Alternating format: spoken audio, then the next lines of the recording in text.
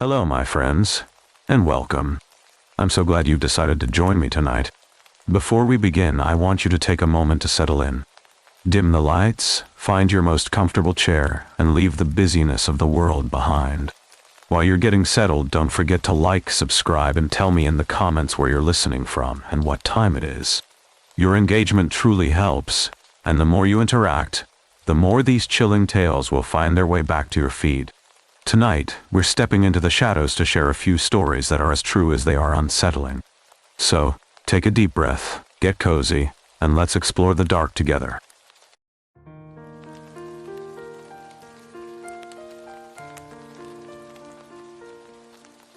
She left us clues. I want to start by saying something that took me most of my adult life to understand, which is that some things are not meant to be let go. People said it to me constantly. Let it go. Move forward. You were 4 years old. You do not remember. You cannot carry something from when you were 4 years old into your 40s and call it anything other than a wound you refuse to treat.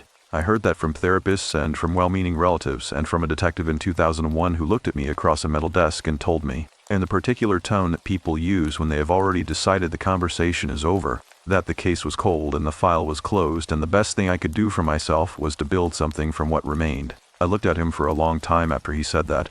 I did not argue. I thanked him for his time and drove home on a highway that cut straight through the heart of Carbon County, with the windows down and the July heat coming in like a living thing, and I told myself, the way I had been telling myself for 37 years, that I was going to figure out how to stop. I never stopped, and I was right not to. My name is Delia Marsh. I am 51 years old. I grew up in Price City, Utah, which sits in a bowl of red rock mesa country in the eastern part of the state, where the land is older than almost anything you will find anywhere else on the continent, and the light in summer hits the canyon walls at an angle that makes them look like they are burning from the inside. The town is not small enough to be quaint, and not large enough to be anonymous. It is the kind of place where people know the broad outlines of your history without knowing the specific weight of it, which is a particular kind of loneliness I have never found the right words for. I grew up in that town with my grandparents, and the reason I grew up with my grandparents instead of my mother is the thing I am going to tell you now. My mother's name was Loretta.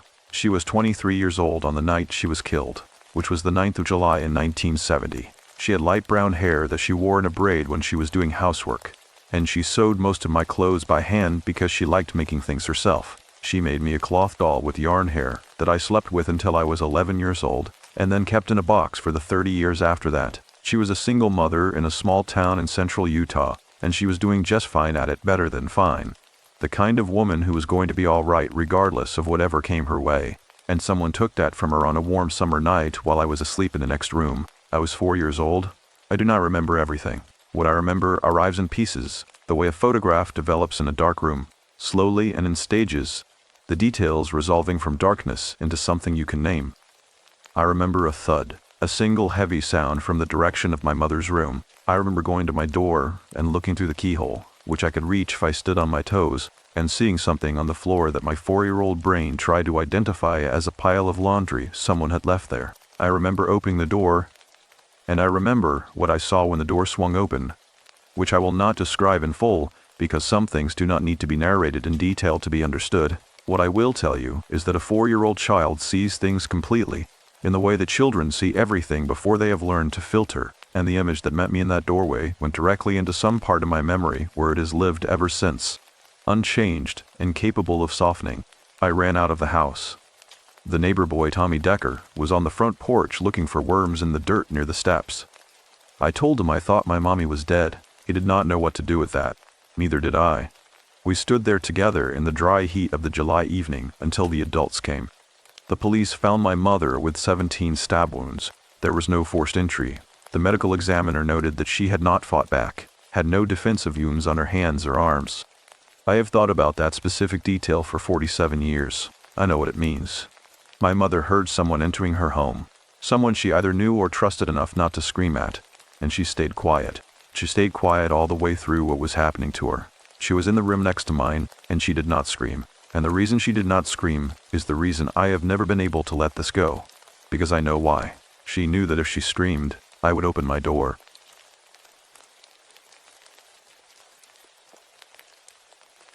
She kept silent in order to keep me from seeing what was happening. She died protecting me from something she knew was coming. And she did it without a single sound. A man was arrested 6 weeks later. He had been involved with my mother briefly, a man I will call Thomas Ord, because that is his name and I no longer have any reason to protect it. He spent 3 months in the Carbon County Jail before a judge dismissed the charges for lack of evidence. He walked out of that building and went back to his life. And my mother stayed in the red desert earth of the Price City Cemetery. And I went to live with my grandparents in a house 3 streets over where her name was something people tried not to say around me, as though grief could be managed by keeping the name of the person out of the air. I grew up. I became a person. I went through my 20s, through my 30s, through a marriage and a career and all the ordinary accumulations of a life. And somewhere in the middle of all of it, the thing I had buried began pushing back up.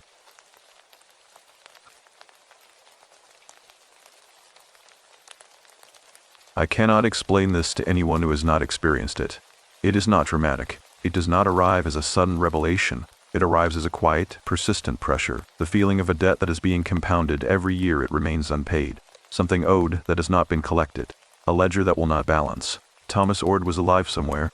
He had walked out of that courthouse and had a life, and my mother had missed mine. She missed every birthday. She missed me learning to drive on the county highway west of town, terrified and exhilarated in the passenger seat of my grandfather's truck. She missed my wedding.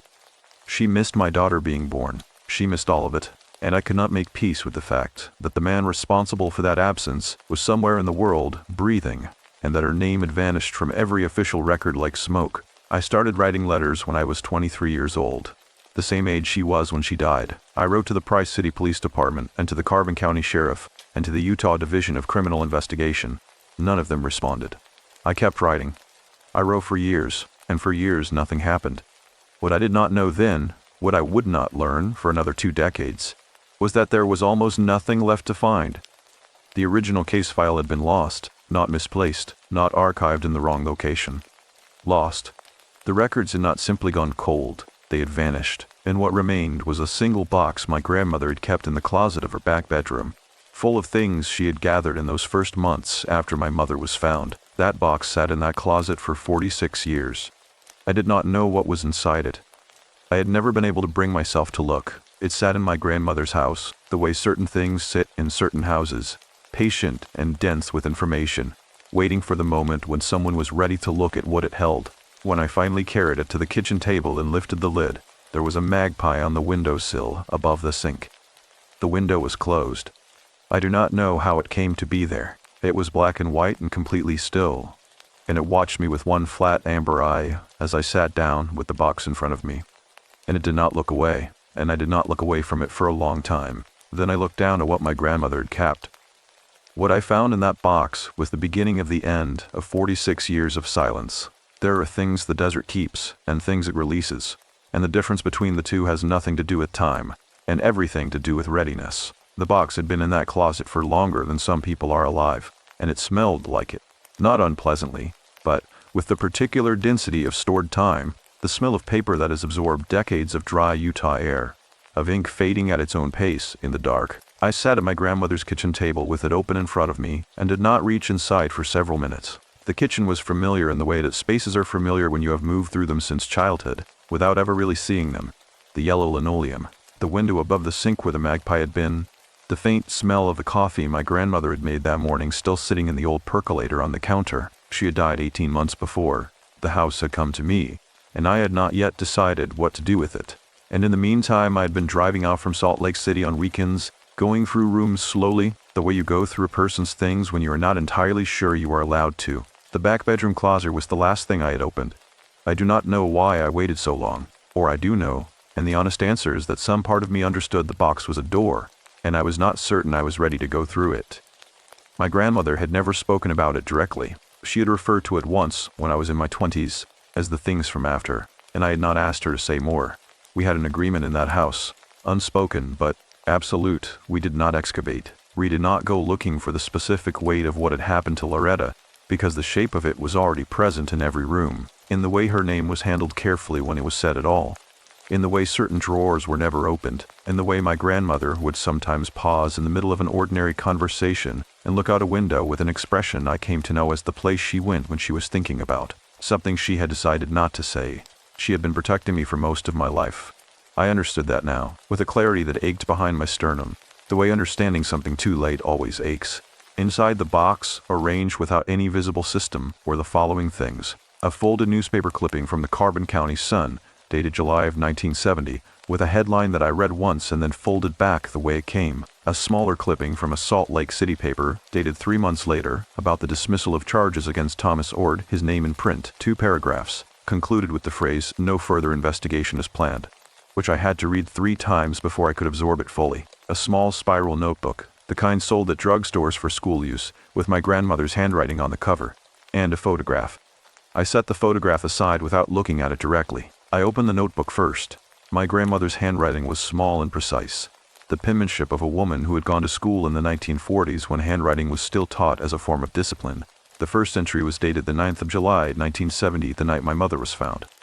She had written, "Loretta is gone. Delia is here. She is not hurt. But she saw something and I do not know how to make her unsee it." She said things tonight that I wrote down as carefully as I could. I will keep these words because she may not remember them when she is older, and it seems important that someone does. My hand was completely still on the page. The kitchen was quiet around me in the particular way of houses from which someone has recently been absent. Not peacefully quiet, but attentive, as though the rooms are not quite sure yet what their function is, without the person who ordered them. I kept reading. My grandmother had documented those first weeks with the thoroughness of someone who understood, even then, that the official record was unlikely to hold everything that needed holding. She had written down conversations she'd had with neighbors. She had noted the names of the 2 officers who came to the house that night, and what they had said and what they had not said. She had written down, precisely and without editorializing, what I had told her in those first hours after my mother was found. The things a 4-year-old had said to her grandmother while sitting on a kitchen chair much like this one, wrapped in a blanket in July because my grandmother had wrapped me in one and I had not objected. What I had said to her, according to her careful handwriting, was this. I had said that I heard a man's voice through the wall, that I recognized the voice because it was the same voice I had heard in our house before, a man I associated with a specific sound, the way he knocked on the front door with his knuckle rather than his flat palm. 2 short knocks, a rhythm I had apparently memorized without understanding I had memorized it. I had told my grandmother that I heard him say, through the wall, that he was going to hurt my mommy, and I had told her his name. I had known his name since I was 4 years old. I had carried it somewhere below conscious memory for 47 years. And sitting at that kitchen table in my grandmother's house in the dry July heat of Carbon County, I read it in her handwriting and felt the whole architecture of everything I had been unable to explain about my adult life shift 3 degrees in a direction I did not have a word for. I had known. Some part of me had always known, and the knowing had been doing its work underground for nearly 5 decades, shaping the particular quality of what I could not let go. And now it had surfaced in my grandmother's handwriting on the pages of a drugstore notebook, and I sat with it in the yellow kitchen and breathed the old air of the house and did not cry, because what I felt was not grief in the way grief usually moves, it was recognition. I set the notebook down very carefully. The way you set something down when you understand it is breakable and has been somehow intact for a very long time. Then I picked up the photograph. It was a 4 by 6 inch print, slightly faded, with the soft color palette of photographs from the early 1970s. Slightly oversaturated reds, slightly green-shifted whites. I was in it. I was 4 years old, and I was standing near the center of the room, and I was smiling. The way children smile when they are in the presence of adults who seem to be doing something purposeful. The reflexive social smile of a child who does not yet understand what the adults are doing or why. The floorboards behind me were dark with something I did not look at directly for several seconds after I understood what it was. And near the edge of the frame, at the bottom left, barely within the image's border, there was something on the floor that I almost overlooked entirely, and that did not. 2 letters, written in a dark medium on a pale floor.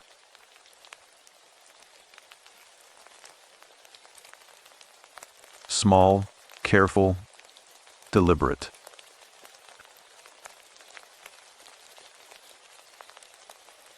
Fully legible when you were looking for them, and completely invisible when you were not. My mother had known she was dying. She had done the thing she could still do. The only thing she could still do, which was to leave something behind. 2 letters on a floor in Price City, Utah, in July of 1970, from a woman who knew that if she screamed, she would wake her daughter, and who kept her silence all the way to the end, and then left the answer anyway, as quietly as she had done everything else. I sat with the photograph in my hands until the light in the kitchen changed. Outside, the Mesa country was doing the thing it does in the last hour before the sun drops below the rim, going from burning orange to something deeper and cooler, the shadows of the canyon walls lengthening across the valley floor in the particular way it had always made this place feel, even when I was a child, like something enormous was slowly lying down to sleep. I thought about my grandmother, keeping this box in a back closet for 46 years, keeping it intact, not knowing what it held, not knowing whether it mattered, trusting that it might. She had not been an expressive woman. She had shown love through function, through folded laundry and meals at consistent times and the particular vigilance with which she had tracked my progress through childhood without ever seeming to intrude on it. But she had kept this box. She had kept every piece of paper that came within her reach in those first months after Loretta was found, and she had kept my words, and she had kept my photograph, and she had kept it all in the dark of a closet where it waited.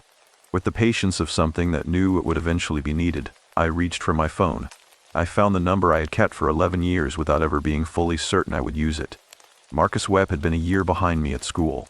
He had gone on to work in law enforcement, criminal investigations, state level, and had reached out to me in 2009, when the case reopened briefly and then closed again for lack of anything to work with. He had given me his personal number and told me to call him if I ever found anything.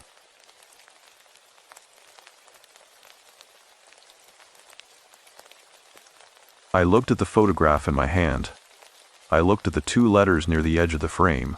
I called him, what I did not understand yet, holding that photograph in my grandmother's kitchen while the mesa light went to copper and the shadows reached the house, was that the 2 letters in the floor were not the beginning of the answer. They were the confirmation of one I'd already been carrying. The photograph had been in my grandmother's kitchen overnight, before I allowed myself to look at it again under proper light. And by then Marcus Webb was already on his way from Salt Lake City with a digital scanner and the particular quietness of a man who had learned to keep his reactions controlled until he understood what he was reacting to. He arrived at 7 in the morning. He knocked twice with his flat palm. I noticed that detail and did not say anything about it. Marcus was in his mid-40s now, a careful and unhurried man who had the build of someone who had once been an athlete and had since redirected that same discipline into stillness. He sat down at the kitchen table without taking his jacket off, looked at the photograph I had placed in front of him, and was quiet for a full minute before he said anything. What he said was, "How long have you had this?" I told him it had been in the box since my grandmother died. I told him I had not been able to open the box until the previous afternoon. I watched him absorb this information without visibly reacting to it, which was something I had always trusted about Marcus. This quality of receiving difficult things without flinching, not because he was indifferent, but because he understood that flinching was a form of deflection, and deflection was not useful. He looked at the photograph for another long moment, then set it down and asked to see the notebook. He read through it slowly, at the kitchen table, while I made coffee in the old percolator, and then stopped myself because the percolator was my grandmother's, and I had used that detail already in the way I was beginning to organize this in my mind. And what I was learning in those hours was that certain objects hold weight in proportion to how long they have been doing quiet, unacknowledged work. I set a mug in front of Marcus and stood at the window with my own. The morning outside was the particular white and gold of a Utah summer morning before the heat had fully committed to itself. The kind of light that makes the red rock look washed and clean, rather than burning, and the dust on the road look almost silver. A magpie was moving along the fence line at the edge of the yard, its black and white markings sharp against the pale morning color. I watched it without calling attention to it. Marcus finished the notebook. He set it beside the photograph with the same careful placement, lighting both up parallel to the table's edge, and then he sat with his hands flat on the table and looked at the far wall for a moment before he spoke. He said, "The original case file is gone. I need you to understand what that means. There is no forensic record, no crime scene documentation, no chain of evidence for anything collected that night. Whatever we find, we are building from the ground up. This photograph and this notebook are not supplementary evidence. They may be the entirety of what we have." I already knew this. I had known it since 2009 when Marcus had called me to tell me that the records request had come back empty, not incomplete, not partially archived, empty. Someone had told me, at some point during the years of writing letters, that homicide records in Utah were kept permanently.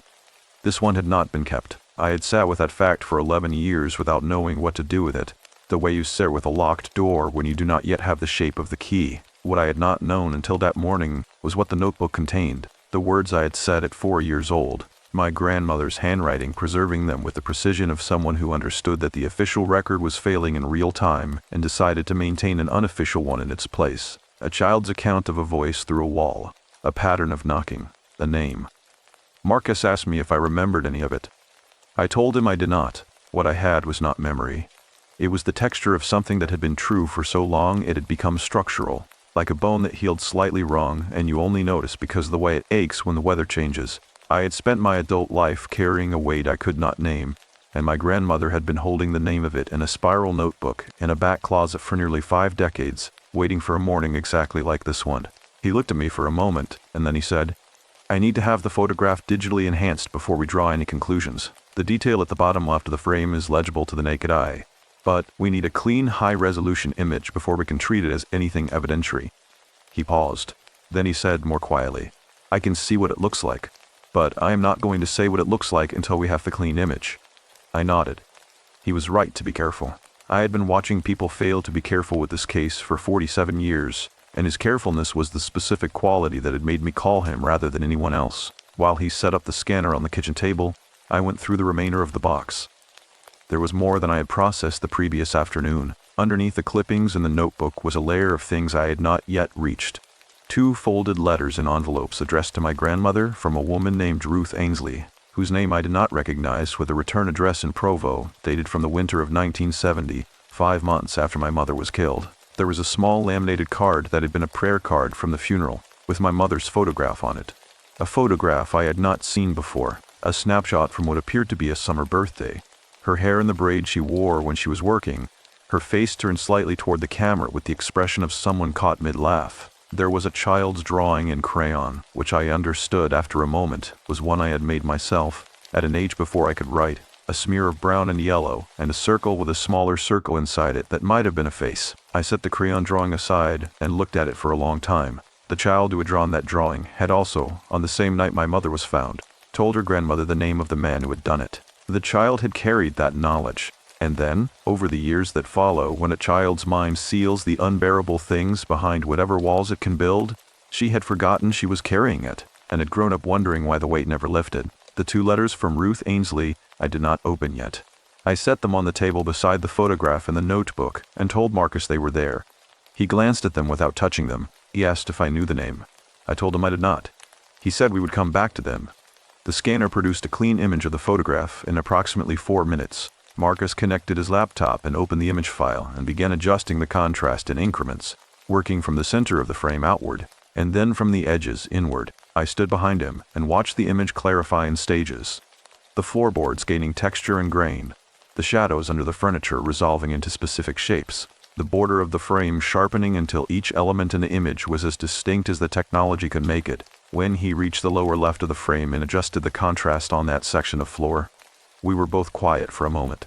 The 2 letters were clear, small and deliberate, the way you write something when you are writing it for the last time and you want it to be legible, when you are choosing each mark with what you have left. They had been there in the photograph for 47 years, visible to anyone who had looked at the image with the right light and the right question. Nobody had looked until now. Marcus sat back in his chair. He looked at the screen for a long time without speaking. Then he said, "She left this here for someone to find." She knew someone would find it. I thought about what it meant to make a mark when you were certain no one was looking, and to make it carefully anyway, to trust the finding even when there was no evidence the finding would come. I thought about the specific quality of that faith, which was not optimism and was not delusion, but was something more structural than either. A certainty in the last available moment that the record mattered, that the evidence would hold, that patience was not the same thing as acceptance. Outside, the morning had committed itself fully to heat. The fence line where the magpie had been was empty now. Just the old cedar posts, and the wire between them going silver in the high desert sun. And the quiet of the yard had the quality of something that had been waiting in exactly this configuration for a very long time, and was not in any particular hurry. Marcus opened a new file on his laptop and began typing the first entry of what would become, over the following months, the reopened case record of the murder of Loretta Marsh, Price City, Carbon County, Utah, July 9, 1970. I sat down across from him at the table where I had eaten breakfast every weekend of my childhood, and I watched him begin. And I felt something shift in the specific quality of what I had been carrying for 47 years. Not lighter, not yet, but differently weighted, the way a stone shifts when it is finally placed somewhere intentional, rather than simply set down. The 2 letters from Ruth Ainsley were still on the table. I had not opened them. Whatever they held had waited 5 months after my mother died, to be written, and it had waited another 47 years since, and a few more hours would not change what they contained. The letters from Ruth Ainsley had been sitting at the edge of the table for 3 hours before I touched them, and by then Marcus had driven back to Salt Lake City with the scanned photograph in the notebook, and a list of 7 follow-up items written in his precise, undecorated handwriting. And the house was mine again, and the way that houses become yours again after someone leaves. Not emptier exactly, but more honest about its own silence. I made tea rather than coffee, because the afternoon had become the specific kind of hot that made coffee feel aggressive. The kind of heat that settles into adobe and old wood and radiates back out at you from the walls themselves. Steady and sourceless. The kitchen windows faced west, and the light coming through them at 4 in the afternoon had gone from white to amber, and the room had that quality of late desert light where everything in it looks slightly more itself than it did in the morning, as though the heat has been slowly clarifying things all day. I sat down and opened the first envelope carefully, working the flap loose rather than tearing it. Ruth Ainsley wrote in a looser hand than my grandmother, less disciplined but warmer, the kind of handwriting that runs slightly uphill on the page when the writer is emotionally engaged and levels out when she is making a practical point. The letter was dated November 14, 1974, months and 5 days after Loretta was found. She opened by saying she had been thinking a long time about whether to write this, and had decided that not writing was worse than writing, and that she hoped my grandmother would understand. She was not trying to cause additional pain, but felt there were things that should be recorded somewhere, by someone who had been present. I set the letter down for a moment, and looked at the amber rectangle of light the window was making on the linoleum. The phrase "someone who had been present" landed in me with a specific weight. Present at what, and when, and in what capacity? Those were the questions the letter had not yet answered, and I had the particular feeling of standing at the edge of something that was about to become much larger than it had appeared from a distance. I picked the letter back up. Ruth Ainsley had been a friend of my grandmother's, from the Presbyterian Church on Carbon Avenue. A woman about 10 years younger who had come to help in those first weeks after Loretta's death, bringing food and sitting with my grandmother in the evenings, and doing the practical things that people do for the bereaved when the bereaved are too hollowed out to manage ordinary tasks. She had been in the house, she wrote, during the period between when the police had finished their initial examination of my mother's room and when the room had been fully cleaned. She did not specify how she came to be in the room at that time.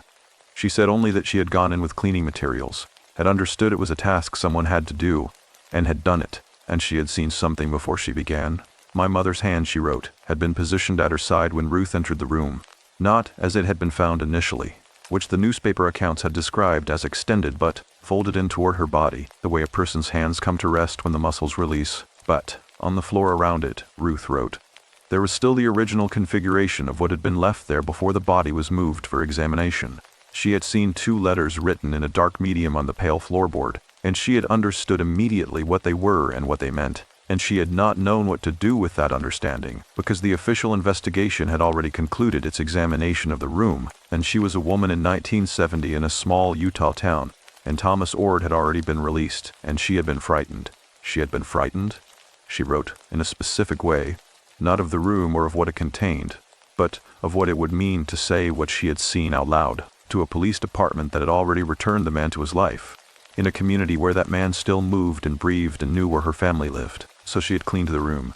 She had done what she came to do. And she had carried the knowledge of those 2 letters for 4 months before she could bring herself to write them down. And even then, she had written them in a letter to my grandmother rather than in any official capacity, because a letter to my grandmother felt like a container that could hold the information without requiring her to act on it immediately. I put the letter face down on the table and sat with the particular quality of what I was feeling, which was not anger exactly, though anger was present in it. What I was feeling was something more like the recognition of a very long chain, the understanding that every link in it had been made by someone doing what they could with what they had, in the circumstances they were actually in, rather than the circumstances they would have chosen. Ruth Ainsley had been frightened. My grandmother had kept a notebook, rather than making a statement. A 4-year-old child had told the truth, and then sealed it away in order to survive growing up without her mother. Every one of them had done their version of what my mother had done on that floor. Left what they had in the medium available to them and trusted that eventually someone would find it. I opened the second letter. It was shorter, dated 6 weeks after the first, and its tone was different, quieter, less confessional, as though Ruth had released the main weight of what she was carrying in November, and this was simply the aftermath. She said she had thought more about what she had seen. She said she was certain of the letters. She said the first was a capital T, and the second a capital O, and the specific quality of them, the deliberateness, the clarity despite everything, had stayed with her in a way she described as being like a sound you cannot unhear. present in the background of ordinary days without announcing itself, surfacing at unpredictable moments with its original fullness intact. She closed by saying she did not know if the information was useful.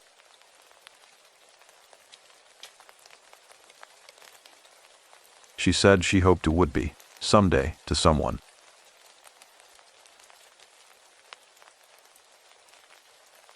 She said she was sorry she had not been braver. I folded both letters back into their envelopes and set them on top of the notebook. Outside the kitchen window, the light had gone from amber to the deep copper that precedes the last drop of the sun below the mesa rim, and the shadows of the old fence posts had stretched themselves so long across the yard they had lost definition at their edges, bleeding into the general dusk of the ground. I could hear, from somewhere down the street, the sound of a neighbor's sprinkler moving through its arc, the specific rhythmic shushing of water on dry grass that was one of the earliest sounds I associated with this neighborhood. With summer evenings here, with the feeling of being small in this yard and not yet knowing the particular weight I would grow up carrying. I was 51 years old. I had grown up in this town with an absence of the center of my life that I had been told, consistently and with genuine kindness, to accept. The absence had a shape now. It had a chain of people who had known pieces of it and preserved those pieces in the media available to them. A notebook, a letter, a photograph, the memory of a floor. My mother had started the chain. She had written the first link of it in the last minute of her life, and every person who came after her had added to it. And the chain had held across nearly 5 decades, because each person who held a piece of it had understood in their own way that letting it go was not something they were able to do. That understanding, I recognized it. I had been living inside it my entire life without knowing it had a name, without knowing it connected me not only to Ruth Ainsley and to my grandmother, but to my mother herself, to the specific quality of her character, the same quality that had kept her silent through something unbearable in order to protect me from it. She had not taught me that quality. She had not had time to teach me anything, but I had it anyway, intact and operational, and it had been doing the same work in me that her silence had done in that room, holding the line, refusing the erasure, trusting the eventual finding. I understood, in the amber dusk of my grandmother's kitchen, that I had not inherited her absence. I had inherited her. The sprinkler down the street reached the end of its arc and paused before beginning its return. And in that pause, the neighborhood was briefly, completely still, the way the desert goes, still sometimes between one breath of wind and the next. Not empty, but attentive, as though the land itself is holding something it intends to release at the right moment. My phone was on the table beside the letters. I looked at it for a long moment. Then I picked it up and called Marcus.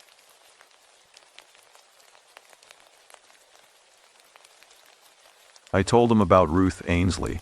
I read him the relevant passages from both letters. He was quiet for a long time on the other end, and when he finally spoke, his voice had the particular quality it got when he was thinking faster than he was talking. A measured, deliberate steadiness that I'd learned to read as the sound of something falling into place. He said, "We need to find her."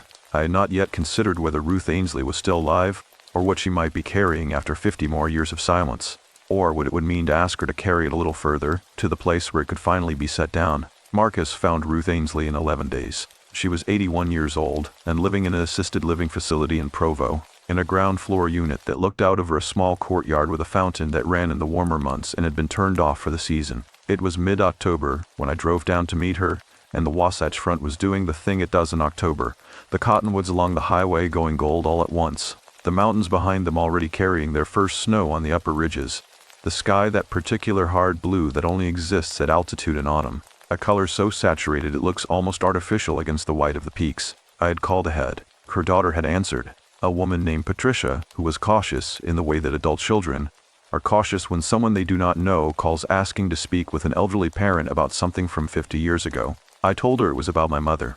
I told her the case had been reopened. I told her I had found the letters.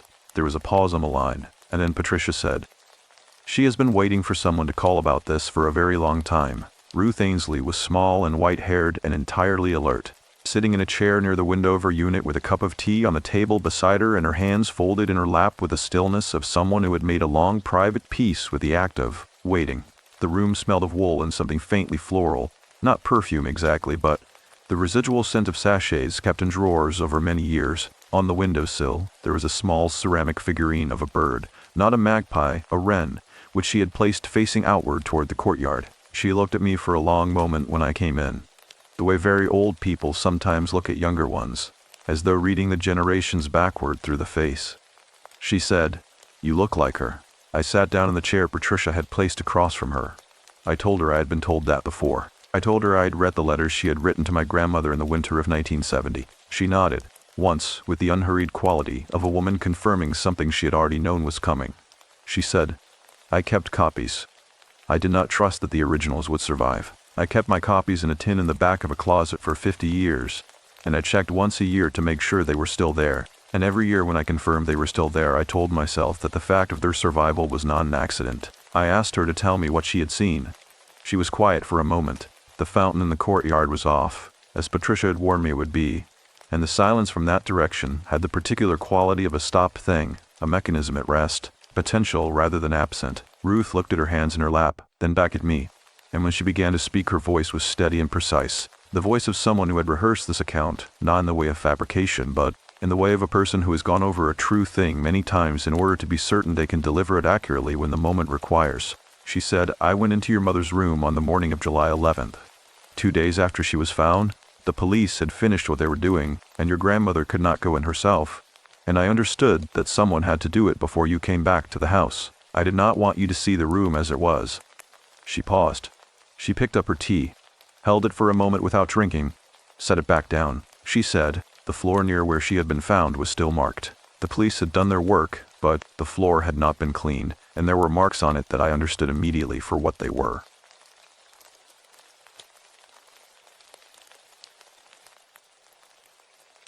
Two letters, a capital T and a capital O, written close together, small but deliberate, the kind of mark a person makes when they are thinking clearly about what they want to say and have very little time and no other medium. I stood there and looked at them for what felt like a long time, but was probably 30 seconds, and I understood that Loretta had written them herself, and I understood who she had been writing about.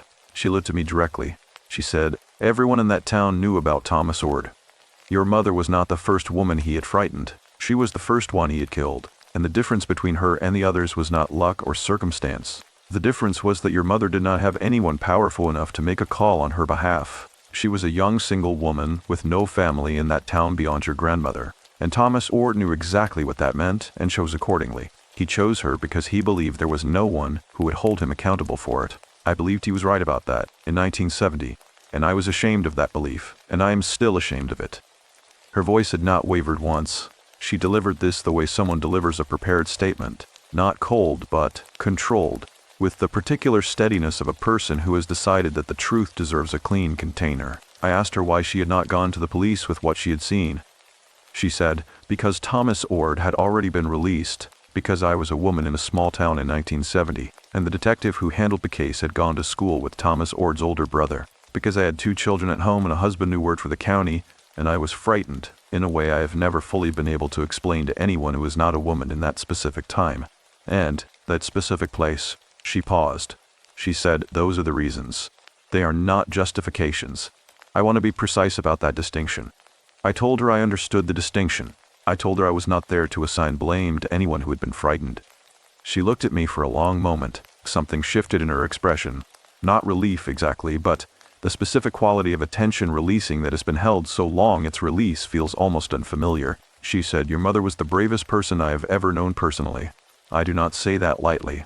I have lived 81 years, and I have known a great many people, and what Loretta did in that room, in those last minutes, was the clearest demonstration of deliberate human courage I have ever been in the presence of. She knew she was dying.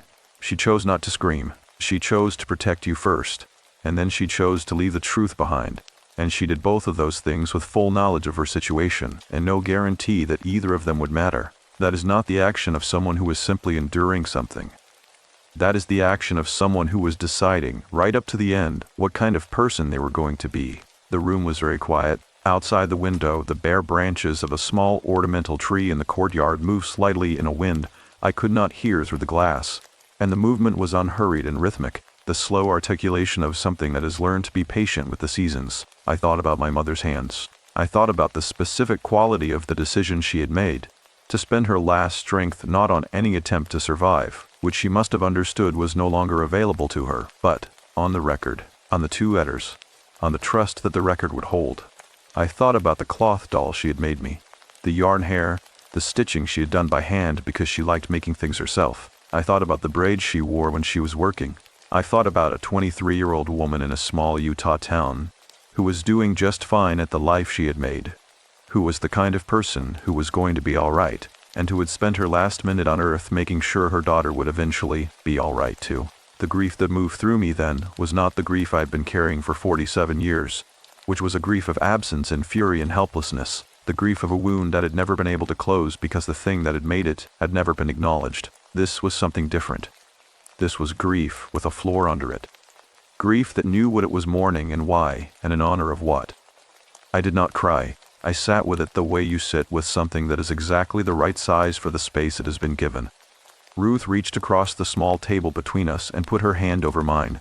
Her hand was cool and light and completely steady, and she did not say anything, and I did not need her to. We sat like that for a while, in the October light coming through the window of a ground-floor room in Provo, Utah, with the stopped fountain in the courtyard and the bare tree moving in the silent wind, and the 50 years between that July morning and this October afternoon folded somehow into the space between two chairs and were briefly, completely present. Then Ruth said, in her precise and measured way, "There is one more thing." She reached into the drawer of the small table beside her chair and produced a folded piece of paper, which she held for a moment before handing it to me. It was a photocopy, aged and slightly soft at the folds, of what appeared to be a handwritten list of names. 7 names in a handwriting I did not recognize. Beside each name was a date, and beside each date was a single word or short phrase. I looked at the list without understanding it for a moment, and then I understood it all at once. The way certain things become clear not gradually, but in a single reorientation that makes the previous confusion seem impossible in retrospect. The names were women, the dates were the dates of incidents, the phrases were descriptors: threatened, followed, struck, forced entry, and the last name on the list was Loretta Marsh, with the date July 9th, 1970, and the word beside it was killed. Ruth said, "A woman named Margaret Delaney compiled this list. She was a social worker at the county office in the early 70s after your mother's case. She gave it to me in 1973, because she did not know what else to do with it, and she trusted me to keep it. I have kept it." I looked at the list. 7 women, 7 entries, and the last one my mother's name in handwriting I had never seen before, written by a woman I had never met, who had understood what the official record was failing to hold, and had held it herself. I thought about the chain again, every link of it, every person who had kept something in the medium available to them, in the dark of a closet, or the drawer of a side table, or the pages of a notebook, and had trusted the finding. My mother had started the chain. She was still at the beginning of it, and every person who came after her had simply been doing what she had done first. I drove back to Price City that evening on the highway through the gold cottonwoods and the hard blue sky, and I held the photocopy of Margaret Delaney's list on the passenger seat beside me. And somewhere past the point where the mountains dropped away and the land opened into the high plateau country, I understood that I had not come to the end of something. I had come to the place where the work became possible. The highway back from Provo gave me 3 hours of open country to think in, which is the specific gift of the American West that I had never fully appreciated until I lived somewhere that did not offer it. The way distance becomes a kind of permission.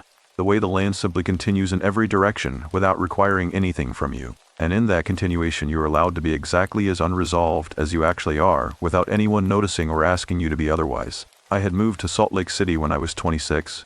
I had driven this highway in both directions more times than I could count, and it had looked different each time in the way that familiar roads look different depending on what you were carrying when you traveled them. I had driven it in grief and in hope, and in the specific exhaustion of someone who has been waiting for something for so long that the waiting has become indistinguishable from ordinary life. I had never driven it carrying what I was carrying now, which was not resolution. I want to be precise about that, the way Ruth Ainsley had been precise about the distinction between reasons and justifications. But something adjacent to it, something that shared resolution's general territory without being the same thing. What I was carrying was evidence, not metaphorical evidence, physical, documented, witnessed evidence held across 50 years by a chain of women who had each understood in their own time and their own way that the truth required a keeper, and had agreed to be one. I got back to the house in Price City after dark. The night air was cold in the particular way of high desert nights in October. A clean, mineral cold that comes down from the plateau after sunset and settles into the low places. And the street was quiet in the way of residential streets in small towns after 9 in the evening. The houses holding their lit windows against the dark with the self-contained quality of things that have been doing this for a long time and expect to keep doing it. I unlocked my grandmother's front door and went inside without turning on the main light. Standing for a moment in the dark entryway with my coat still on, feeling the specific quality of the house around me. It had been doing this all autumn, greeting me with this particular density of silence, as though waiting to be told what it was now, what its function was in the absence of the woman who had organized it for 60 years. I have been unable to answer that question since she died. I thought perhaps I was beginning to understand the answer now. I called Marcus from the kitchen table. It was late, but he answered immediately, which told me he had been waiting. I told him about Ruth Ainsley. I told him about Margaret Delaney's list. I described every name on it, every date, every descriptor. And I heard him writing as I spoke, the faint sound of a pen moving across paper in a quiet room in Salt Lake City, recording what I was telling him with the same careful thoroughness my grandmother had brought to her notebook 50 years ago. I thought about that parallel for a moment and did not say it out loud. Some things are true without needing to be narrated. When I finished, Marcus was quiet for a moment. Then he said, "This changes the evidentiary picture significantly. A pattern of behavior across multiple victims, documented contemporaneously by a county social worker, is not the same as a cold case with a single victim and no surviving physical evidence. This is a pattern. Prosecutors work with patterns." He said he needed to make some calls in the morning. He said I should sit with the list overnight and not do anything with it until he had spoken to the district attorney's office. I told him I had been sitting with things for 47 years, and one more night was not going to damage me. He said, "I know." He said it quietly, with the particular warmth of someone who has been beside a long effort and understands its specific weight without having had to carry it themselves. Then he said goodnight, and we hung up, and I sat at the kitchen table in the house where my grandmother had kept the box in the closet, and I listened to the house settle around me in the cold night.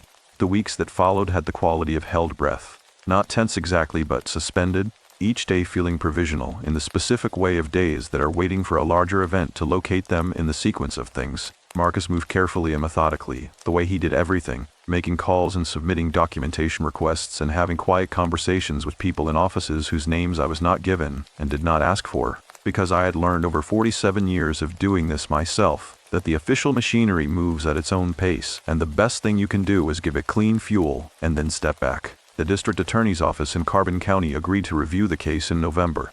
The review took 6 weeks. In December, a detective I had not previously dealt with, a woman named Sandra Okafor, who had the specific quality of someone who has seen a great deal and been changed by exactly the right amount of it, called me and asked if I would be willing to come in and make a formal statement. I told her I had been willing to make a formal statement since I was 23 years old. She said, "I know. I have read your letters. All of them." I drove to Price City on a Thursday morning in late December, when the plateau was carrying its winter snow, and the mesa walls had gone from their summer red to a deeper, more muted color, the red buried under a coating of pale dust and thin ice that would not release until spring. The Carbon County building was on a street I had walked 100 times as a child, and I sat in a waiting room with plastic chairs and a mounted print of a Utah landscape on the wall, and a water cooler that made a periodic gulping sound, and I thought about the last time I had been in a government office trying to make someone listen, and the time before that, and the time before that, and all the accumulated weight of all those times, and I let myself feel it fully for once, rather than managing it into a shape that was easier to present to people who needed me to seem functional. Sandra Okafor was direct and unhurried, and treated every piece of information I gave her with the same level of serious attention, which is rarer than it should be, and more valuable than most people understand. I talked for 2 hours. She asked precise questions at precise intervals. When I gave her the photocopy of Margaret Delaney's list, she held it for a long time, reading each entry, and then she set it down on the table between us, with the same careful placement Marcus had used with the photograph and the notebook, and something about that gesture, the small, consistent human tendency to handle evidence of suffering with physical care, made me understand that we were going to be all right. Ruth Ainsley gave her own statement by telephone 2 days later. Patricia sat with her during the call, and Ruth was, by Patricia's account, completely composed and entirely precise, delivering what she had seen on the morning of July 11th, 1970, in the same measured, deliberate way she had delivered it to me in her room in Provo. The case was formally reopened in January.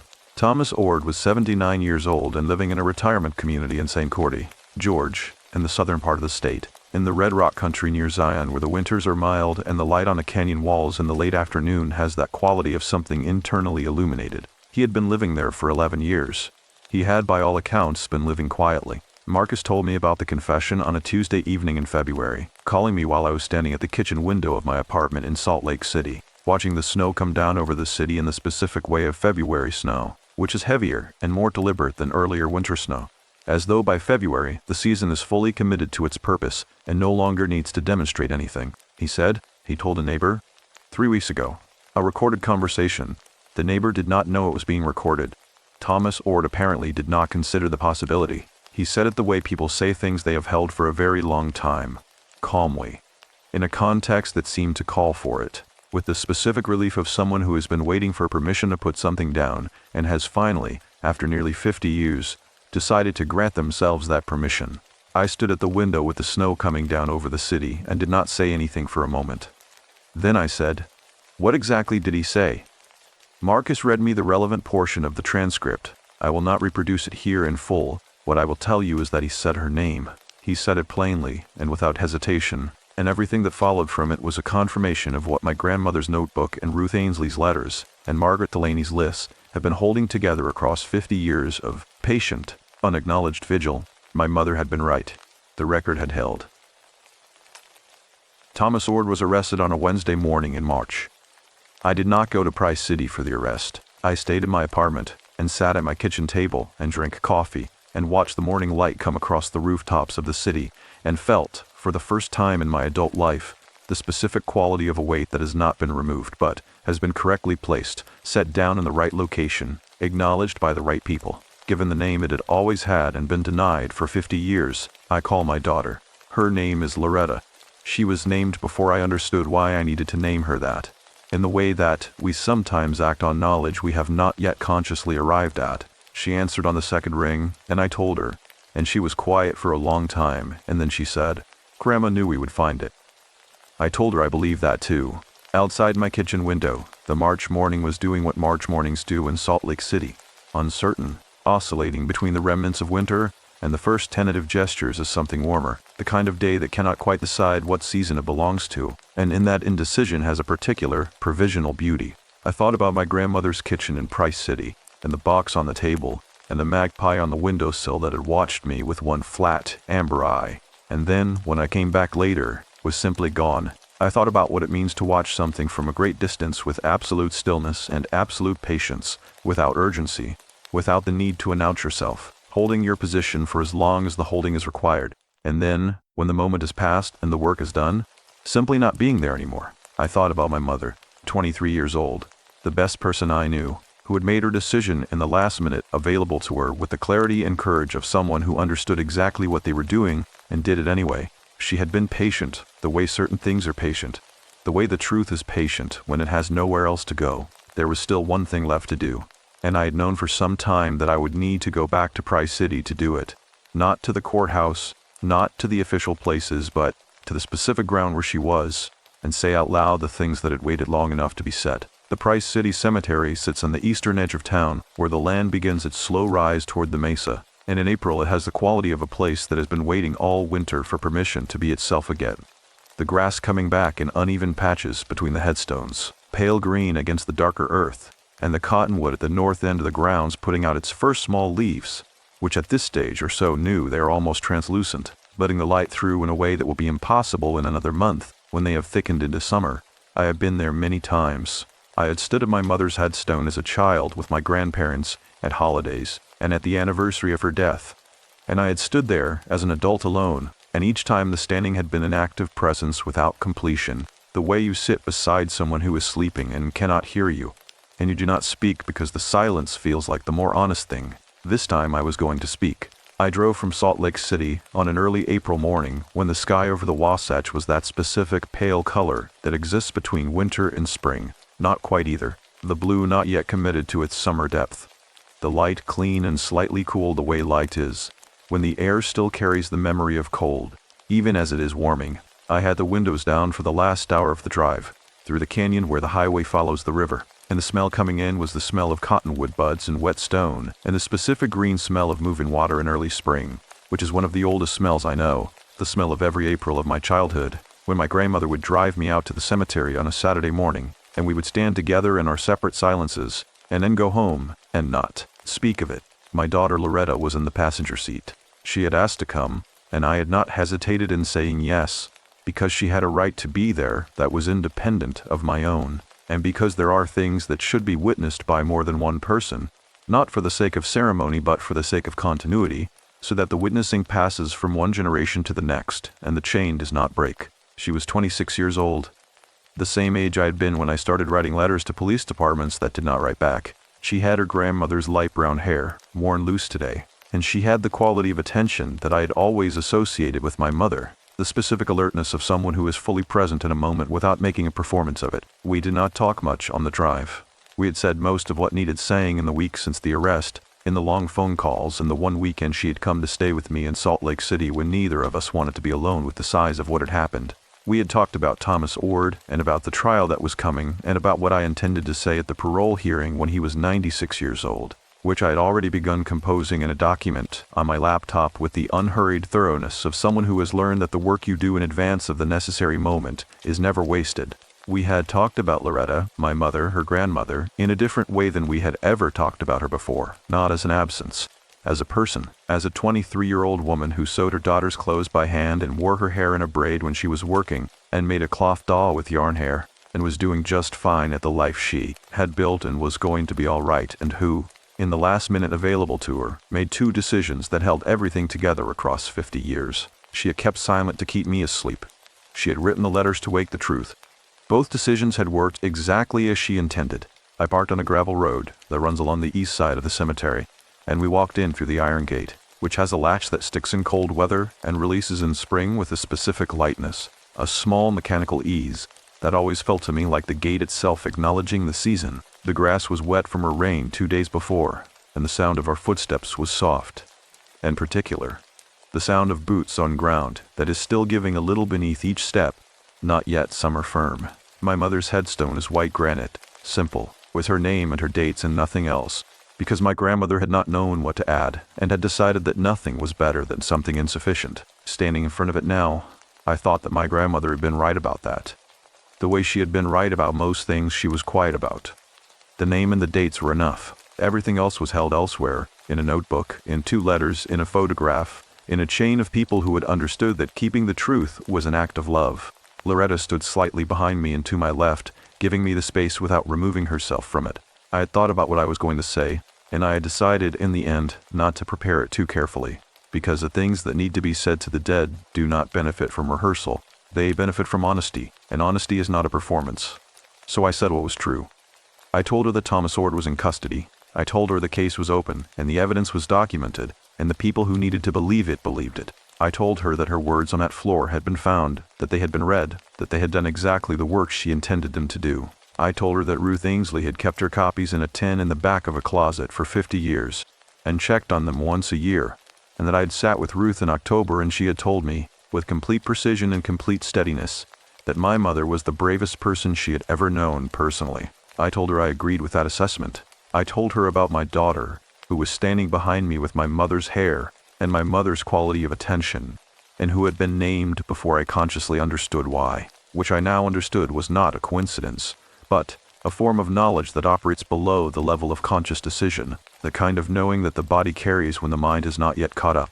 I told her I was sorry it took so long. I told her I understood now why it took exactly as long as it did.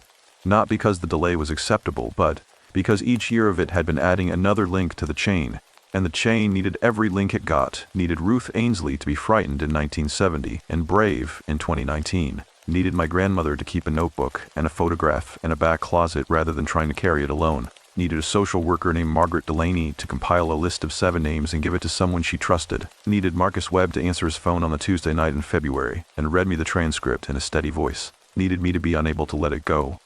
I told her that was the thing I most wanted her to know, that the inability to let it go was not a wound that had failed to heal. It was inheritance. It was her, still doing her work in me, still deciding right up to the end what kind of person she was going to be, and passing that decision forward into the only person she had left to pass it to. I told her she had been right to trust the finding. The cottonwood at the north end of the grounds moved in a slow breath of wind, and the new leaves caught the April light and held it for a moment, the way very new things hold light, completely, without reservation, as though they have not yet learned to do otherwise. The sound the leaves made was barely a sound at all, more a suggestion of one, the softest possible reminder that the air was moving. Loretta put her hand on my shoulder. She did not say anything. She did not need to. We stood there for a while in the April morning with the pale sky above us, and the wet grass under us, and the new leaves doing their brief, complete work with the light. And the cemetery was quiet in the way of places that have been holding things for a long time, and are accustomed to the weight of what they hold. When we turned to leave, I looked back once. The headstone was exactly as it had always been. The white granite, the name, the dates, the simple fact of her. Nothing had changed in the visible record. The change was not there. It was in the documented case file in the Carbon County Courthouse, and in the transcript of a recorded conversation, and in the statement of an 81-year-old woman in Provo, and in the chain of kept things that had finally been delivered to the people who needed them. It was in my daughter walking beside me on the wet grass, carrying her grandmother's hair and her grandmother's attention, and the name she had been given before anyone understood fully why. My mother was 23 years old. She was the best person I knew. She wrote 2 letters on a floor in Utah, and left them there in the faith that someone would eventually look carefully enough. And she was right about that, the way she had been right about most things. The way the truth is right when it has nowhere else to go and simply waits, with the patience of something that knows it will eventually be found. I walked out through the iron gate with my daughter beside me, and the latch caught behind us with its small spring sound, and the April morning continued in every direction around us, complete and indifferent and full of light.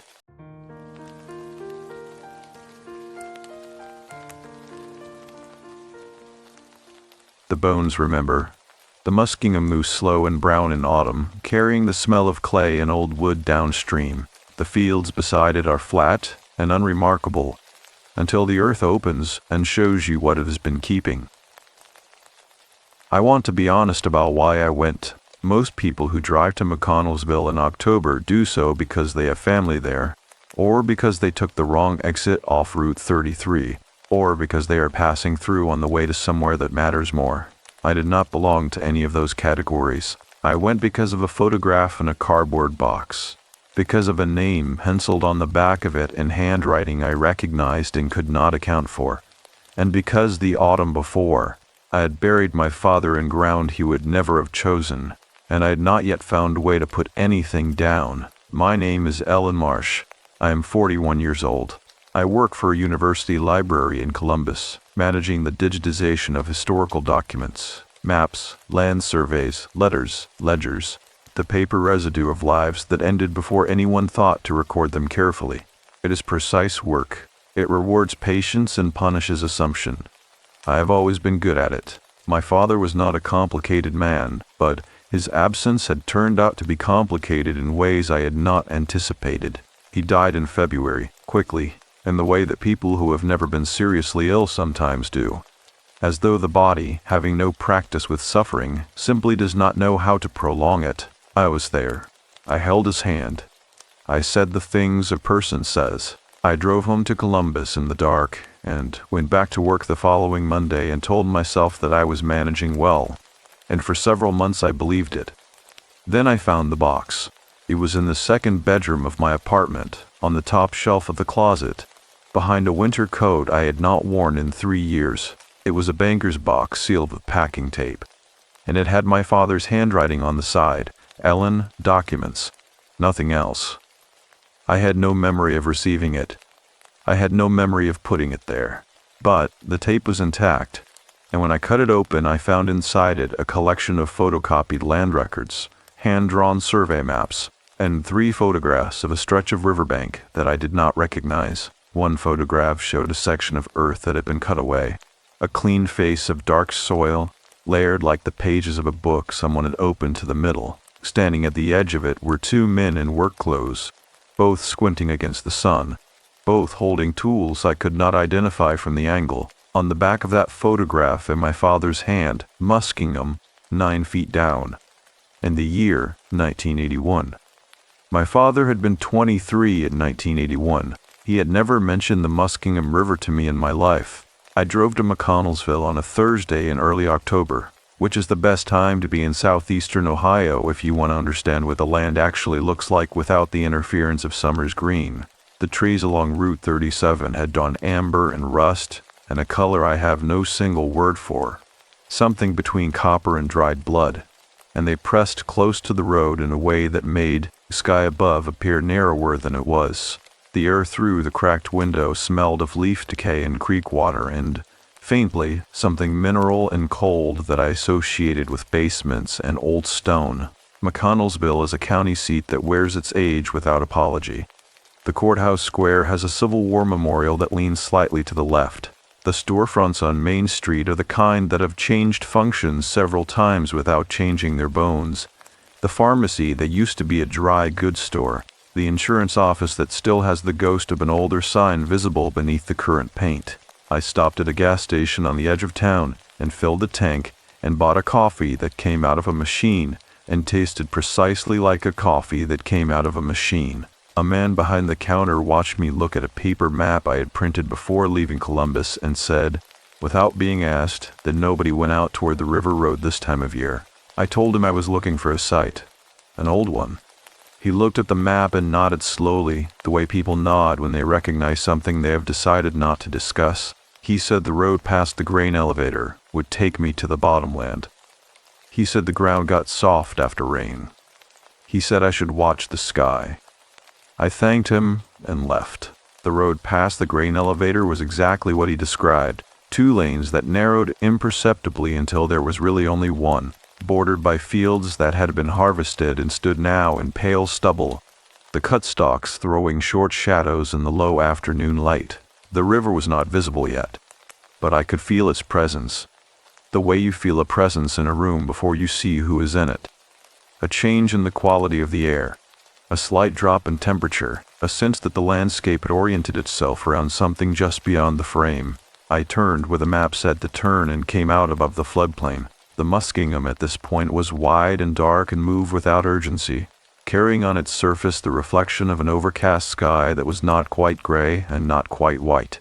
The bank on my side was low, and where the soil had been cut away by the current at some earlier flood, I could see the layered face of the earth. Dark topsoil, pale clay, and below that, a band of darker material that did not match anything above or below it, even from the car sitting above the bank on the gravel pull-off. I could see that the band was not geological in any ordinary sense. It was too uniform, too deliberate. I got out of the car. The smell of the river came up to meet me, that particular cold clay smell that belongs to Midwestern river bottoms, ancient, impatient, and faintly sweet in a way that catches at the back of the throat. The ground beneath my feet was solid enough, but gave slightly with each step, the way earth gives when it is remembering water. I stood at the edge and looked down at the exposed bank and thought, something is down there. Not in the way you think something is in a dark room, in the way you think something is in a letter you have not opened yet. A specific and patient something, with a message that has been waiting longer than you have been alive to receive it. I took out the photograph from my bag. I held it up against the view in front of me. The angle was different. The trees had grown, but the curve of the bank, the particular way the earth had split itself open here, that was the same. 44 years had passed, and the bank looked back at me with the same face it had shown my father at 23. Behind me, a crow landed on a fence post and was immediately still. I told myself it was coincidence, the way the land matched the photograph. I drove into town and checked into the motel on Route 33 and sat at the table by the window and did not eat the dinner I had brought.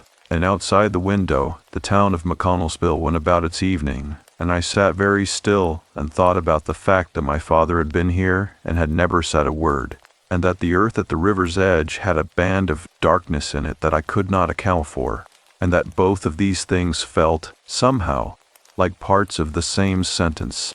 There is a particular quality to the sleep that comes when the mind has been given something it cannot solve before dark. I woke at 5:47 in the morning to a room that smelled of industrial carpet cleaner and the faint mineral ghost of river air that had followed me in through the door the night before, and I lay still for several minutes with my eyes open, looking at a ceiling I could not quite see, and thought about the band of dark material on the riverbank, and about my father's handwriting, and about the fact that I had eaten nothing since a gas station sandwich outside of Zanesville, and my body had, apparently, decided this was acceptable. The motel was a single-story building arranged in an L shape around a parking lot that held, besides my car, a pickup truck with a camper shell and a sedan with an Ohio State parking sticker faded to near illegibility. The vending machine outside the ice room hummed with a low, purposeful frequency that I had not noticed the night before. Or perhaps I had noticed it and incorporated it in sleep. The sky above the parking lot was the color of old pewter, and the trees at the edge of the property were shedding slowly, single leaves releasing and falling without wind, as though each one had simply decided the time had come. I showered and dressed and drove to the only diner open before 7, a place called Patty's on the south end of Main Street, with a hand-lettered sign in the window offering eggs any way, and a pie case that held 3 different kinds. I sat at the counter.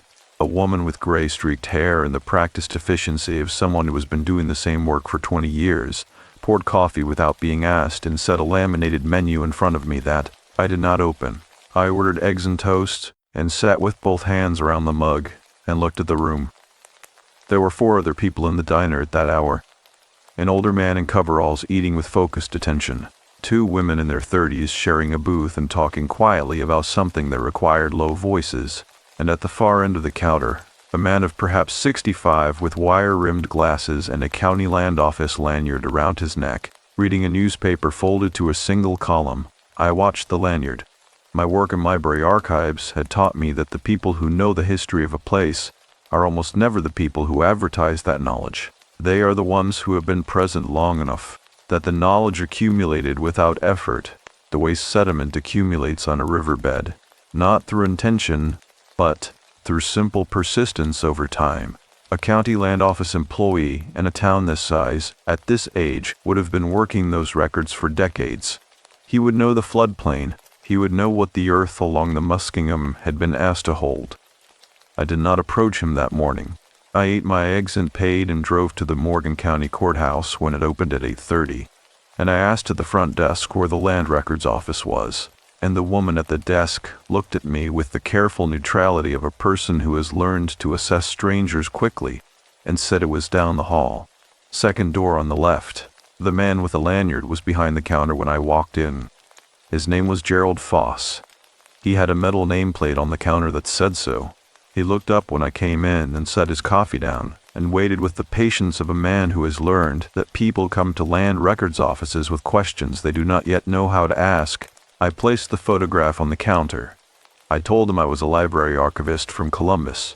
I told him my father had done some work in this area in the early 1980s and had left behind documentation I was trying to understand. I told him I was looking for records of any excavation or survey work along the Muskingum bottomland in or around 1981. Gerald Foss looked at the photograph for a long time without touching it. When he spoke, his voice was even and precise.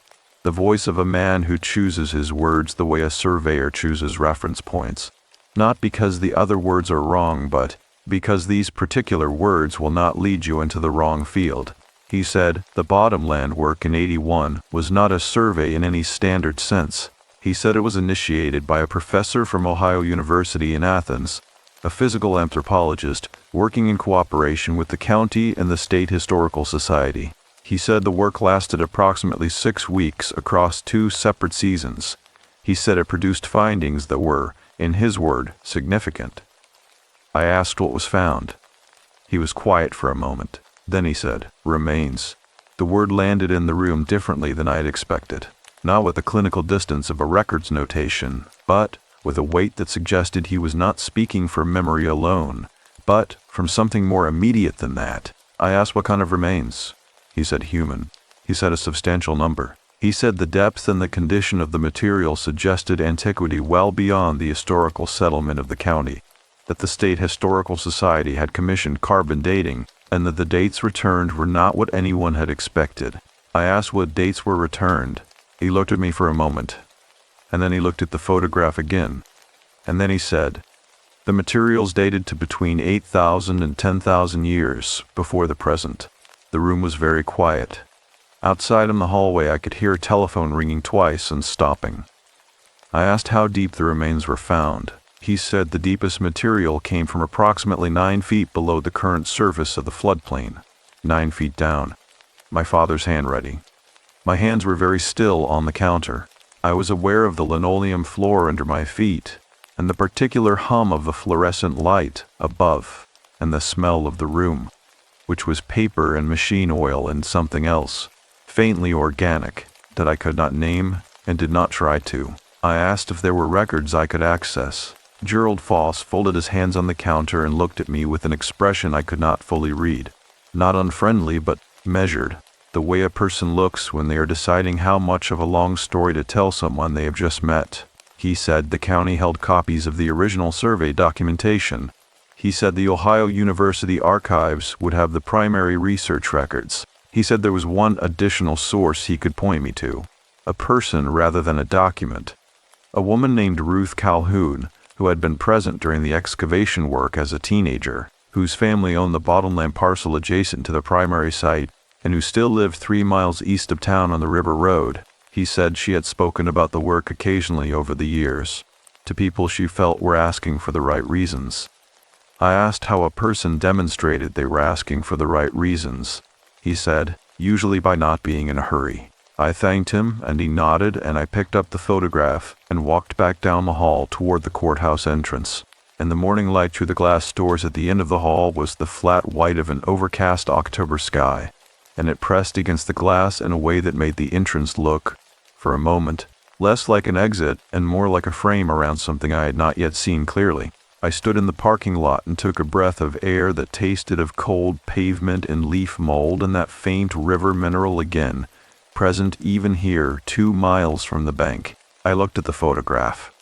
The 2 men at the edge of the cut earth were small against the exposed face of the floodplain. One of them, the one on the right, had his head turned slightly away from the camera, as though he had heard something in the moment of the shutter opening. Something behind him, or below him, or both. I had looked at this photograph a dozen times in the past week. I had not, until this moment, registered that the man on the right was wearing a shirt I recognized, a blue flannel shirt with a tear at the left shoulder seam that my mother had mended with thread that did not quite match. A shirt I had last seen folded in a box at the Goodwill intake counter in Columbus in March, 3 weeks after the funeral. My father, at 23, standing at the edge of something 9 feet deep. And he had never, in 41 years of my life, said a word about it. The document Gerald Foss pulled from the county archive was a standard survey form, 9 pages, typed on a machine that struck the letter E slightly higher than the others. And, on the 4th page, in a column listing project personnel, was a name I did not need to see twice. I sat in the parking lot with a photocopy on the passenger seat and watched a crow land on the courthouse roof and fold its wings and be still, and I thought, he was here, and something here knew him, and whatever it knew about him it kept long after he stopped coming back. There is a difference between a road that leads somewhere and a road that leads back to something. I had driven the river road the previous afternoon without knowing what it was, and now, driving it again with Ruth Calhoun's name written on a gas station receipt on the passenger seat beside the photocopy, I noticed things I had not noticed before. The way the tree line on the east side of the road pressed closer than it should. The way the gravel on the shoulder was not gravel at all, but crushed shale that glittered faintly in the flat morning light. The way the fields between the road and the river held a stillness that was not the ordinary stillness of harvested ground, but something denser, more deliberate, as though the air above them had been undisturbed for a long time and had settled into that undisturbance the way water settles into the shape of whatever contains it. The Calhoun property announced itself with a mailbox that leaned 15 degrees from vertical, and a gravel drive flanked by 2 silver maples that had dropped most of their leaves onto the drive itself, so that the approach to the house was a corridor of pale gold that the tires crushed softly as I came in. The house was a 2-story farmhouse, white once, now the color of old cream, with a covered porch running the full width of the front, and 2 rocking chairs on it that were not rocking because there was no wind, and had not been rocking for some time. I suspected there was a particular stillness to them that suggested furniture placed as statement rather than function. A kitchen garden to the left of the house had been put to bed for the season, the beds covered with straw. The tomato cages pulled and stacked against the fence in a row of wire cylinders that caught the light oddly. Beside them, a single late-blooming chrysanthemum in a rust orange that was almost a precise color of the trees along the road, as though the garden had decided to make one last argument before the cold arrived. I knocked. The woman who opened the door was in her mid-50s. which placed her at the right age to have been a teenager during the excavation work in the early 80s. She was lean and direct in the way that people who live alone in rural places for many years become direct.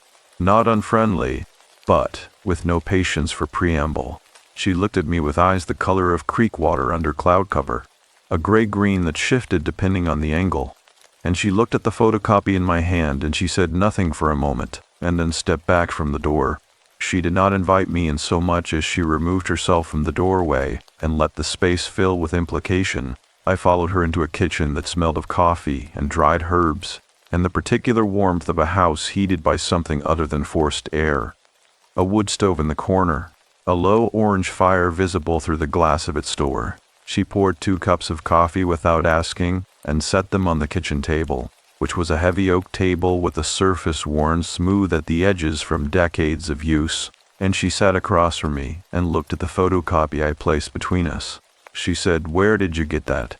I told her about the box, about my father, about the name on the personnel list. Ruth Calhoun looked at the photocopy for a long time with both hands around her coffee mug, and her face did the thing that faces do when they are processing something they expected but had not expected to arrive today, in this form, carried by this particular person. She said his name. My father's name, Delia Marsh. She said it the way you say the name of someone you have not spoken aloud in a long time, carefully, as though the name itself might be fragile from disuse. My throat closed in a way I had not anticipated. I pressed my tongue to the roof of my mouth and breathed through my nose and kept my hands flat on the table and waited. She said she had known him, not well. She said she had been 14 that first summer, and he had been a young man working for the professor from Athens, doing survey measurements and soil documentation, the careful, meticulous work that precedes the more dramatic work of extraction. She said he had come back the following 2 summers. She said he was quiet and precise and had a habit of standing at the edge of the site in the late afternoon when the work had stopped for the day, looking down into the cut earth with an expression she had never been able to name satisfactorily. I asked what expression. She thought for a moment. Then she said, "It was not sadness exactly. It was not fear. It was the expression of a person who has heard something that they cannot unhear and who has not yet decided what to do with having heard it." The wood stove ticked. Outside the kitchen window, the silver maples stood stripped and patient against the gray sky. I asked about the excavation itself. Ruth Calhoun set her mug down and looked at the middle distance for a moment. Not evasively, but with the deliberateness of someone sorting through a large collection of material and deciding where to begin. She said the site had been found accidentally, as most of the significant ones are. A drought year in the late 70s had dropped the river level and accelerated erosion along the cut bank, and her father, walking the property line as he did every autumn, had found a section of exposed bank that was showing material he did not recognize, dense, dark, arranged in a way that soil does not arrange itself without cause. He had contacted the county.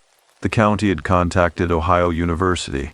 The professor had come down in the spring and spent one afternoon walking the bank, and then driven back to Athens and returned 6 weeks later with equipment and 3 graduate students and a permit from the State Historical Society. The findings, she said, had exceeded every framework the professor brought with him. I asked her what that meant. She said the bones were old. Older than any known settlement of this region, older than the Adena culture, older than the Hopewell, older than any cultural designation that applied to this part of Ohio. The professor had estimated, before the carbon dating came back, that they were perhaps 3,000 years old. The carbon dating return dates between 8 and 10,000 years before the present. He had the samples retested. The results were the same. She paused. She said, but the age was not the most significant thing. The most significant thing was the condition of the material. I asked what she meant. She looked at me steadily. She said, bones that old, in a river floodplain, in Ohio's humidity, should not exist. They should have dissolved back into the earth 1,000 years after burial. The soil chemistry alone, the moisture, the bacterial activity, the seasonal flooding, should have reduced them to nothing detectable inside of 500 years. She let that sit. Then she said, but they were intact, not just present, intact. Dense and hard and whole, as though whatever process should have taken them had simply declined to do so. The fire in the wood stove shifted. A log settled with a sound like a door closing softly in another room. I looked down at the photocopy on the table. The two men at the edge of the cut earth. My father's face turned away. I asked what the professor believed had preserved them. Ruth Calhoun was quiet for a moment. Then she said the professor had several working theories, each of which addressed the chemistry and none of which, she felt, addressed the question. She said the people buried in that bank had been interred in a specific way, in dense wood ash, packed tightly, sealed against moisture and microorganism by the carbon-heavy medium in which they lay. She said no iron had been found, no agriculture, no evidence of any practice that the university's archaeology department could point to as a cultural marker they recognized. Only the bones and the ash around them and certain small stones placed with deliberate intention near what had been the heads. Small stones, placed with intention. I thought of something my father had said to me once years ago, when I was perhaps 12 and had found a smooth river stone in his desk drawer and asked about it. He had looked at the stone for a moment with an expression I had not understood then and still could not name, and he had said only, "Some things stay where you put them, and some things find their way back." I had assumed he meant the stone. I had assumed it was the kind of thing adults said that meant nothing in particular. I was not assuming that now. I asked Ruth Calhoun if any objects had been removed from the site. She looked at me with those creek-water eyes, and the expression on her face shifted in a way I could feel in my sternum before I could interpret it. She said, "Most were taken to the university." She said most. Then she said that one of the graduate students, a young man who was precise and quiet, and had a habit of standing at the edge of the site in the late afternoon, had kept something. She did not know what it was. She had seen him place it in the breast pocket of his flannel shirt on the last day of the second summer, and she had never seen it again, and she had never asked him about it because the expression on his face in that moment was the kind of expression that does not invite questions. The flannel shirt, the blue one, with the mended shoulder seam. My father had been standing 9 feet above something 10,000 years old, and he had taken a piece of it home, and he had kept it for the rest of his life. And he had never said a word, and whatever was in that box in my closet, sealed under his handwriting, I had not yet reached the bottom of it. The drive back into McConnellsville took 11 minutes, and I drove it with both hands tight on the wheel and the heater running in the photocopy on the passenger seat, and the whole long way the river was invisible behind the tree line. But I could feel it, wide and dark and patient, moving in the direction it had always moved, carrying whatever the land released to it, carrying it slowly towards somewhere else. There was something in my father's box I had not examined yet, a small object wrapped in a piece of flannel at the very bottom, beneath all the papers. I had set it aside when I found it in my apartment, meaning to open it later, and later had not come until now. It was going to come now. There are things you handle without knowing you are not ready to handle them. I had carried the flannel-wrapped object from Columbus to McConnellsville in the inner pocket of my field bag, which I knew because I had packed it there myself on the morning I left, and I had not touched it since. And I had told myself this was because I was waiting for the right context, and not because the weight of it against my hip as I walked had a quality I could not account for, not heavy in any measurable sense, the way a stone is heavy, but present in the way that certain things are present when they belong to someone who is no longer present themselves. I sat in the motel room with the bag on the table, and the door locked, and the curtains pulled against the flat afternoon light, and I unwrapped it. The flannel was a scrap, not a full piece, cut from something larger. The edges frayed in the specific way that flannel frays when it has been handled many times over many years. The color was difficult to determine in the room's light. A faded blue-gray, the pattern of the original plaid visible only in certain angles as a ghost of darker lines. My father had wrapped this object so many times that the flannel had conformed to the shape of it, and when I peeled the layers back, my hands were doing it slowly and carefully, without my having decided they should do it slowly and carefully. Inside was a stone. Not a remarkable stone to look at, a river stone flattened, roughly oval, approximately the length of my palm and the width of 3 fingers together, The color was a dark gray that was almost black when dry, and the surface had been worked, not crudely, but with patient attention, in a technique I recognized from my archival work with woodland period materials, percussion flaking along the edges, producing a perimeter that was deliberately shaped without being finished to any sharp point. It was not a tool in any functional sense. It was not a weapon. It was an object made with great care to be exactly what it was. A shaped stone, a deliberate thing, something made by a human hand for a purpose that was not practical, but was entirely intentional, and pressed into the flat center of one face was a mark, not carved. The stone was too hard for the tools that would have been available, and the mark was not the clean line of a cut, but the softer impression of something pressed repeatedly into the surface over time, the way a thumb wears a groove into a wooden railing without any single touch being decisive. It was a simple shape, two curved lines converging at a point, opening at the other end like a mouth or a river seen from above. I turned the stone in my hands and the mark caught the light differently from each angle, and each time it caught the light differently, it looked like a slightly different thing, a delta, a divided path, a valley seen from elevation, and I sat with it in my hands for a long time and felt the weight of it, which was the ordinary weight of a river stone and also something else entirely. I set it on the table. I looked at it. I thought about Ruth Calhoun saying that one of the graduate students had placed something in the breast pocket of his flannel shirt on the last day of the second summer. I thought about my father's careful handwriting on the outside of the box. Ellen, documents. Not Ellen, keepsakes, or Ellen, important, or even just my name alone. Documents. As though he had decided, at some point in the long years between the summer of 1982 and the February morning when he stopped being alive, that whatever this object meant, it was a record, evidence of something. A document in the broadest possible sense of the word. I went back to Ruth Calhoun the following morning. She opened the door before I knocked. She had seen my car coming up the drive, she said, and she had put the coffee on. We sat again at the oak table with the wood stove burning, and I placed the stone between us. She looked at it for a long time without touching it. Then she said, "I thought so." I asked what she meant. She said, "I saw him put something in his pocket, but I never saw what it was." She said she had wondered over the years. She said she was glad it had been kept. I asked her why she was glad. She looked at me steadily and said, "Because the professor took almost everything else, and what he took went into storage at the university. And what went into storage at the university was cataloged and measured and dated and then placed in acid-free boxes in a climate-controlled room in Athens.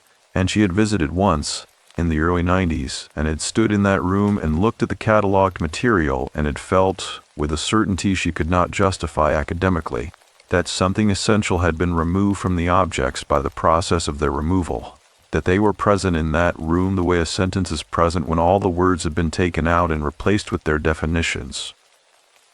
She paused. She said, "Your father understood that." She said she believed that was why he kept the stone rather than submitting it with the rest of the documented material.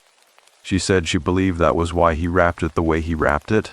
I asked her to tell me more about the people who'd been buried in the bank.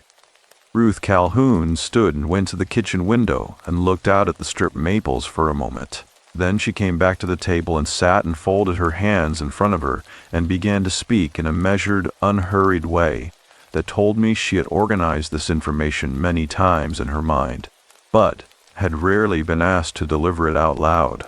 She said, "The professor's work identified remains belonging to at minimum 31 individuals across the primary site. The age range, based on skeletal analysis, spanned from early childhood to advanced age. The burial arrangement was not random.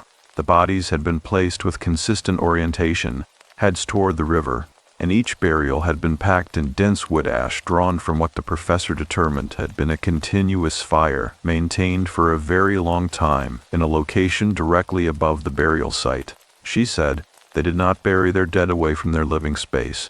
They buried them beneath it. The fire above the burials was not ceremonial in any temporary sense.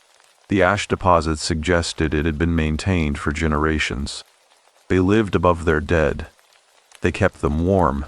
The wood stove ticked. I thought about this for a moment. The image of it. The living above, the fire burning, and below the warm earth, the dead held in ash and stone and darkness, preserved not by accident, but by deliberate, sustained, generational intention. Someone had decided these people would not dissolve. Someone had decided they would be kept. I asked about the stones placed near the heads. Ruth Calhoun said each burial had between 1 and 3 stones placed at the level of the skull. The stones had been worked in the same manner as the one on the table between us. Flaked at the edges, marked on one face, shaped to a specific size that fit comfortably in a human hand. The professor had catalogued them as grave goods, as ritual objects, as cultural markers of a belief system he could not reconstruct from the available evidence. She said the professor had been careful and thorough, and wrong in his framework in one specific way. I asked what way. She looked at the stone on the table. She said, he treated them as objects left for the dead. She said she believed they were objects left by the dead. She said, the difference is the direction of the intention.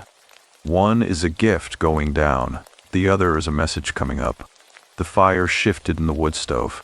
Outside the window, the light was failing in the particular way it fails in October in Ohio, not dramatically, but with a slow and total commitment, as though the sky had been thinking about it all day, and had finally decided. I picked up the stone, the mark on its face, those 2 curved lines converging to a point, caught the last of the window light, and for a moment it looked unmistakably like a river seen from a great height, a river with 2 tributaries meeting, a river that divided or joined depending on which direction you were traveling. I thought about my father standing at the edge of that cut bank in the late afternoon for 3 summers, looking down.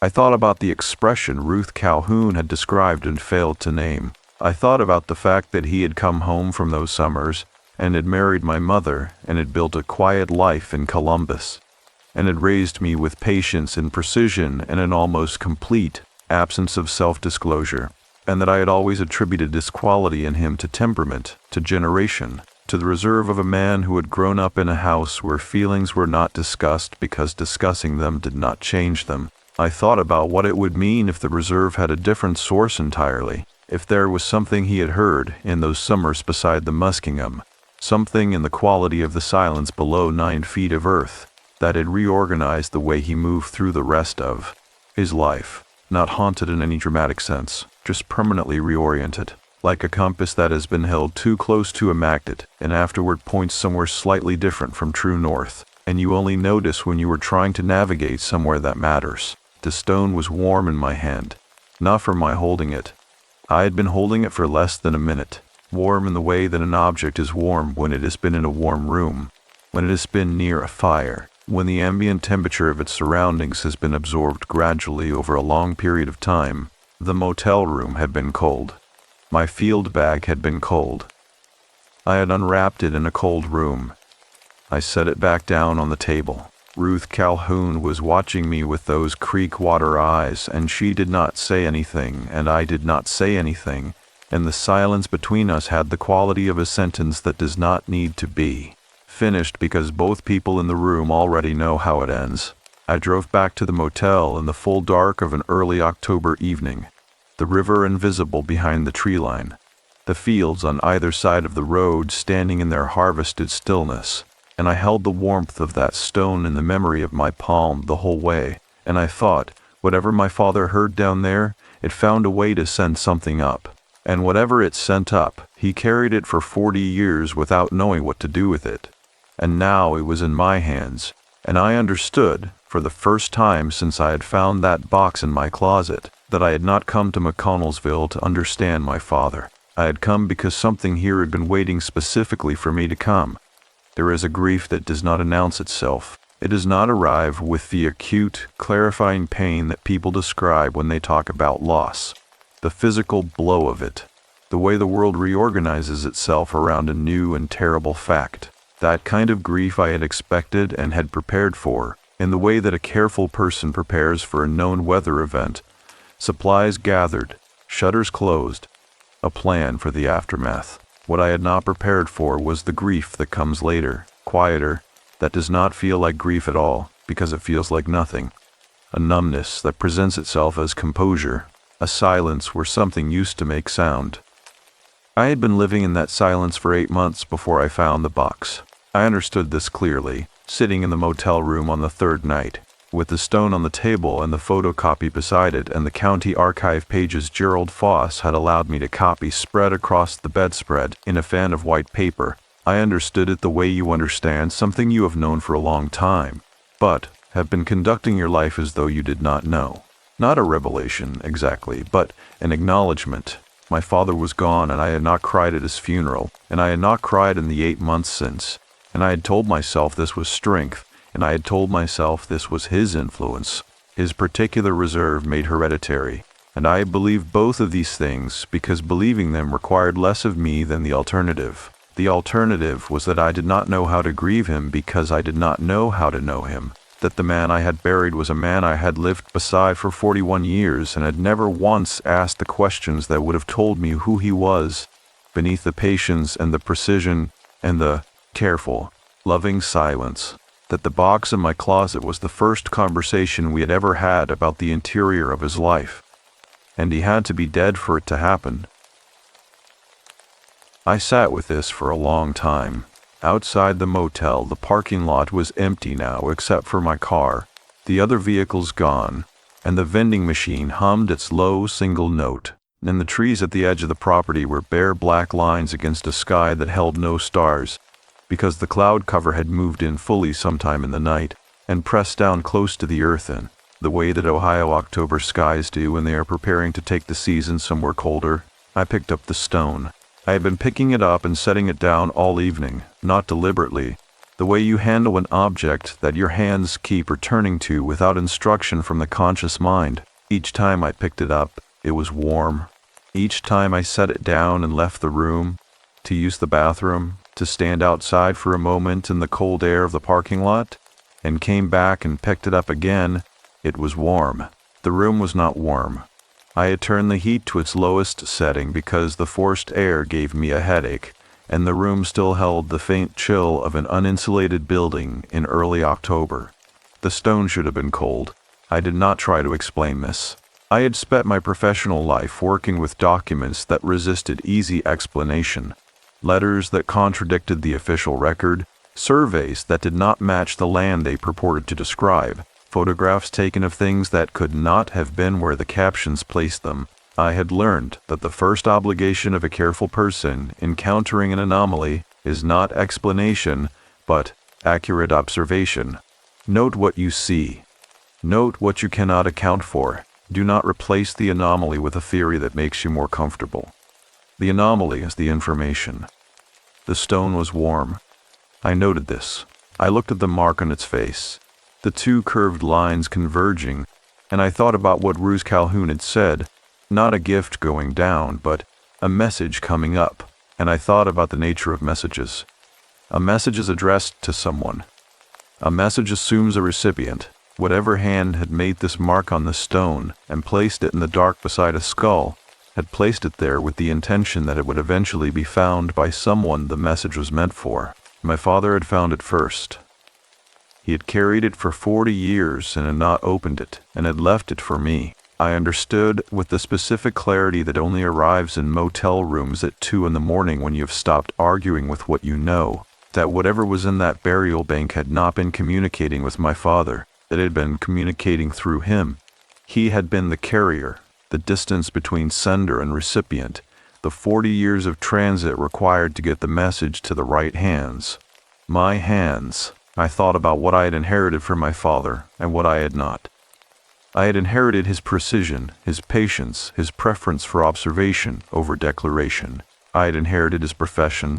In a sideways sense, he had been a land surveyor for 30 years, and I was a person who spent her days with historical records of land, and neither of us had ever remarked on this parallel because we did not remark on things, because remarking was not what we did. I had inherited his hands, which were the same shape as mine, long-fingered, capable, more comfortable with instruments than with gestures. What I had not inherited, or had not believed I had inherited, was whatever he had heard standing at the edge of that cut bank in 3 consecutive summers of his young manhood. Whatever had reoriented him, whatever had made him wrap a worked river stone in a piece of his own shirt and carry it home and keep it for the rest of his life and address it to me in his final document. But, sitting in that motel room with the stone warm in my palm, I thought, what if it is not that I did not inherit it? What if it is that I have been carrying it all along without recognizing it for what it is? The numbness, the silence, the 8 months of efficient, functional, tearless grief that was not grief at all, but a depth I had not known how to enter. Not absence, presence, something pressing upward from below the ordinary surface of my days, patient and dense and warm, waiting for me to stop explaining it away and simply go down to where it was. My father had stood at the edge for 3 summers and had never gone down. He had sent me instead. I held the stone in both hands, and I pressed the March face against my sternum, and I sat in that cold motel room, and I let the thing that had been pressing upward for 8 months come up, and it came up the way water comes up through cracked ground, not violently, not all at once, but with the irresistible patience of something that has been accumulating pressure for a long time and has finally found its opening. I do not know how long I sat there. When I became aware of the room again, the light through the curtains had changed from the orange-black of the parking lot lamps to the flat gray of pre-dawn, and my face was wet and my hands were still around the stone.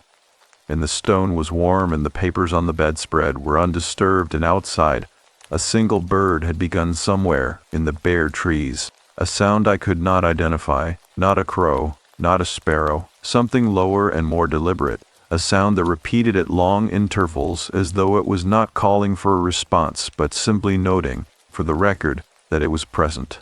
I thought about my father at 23 standing above those burials and feeling whatever he had felt and wrapping his whole careful life around it like flannel around its stone. And I thought, I am not angry with you. I had been, I realized. I had been angry with him for 8 months without knowing it. Angry at the silence, the withholding, the life conducted at one remove from its own interior. Angry in the specific way that children are angry at parents who teach them by example to hold everything in and who then leave before the lesson can be unlearned together. The anger went with the water. What was left was something quieter and more durable. What was left was a question I needed Ruth Calhoun to answer. Not about the archaeology, not about the professor's findings or the carbon dates or the chemistry of ash preservation. A different question entirely. The question my father had not known to ask, or had not been ready to ask, or had carried to the end without asking because some questions require you to arrive at them from a particular direction, and he had arrived from the wrong one. I needed to know what the burials required. Not academically, not historically. I needed to know what the people in that bank, in their 10,000-year patience, had been holding the warmth for, what they had been keeping the message in transit for. What completion looked like from 9 feet down. The bird in the trees stopped its long intervals of sound, and the gray light through the curtains went slowly, incrementally whiter, and I set the stone on the table and looked at the mark and thought, you have been patient long enough, and so have I, and what happens next is not something either of us needs to wait any longer to find out. I was not frightened. That was the most clarifying thing of all. I was not frightened. I was, for the first time in 8 months, the opposite of frightened, which is not bravery and is not calm, but is the specific feeling of a person who has finally stopped standing at the edge and understood that the only direction left is down. There are people who know things the way a river knows its own bed, not because they studied it, not because someone told them, but because they have been present long enough that the knowledge settled into them the way silt settles, layer by layer, over a long and patient time. Ruth Calhoun was at the kitchen table when I arrived at 7:45 in the morning, as though she had expected me at exactly this hour and had arranged herself accordingly. The coffee was already poured. The wood stove was burning with more intention than the previous mornings. The damper opened wider, the fire speaking in a lower, steadier register. On the table beside the 2 mugs was something I had not seen on my previous visits. A cloth-covered journal, dark green, its cover worn at the corners to the gray of the cardboard beneath. a piece of ribbon marking a place somewhere in the latter third. She looked at me when I came in, and she looked at my face and she said, "You opened it." She did not mean the journal.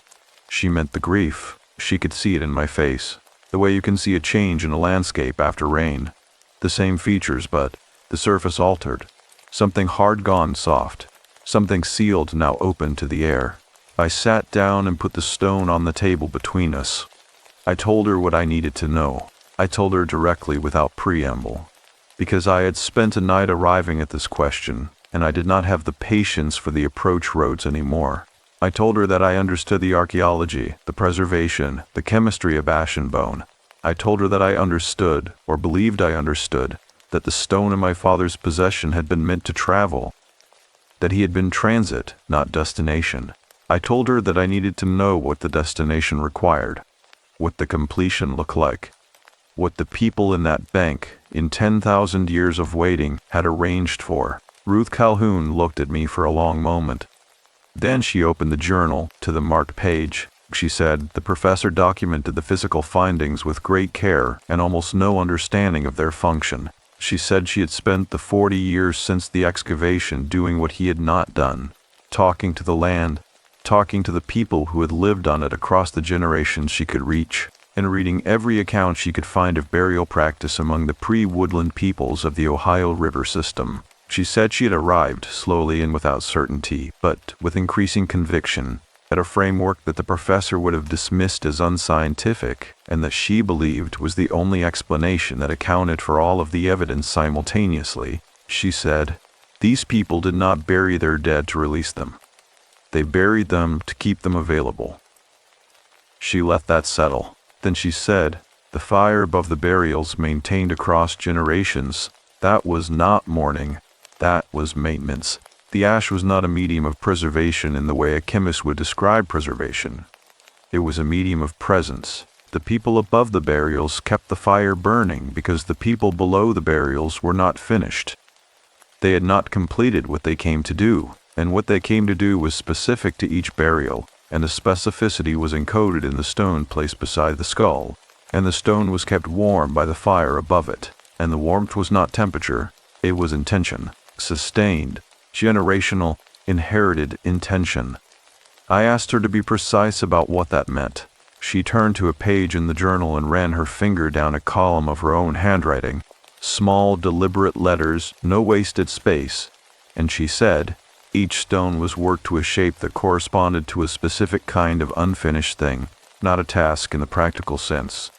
A relational incompletion, something between people that had not been spoken, had not been acknowledged, and not been brought from the interior to the surface before the death occurred. The mark on the stone was not decorative, and was not a name. It was a map of the incompletion, 2 lines converging at a point. She traced the mark on the stone on the table without touching it. Means 2 things moving toward each other that did not arrive at the same place at the same time. The wood stove burned. The stripped maples outside the window stood in the gray morning light. I said, "My father and me." She said, "Or what traveled between you that did not complete the journey." I asked how the completion was made. She looked at the journal and then she looked at me and she said, "The stone had to be returned to the site, not to the university, not to a museum, not to an archive, to the earth it came from. But not simply placed, returned through an act of deliberate acknowledgement. The person returning it had to speak the incompletion aloud, not to the stone, not to the dead, to the open air above the place where the burials were, because the open air above that bank was the same air that had been above the fire for as long as the fire burned, and it retained, she believed, some quality of that sustained intention. She said she could not prove this. She said she had seen it work twice in her lifetime, with other people who had come to her with objects from the site. And both times the person who returned the stone had described afterward the same experience. Not resolution exactly, but a change in the quality of the weight they had been carrying, as though something that had been sealed had been opened, and the air could move through it now. I asked about the other people, who they were, what they had been carrying. She said one was a graduate student from the original excavation, who had taken a small fragment of worked bone. He came back in 1991, 9 years after the excavation, carrying a grief he described as inexplicable, a persistent sense of something unfinished that had followed him through a decade of his adult life, without attaching itself to any event he could identify. He returned the fragment on a November afternoon and stood above the bank and spoke for perhaps 10 minutes, and drove back to Columbus and called her 3 days later and said the weight was different. Not gone, different. She said the second was a woman who had inherited an object from her mother, who had found it in the field adjacent to the site in the late 1960s, before the official excavation, before anyone had understood what the field contained. The woman had come to Ruth in 2003. Her grief was specific. A daughter lost to an illness 2 years prior, a silence between them that had never been bridged. She had returned the object and spoken above the bank, and had written to Ruth 6 months later, a letter that Ruth had kept, and that was folded into the back of the journal, and which Ruth did not offer to show me, and I did not ask to see. I asked Ruth what happened to the people who did not return the objects. She was quiet for a long moment. The fire shifted. Outside, a crow passed the window at low altitude, moving east toward the river without sound. She said she could not speak to that with any certainty. She said she knew only that her father, who had found the first exposed material in the drought year of 77, and had handled several objects before the university arrived, and had not returned any of them because he had not known there was anything to return, had spent the last 15 years of his life describing a sensation he could not name, a warmth in his hands that appeared without cause, a feeling of something pressing upward from below the floor of wherever he was standing, a sense of address, as though something was directing language toward him that he did not have the equipment to receive. She said her father had been a practical man. She said it had frightened him in a way that nothing else in his life had frightened him, because it was not frightening in any category he had available for fright. It was simply persistent, patient, present. I looked at the stone. I thought about my father standing at the edge of that cut bank. I thought about a man who had taken one stone and left with it, who had wrapped it carefully and kept it for 40 years, and left it addressed to me in a box I did not know existed, and who had spent those 40 years being the carrier without understanding the message, and whether the warmth in the stone had been in his hands too, all those years, and whether he had been frightened by it, and whether his particular silence, the silence I had grown up inside of, the silence I had inherited and worn as composure and called strength, whether that silence had been, in part, the silence of a man who was receiving something he could not decode and did not know how to ask for help with. I thought he did not know how to ask. He left me the question instead.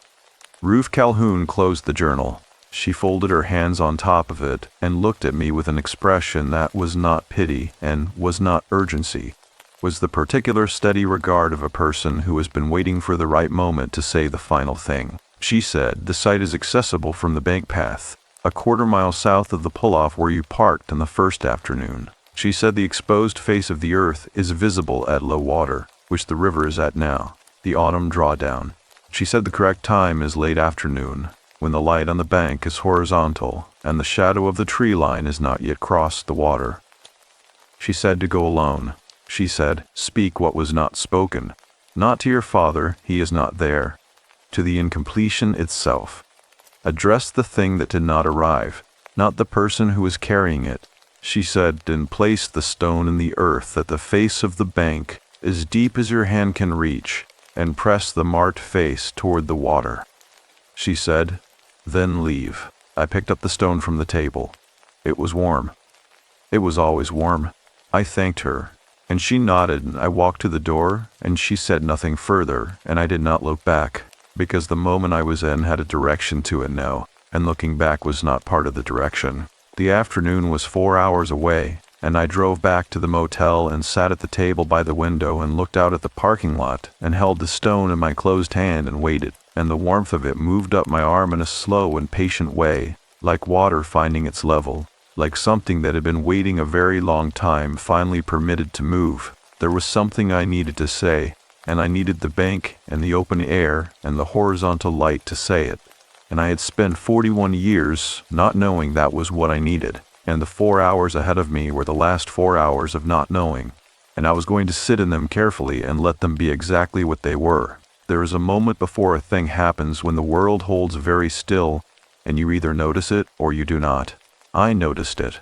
I had driven to the pull-off at 3:47 in the afternoon, which I knew because I looked at the clock on the dashboard and then looked away from it and did not look again. The sky had thinned since morning, the cloud cover breaking apart in slow continental drifts to reveal, in the gaps, a blue so pale and deep simultaneously that it looked less like sky and more like the idea of distance. The color you see when you are looking at something that has no near edge. The light that came through those gaps was precisely horizontal, as Ruth Calhoun had described, arriving from the southwest at an angle that struck the west-facing bank of the Muskingum and illuminated the layered earth there with a specificity that ordinary overhead light never achieves. Each stratum was distinct: the dark topsoil, the pale clay, and below that the band of darker material that I had seen from the pull-off on my first afternoon and had noted and not yet named. I could name it now. I walked a bank path south from the pull-off. The path was not maintained.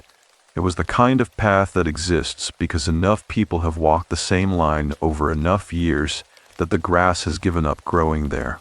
A path of persistence rather than intention, narrow enough that the dead goldenrod on either side brushed my jacket as I passed. The river was to my right, moving in its slow brown way, carrying on its surface a few late leaves that turned in the current without urgency. To my left, the harvested fields stood in its pale stubble, and beyond it the tree line, and above the tree line that pale and depthless blue, coming through the broken clouds. A quarter mile. I counted my steps without meaning to, the way the mind reaches for number when it wants to avoid thought. The sight opened in front of me as a widening of the bank, a place where the river had cut more deeply into the floodplain over the decades since the excavation, exposing a fresh face of earth that was broader than what the photograph showed and more immediate in its presence. Not the managed face of an archaeological site, not the careful horizontal layers of a professional cut, but the raw and irregular exposure of earth that a river makes when it takes what it wants without asking. The dark band was here, at approximately the level of my hip, running in a horizontal line through the face of the bank with the consistency of a sentence written in a language that uses a different alphabet, recognizable as intentional without being, immediately legible. I stood at the edge of the bank, above the exposed face. The horizontal light was on the water, and on the earth and on my hands, which I held at my sides, the stone in my right hand with the marked face against my palm. The river moved. The goldenrod behind me made a small sound and a breath of air that came and went. I thought about what Ruth Calhoun had said. Speak what was not spoken. Not to your father. To the incompletion itself. I have been composing this in the 4 hours of waiting, in the way that a careful person composes, not scripting, but clearing space, removing the obstructions between the interior and the air. I knew what the incompletion was. I had known it since the motel room at 2 a.m, since the water had come up through the crack in the careful surface I had been maintaining, since I had understood that the silence I had grown up inside of was not my father's alone, but mine as well, equally and willingly maintained, equally and willingly inherited, both of us conducting our relationship at one careful remove from its own depth for 41 years. Because depth was frightening to us in the specific way that only the things we most need are frightening. I opened my mouth. What came out was not eloquent. It was not the organized thing I had been clearing space for. It was the prior thing, the thing beneath the organized thing, and it arrived in my voice before my mind had finished deciding to let it. I said his name. I said, I did not ask you the questions because I was afraid the asking would reveal that I did not know you, and not knowing you would mean I had wasted the time we had, and I could not bear that accounting. So I did not ask, and you did not offer, and we were precise with each other, and patient with each other, and present with each other every day of my life, and I loved you in every moment of it, and I never once told you what I was afraid of, and neither did you, and that is what did not arrive. My voice in the open air above the river sounded different than it sounded indoors, smaller and more real simultaneously, the way voices always sound outside, where there is nothing to reflect them back and amplify the impression of their size. I said, I am not angry. I said it again because the first time I said it, I heard a residue of something that was not entirely true, and the second time I said it, it was. I said, I think you stood at this edge for 3 summers because something here was doing what you could not do, holding its dead with sustained and patient warmth across a distance of 10,000 years, without flinching from the length of the weight. And I think you recognized that, and I think you wanted to learn it and did not know how. And so you carried a piece of it home and kept it warm for 40 years, and gave it to me because you believed, or hoped, that I would know what to do with it eventually. I said, I think you were right. The river moved below me. The horizontal light was on the water and turning orange at the edges as the sun continued its descent behind the tree line. I crouched at the face of the bank. The earth was cold and dense and smelled of clay and root and that faint mineral sweetness that had been present since the first morning. Present in the motel room, present in Ruth Calhoun's kitchen, present in the air of this entire landscape as a kind of low continuous note beneath all the other sensory information, audible only when everything else was quiet. It was quiet now. I pressed my right hand into the face of the earth, at the level of the dark band. The earth gave, not loosely, it was dense and resistant, but it gave the way things give when the right amount of pressure is applied with the right intention. My hand went into the wrist, into darkness and cold, and the smell of 10,000 years of careful keeping, and I felt at the edges of my fingers the texture of the ash-dense material that Ruth Calhoun had described, finer than ordinary soil, drier, with a quality that I can only describe as held, as though it had been packed with attention, and had retained that attention across all the time it had been waiting. I opened my hand. I pressed the stone into the earth with the marked face toward the water, as Ruth had said, and I held it there for a moment and felt the warmth of it leave my palm and enter the earth. And the earth received it the way earth receives everything, without ceremony, without acknowledgement, with the absolute impatient democracy of a thing that has been taking things in and keeping them for longer than any individual life can measure. I withdrew my hand. I stood. The light had gone fully orange now, the last of it catching the surface of the river and the exposed face of the bank, and where my hand had been there was a small dark mark in the earth that the light caught at an angle and made briefly visible before the shadow of the tree line crossed the water and the bank went into shade. I stood there for a long time.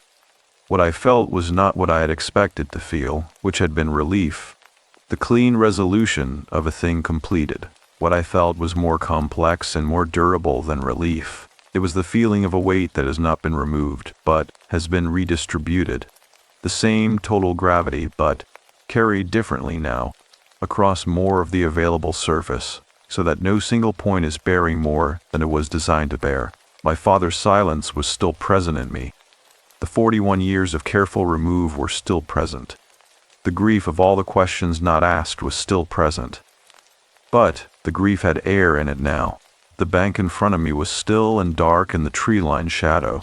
The river moved past it without interest, carrying its leaves and its cold brown water downstream toward the Ohio, which would carry it to the Mississippi, which would carry it to the Gulf, which would hold it briefly before releasing it to the sky, where it would travel in forms unrecognizable to itself, before falling somewhere and beginning the return. Nothing about the bank looked different. Nothing about it looked the same. I became aware, standing there in the cooling air with my right hand still carrying the temperature of the earth in its palm, that the quality of the silence had changed, not broken, deepened, as though something that had been vibrating at a frequency just below audibility had resolved to stillness, and the stillness was not absence, but completion, and the completion was not an ending, but a different kind of beginning, the kind that does not announce itself, but simply takes up its position in the structure of things and becomes, from that point forward, a part of the load-bearing. I looked at my palm. The mark from the stone was faintly visible in the skin of my hand. Not an impression, nothing that permanent, but a warmth that had shaped itself to the 2 curved lines, and held that shape for a moment in the fading light before it, too, dispersed. A single crow landed on the bank 20 feet to my left and stood with its back to me, looking at the river, and did not move. I turned and walked back up the bank path toward the pull-off. through the brushing goldenrod, through the thin, cool air, under the broken sky with its pale, deepening blue in the gaps, and behind me the muskingum moved in its slow and patient way, and the bank held what it held, and the crow stood at the water's edge and was still. I drove back to the motel in the dark, and I sat at the table by the window, and I looked at my right hand for a long time, and the warmth in it faded, the way all warmth fades in a cool room, gradually and without announcement, until it was my hand again, ordinary and empty, and the parking lot outside was orange under the lamps, and somewhere in the bare trees a bird made its long interval sound one final time, and then was quiet. In the morning I would go back to Ruth Calhoun, and she would tell me what she saw in my face, and she would give me something to carry forward, and it would not be a stone. There's a particular quality to the morning after a thing has been completed. Not lightness. That is the wrong word, and I had expected it to be the right word, and was surprised when it was not. What I felt waking in the motel room on the fourth morning was not lighter, but more accurately weighted. The way a structure feels after the load has been properly distributed among the members designed to carry it. Every beam still present, every joint still present, but the whole thing standing correctly now, carrying what it was built to carry, rather than compensating for a single overloaded point that everything else had been quietly bending toward for years. The room smelled of the same industrial carpet and the same faint mineral river air. The vending machine hummed its single note. The sky through the curtain gap was a flat and even gray that held no particular threat and no particular promise. The sky of a day that intended to be simply what it was. I packed my bag carefully. I stripped the bed and folded the linens the way I do at home, a habit my father had taught me when I was 9 years old at a cabin rental somewhere in eastern Kentucky. A weekend I had not thought of in years and thought of now with a sudden and specific clarity. The smell of pine walls, the sound of a creak below the window, his hands demonstrating the hospital corner with the precise patience he brought to everything he showed me. I stood in the motel room holding the folded top sheet, and I let myself be in that memory for a full minute, which was something I had not permitted myself in 8 months, and which cost me less than I had believed it would cost, and gave me more. I drove to Ruth Calhoun's at 8 in the morning. She was on the porch when I arrived, both rocking chairs occupied for the first time. She was in one, and in the other was a mug of coffee she had placed there before I arrived, still steaming in the cold air. I sat in the second chair and took the mug, and we looked out at the stripped silver maples, and the flat gray sky, and the gravel drive with its corridor of fallen leaves, and neither of us spoke for several minutes, and the silence was the comfortable silence of two people who have already said the necessary things, and are now simply present together in the aftermath. She said, "How do you feel?" I told her about the redistribution, the weight carried differently. She nodded slowly, looking at the maples, and said that was the word the graduate student had used in 1991. Not lighter, he had said, but differently held. She said the woman in 2003 had described it as breathing room. She said she believed all three descriptions were pointing at the same thing from different angles. I asked her what she believed the mechanism was. Not the chemistry, not the ash preservation, the actual mechanism. What she believed personally. After 40 years of sitting with this, she was quiet for a long time. A crow moved across the gray sky above the maples, heading east, and was gone. She said, "I believe that certain griefs are not personal. I believe that what we call personal grief is sometimes the surface expression of something much older, an incompletion that has been passing from person to person across generations the way a particular way of holding the shoulders passes, or a particular way of falling silent when something matters too much to speak." She said, the people in that bank were not waiting for any specific person. They were waiting for the person in whom the incompletion had most fully expressed itself, the one in whom the unspoken thing had traveled farthest from its origin and was therefore most ready to be named. She said your father was close. He understood something was being asked of him. But the incompletion in him was one generation removed from its fullest expression. In you, it had traveled one more generation and accumulated everything that travel adds. The silence on top of silence, The reserve that teaches reserve. The love that never quite learned how to cross the last distance. She said, "You were the right person." The stone knew it. That is why it was warm. I looked at my right hand, resting on the arm of the rocking chair. I asked her what I was supposed to do now. Not with the grief, not with the stone. I understood those. I asked what a person did with the thing that had been redistributed, how you carried a weight correctly, going forward, once you understood that you had been carrying it wrong. Ruth Calhoun turned to look at me for the first time since I had sat down. She said, "You practice." She said, "The people in that bank maintained the fire above their dead every day of their lives, and their children maintained it, and their children's children maintained it because presence is not a single act. It is a practice, and a practice is something you return to, and returning to it is not failure. It is the point." She said, "Find the person you have been conducting your life at one careful remove from and close the distance. Not dramatically, not all at once, 1 degree at a time, the way temperature changes."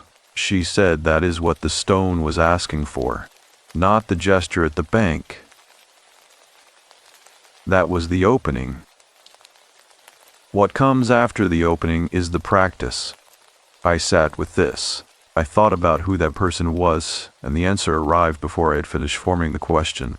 My younger brother Thomas, in Portland, 40 years old, a high school history teacher, a man I spoke to 4 times a year on birthdays and holidays, with the same careful, loving efficiency I had brought to every relationship in my life. A man who had been at the same funeral I had been at, in February, who had stood beside me at the graveside with his hands in his coat pockets, and had not cried either, and whom I had driven away from that cemetery in the same car, and had not said a single true thing to for the entire drive, and who had flown back to Portland the following morning, and whom I had not called since except to confirm that yes, our father's affairs were settled, yes, everything was handled, yes, I was fine. Thomas, who had our father's hands. Thomas, who had our father's silence. Thomas, who had been waiting, I understood now, for the same thing I had been waiting for, which was for one of us to stop waiting.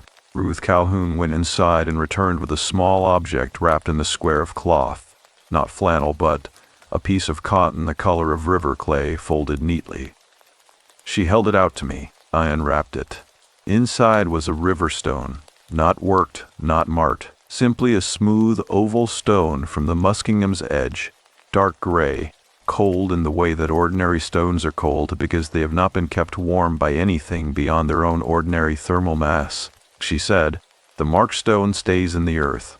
This one is for your brother. Not as a message, you are not a burial, and he is not waiting 10,000 years. As a reminder, that some things are kept warm by sustained attention and by nothing else, and that the attention is a choice you make every day, and that the choice is available to you every day you are still here to make it." I held the stone. It was cold and smooth, and the weight of it was simply the weight of a river stone, and I closed my fingers around it and felt, somewhere in the memory of my right palm, the ghost of the warmth that was no longer there, and I understood that the ghost of it was enough, more than enough. It was the record, evidence of something that had been present and had completed its purpose and had moved on, the way all warmth moves on, into the air, into the ground, into the people it touched. I thanked Ruth Calhoun, and she took my hand in both of hers and held it for a moment, not long, not dramatically, just the length of time it takes to acknowledge that a thing has been real, and then she released it, and I walked to my car and put the stone in the cup holder where I would see it, and drove out the gravel drive and turned onto the river road and drove north toward McConnellsville and then west toward Columbus. The drive was 3 hours. I made it in 3 hours and 20 minutes because I stopped once at a rest area outside of Zanesville and sat in the car and called Thomas. He answered on the second ring, which was not what I expected. I had expected to leave a message. I had prepared, in some portion of my mind, to leave a message. His voice was careful when he answered, careful in the specific way that our family was careful, that particular register of warmth held at a slight remove, the affection present, and the door to it not quite fully open. He said my name the way you say the name of someone you have been hoping would call and did not know you had been hoping. I said, "I went somewhere this week." I said, "I found out something about Dad that I need to tell you. And I think we need to talk about him. Actually talk about him, not the logistics version, the actual him. And I think I have been a version of the distance between us for a long time. And I want to close some of that distance, and I do not know exactly how to do it, but I am calling because calling is the start of how." He was quiet for a moment. Then he said, "I have been waiting for you to call like this for 8 months." I looked out the windshield at the rest area. The gray sky, the bare median trees, the trucks moving past on the highway in the particular steady way of things that know exactly where they are going. I felt the cold stone in the cup holder to my left without picking it up. I felt the memory of warmth in my right palm. I said, "I know." I said, "I am sorry it took me this long." He said, "Do not apologize. Just talk to me." So I talked to him. I drove the last 90 miles to Columbus in the early dark of an October evening. The highway lights coming on one by one ahead of me in the way that lights come on when the dark earns them. And the stone sat in the cup holder the whole way, cold and smooth and entirely ordinary, and I knew without deciding it that I would ship it to Thomas in Portland with a letter, a real letter, the kind that takes more than one draft, the kind that says the things you have been conducting your life to avoid saying, and that he would understand what it was, because we were made of the same materials, my brother and I, shaped by the same hands. And some things do not require explanation between people who are made of the same materials. They only require the willingness to finally, after all of it, pick up the stone and pass it across the distance. There is a difference between a life that is changed and a life that has been changed. The first is something you do. The second is something that is done to you. And then you decide, in the weeks and months afterward, whether to cooperate with it or to gradually reinstate the previous arrangement, because the previous arrangement was familiar, and familiarity is its own form of comfort, even when what is familiar is a weight carried incorrectly. I cooperated with it. November came to Columbus the way it always comes, without ceremony, the trees finishing what October began, the last of the color going out of the landscape by the second week and leaving behind the honest gray-brown structure of things, the bare branching, the architecture that summer and fall spend their entire tenure concealing. I had always found the seasonal stripping bracing rather than depressing, a preference I had attributed to temperament. I understood now that it was also inheritance. My father had loved November for the same reason, had said so once when I was perhaps 15, standing at the kitchen window looking out at the stripped backyard with a mug of coffee and an expression that was the closest he ever came, in my presence, to openly contented. I had not remembered this until November came to Columbus, and I found myself at my own kitchen window with my own mug of coffee, and the same expression arriving on my face without my having summoned it. I stood there and let it be there. The drive home from McConnellsville had taken 3 hours and 20 minutes, and my apartment had received me the way apartments receive you when you have been gone for less than a week. Everything. Exactly where you left it. The particular smell of your own habitation unchanged. The specific quality of the light through your specific windows doing what it always does at that hour. I had set my bag down and stood in the kitchen for a moment and felt the absence of the stone in my palm with a clarity that surprised me. The way you feel the absence of a sound that has been present for a long time and has now stopped. Not loss. Recognition. The stone had been in my hands and now it was in the earth. And the earth had it. And that was correct. And the correctness of it had a feeling I did not have a precise word for, and did not try to find one. I had unpacked. I had showered. I had eaten something real for the first time in several days, and had sat at my kitchen table and looked at the photocopy of my father's name on the personnel list, and then had placed it carefully in a manila folder with the other documents from the county archive, and labeled the folder in my handwriting and put it in my filing cabinet in the second drawer, which was where I kept records of things that were completed, but not finished, completed in their event, not finished in their significance. The stone for Thomas I had wrapped in a piece of cotton cloth from my linen drawer and placed on my desk. I had not shipped it yet. I was writing the letter first. The letter took 11 days, not because I did not know what to say. I had known what to say since the rest stop outside Zanesville, since Thomas's voice on the phone telling me to just talk to him, Since the drive home in the early dark with the highway lights coming on ahead of me one by one, I knew what to say. What took 11 days was learning how to say it without the careful remove that 41 years of practice had made default. Every draft I wrote came out with the architecture of the previous arrangement still visible in it. The warmth present, the door not quite fully open. I kept writing until the door was open. It took 11 drafts. On the 12th, I wrote it through without stopping. At the kitchen table on a Sunday morning in early November with the bare backyard visible through the window, and a mug of coffee going cold at my elbow. It was 4 pages. It said what it said. It was not eloquent in any polished sense, but it was honest in the specific sense of a document that contains no strategic omissions. And in my professional judgment, that kind is more valuable than the polished kind in every case that matters. I folded it and wrapped it around the stone, which I wrapped in its cloth, which I wrapped in a second layer of bubble wrap, which I placed in a small box with Thomas's Portland address on it, and my return address and enough postage, and I dropped it at the post office on a Monday morning on my way to work. Thomas called 6 days later on a Sunday evening, and we talked for 2 hours and 19 minutes, which I know because I looked at the call duration when it ended and sat with the number for a moment in the way you sit with a measurement that tells you something significant about a distance you have crossed. 2 hours and 19 minutes with my brother, talking about our father, not the logistics version, the actual him, the complicated and careful and quietly struggling man who had stood above something ancient and been changed by it, and had not known how to tell either of us what he had been changed into or why, and who had loved us both with the whole of his capacity, and whose capacity had been built, as all our capacities are built, from the materials available to him. Thomas wept at one point. I wept at one point.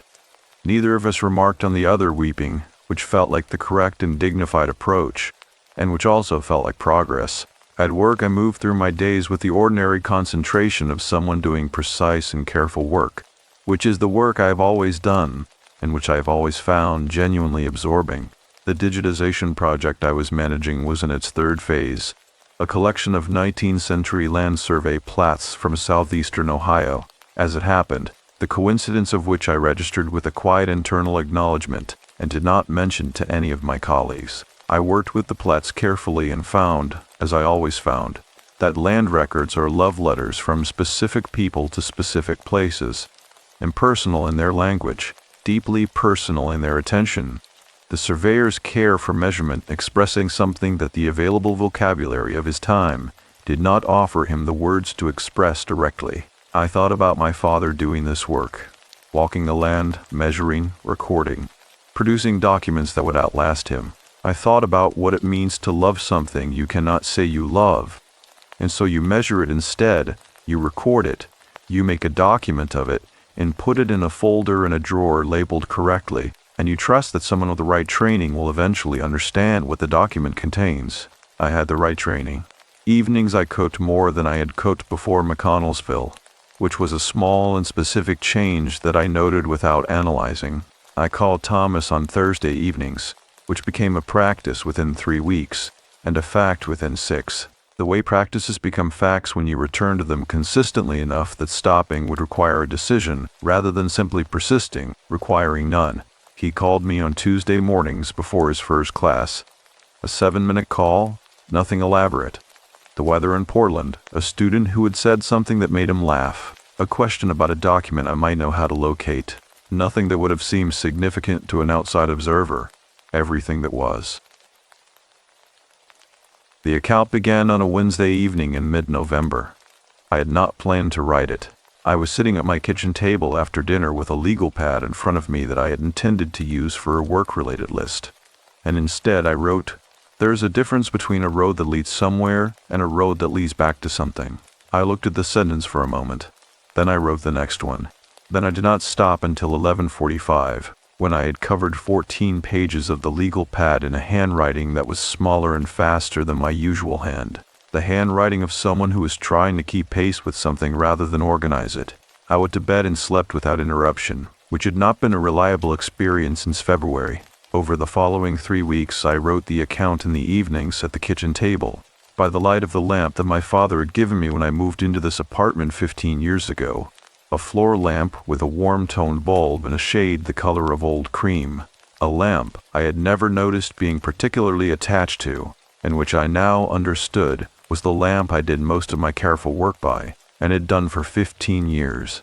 And that the warm-tone light of it was the closest thing I had to a continuous physical presence of him in my daily life, and that I had been sitting in his light for 15 years without knowing it. I knew it now. The title arrived on the last evening of writing, which was a Sunday in late November. The city outside my window gone quiet, in the particular way it goes. Quiet after 10 on a cold night, the specific hush of a place where most people have decided the day is finished. I was reading back over the final pages when the title arrived, not as a construction, not as a choice, but as a recognition. The way you recognize the right word when it surfaces. The word was already there. You simply had not seen it yet. The bones remember. I wrote it at the top of the first page and looked at it, and it was correct. I set the legal pad on the corner of my desk and turned off the lamp and stood in my kitchen in the dark for a moment. The city quiet outside, the apartment holding its particular warmth, the second bedroom closet visible through the open door with the shelf where the banker's box had been, and was no longer because the banker's box was in the completed but not finished drawer now, filed correctly, its contents documented and understood. The shelf was empty. I looked at it in the dark and thought, in the spring, I will drive back, not to the site. The site has what it needs, but to the territory of it. The river road, the stripped maples at the end of the Calhoun Drive, the town on the Muskingum that wears its age without apology. There was something I had not yet done that wanted doing, not urgently, not with the pressing warmth of the stone's specific instruction, but with the quieter persistence of something that belongs to the ongoing practice rather than the single completed gesture. I knew what it was. I had known since Ruth Calhoun said, "Presence is not a single act. It is a practice, and a practice is something you return to, and returning to it is not failure. It is the point." The winter settled over Columbus in its usual way, gradually and then completely, the cold arriving by degrees until one morning you step outside and the degree of it is final, and you accept the finality and go about your business in the cold and find that you are warm enough, that the warmth is internal and distributed and sufficient, that you have more of it than you believed you had when the cold began. I was warm enough. The spring, when it came, would take me back to the river, and I knew what I would bring, and I knew what I would say, and the knowing of it was not a weight. It was the next part of the practice. Spring comes to the Muskingum Valley the way all true things come, not with announcement but with accumulation. I drove down on a Saturday in late April, which is the right time in southeastern Ohio if you want to see the land at its most honest about what it intends, past the gray of winter's conclusion, not yet into the full opacity of summer's green, the trees in that particular early leaf state where the canopy is present but translucent, the light coming through it in a way it will not come through again until October, everything visible and everything lit from within by the specific gold of a spring morning in river country. The fields on either side of Route 37 had been turned and were waiting. The sky was high and clear, and the blue of it was not the pale winter blue I had last seen through the gap in the October clouds, but a full and confident blue, a blue that had made a decision. I had made a decision too. Thomas had driven from Portland. This was his idea, not mine. I had not asked him and had not expected him, and when he called 3 weeks before the drive to say he wanted to come, I had sat with the phone against my ear for a moment and felt something open in my chest that I did not try to name and simply let be open. He had flown into Columbus on the Friday evening, and we had sat at my kitchen table until midnight under the warm-toned light of our father's lamp, and he had read the account on the legal pad, all 14 pages of it, the small fast handwriting, the full account from the banker's box to the bank paths to the phone call at the rest stop, and when he finished he had set it on the table and looked at it for a long moment and said, "He would have wanted you to find that box." I said, "I know." Thomas said, "He left it for you because he knew you would know what to do with it. He left it for you because of all the people in his life. You were the one most like him, which meant you were the one who most needed what was in it." I said, I know that too. Now, we drove down together in the morning, 2 cars, because Thomas needed to get to the Columbus airport by 4, and I wanted to stay the afternoon. The convoy of us on Route 37 felt both ordinary and significant in the way that ordinary things feel significant when you are finally paying the right kind of attention to them. 2 cars on a state route in April. 2 siblings driving toward a river, the spring light on the windshield, the radio off. I had called Ruth Calhoun the week before. She had said to come. She had said the path was clear, and the water was still low from the winter drawdown, and the bank face would be visible. She had said she would not come with us. She said, "That part is yours," and it should be. She had said one other thing, which I had written down on the back of an envelope and carried in my coat pocket. The practice is its own completion. You do not return to finish. You return to continue. We stopped at Patty's Diner on the south end of Main Street. The same woman with the Gray Street tear poured coffee without being asked. Thomas ordered eggs, and I ordered eggs. And we sat at the counter and looked at the room and did not need to fill the silence, which was the specific comfort of a silence between people who have learned that silence is not a problem to be solved, but a shared space to be inhabited, and that inhabiting it together is its own form of closeness. Thomas looked around the diner and said, "Dad would have liked this place." I said, "He would have sat exactly where you are sitting and ordered exactly what you ordered." Thomas smiled. It was our father's smile, the contained one, the one that lived primarily in the eyes and only secondarily in the mouth. The smile of a man who feels things fully and expresses them at a slight delay, like light that has traveled a long distance and arrives warm despite the journey. We drove to the pull-off after breakfast. The river was visible from the road now, in a way it had not been in October. The tree line thinner in its spring leaf than it would be in a month. The water catching the morning light in long horizontal lines that moved downstream at the pace of something that has never been in a hurry and is never needed to be. The pull-off was empty. The gravel was wet from a rain the night before. The air smelled of turned earth and creek water and new growth. And underneath all of it, present as always, that cold mineral note from the river's edge that I had come to understand as the specific smell of deep time, of earth that has been holding things for longer than any living thing can comprehend, and is still holding them and will continue. We walked the bank path together. The goldenrod was green and new and did not brush our jackets as it had in October. The river moved to our right. The harvested field to our left was planted now, the rows just beginning to show their first green, and the tree line beyond it was full of birds conducting the loud and urgent business of April. Thomas walked beside me and neither of us spoke, which was correct. Some things want witnesses, not commentary. The sight opened in front of us as it had opened in front of me in October. The widened bank, the raw face of the earth, the dark band running its horizontal line to the exposed layers like a sentence in a language that requires patience rather than translation. The spring light was on the water, and on the bank, and on our faces. And it was horizontal in the way that morning light in river valleys is horizontal before it climbs, coming across the water from the east in long level shafts that found the face of the earth and lit each layer distinctly. I stood above the bank. I brought 3 things. The first was a photograph, not the one from my father's box, which lived in the completed but not finished folder in my filing cabinet in Columbus, but a copy I had made, printed on plain paper, showing the 2 men at the edge of the cut earth, and my father's face turned away, and the blue flannel shirt with the mended shoulder. I held it for a moment and looked at it, and then I set it down on the ground at the edge of the bank path, weighted with a small ordinary stone from the path itself, and I let the spring air touch it. The second was a letter, not the letter to Thomas. That one had been sent and received and answered, and the answering of it had taken Thomas's particular handwriting 3 pages to accomplish. 3 pages I had read at my kitchen table, and then placed in the folder beside the personnel list, because they belonged there, in the record of things completed but not finished. This was a different letter. Shorter. 6 sentences.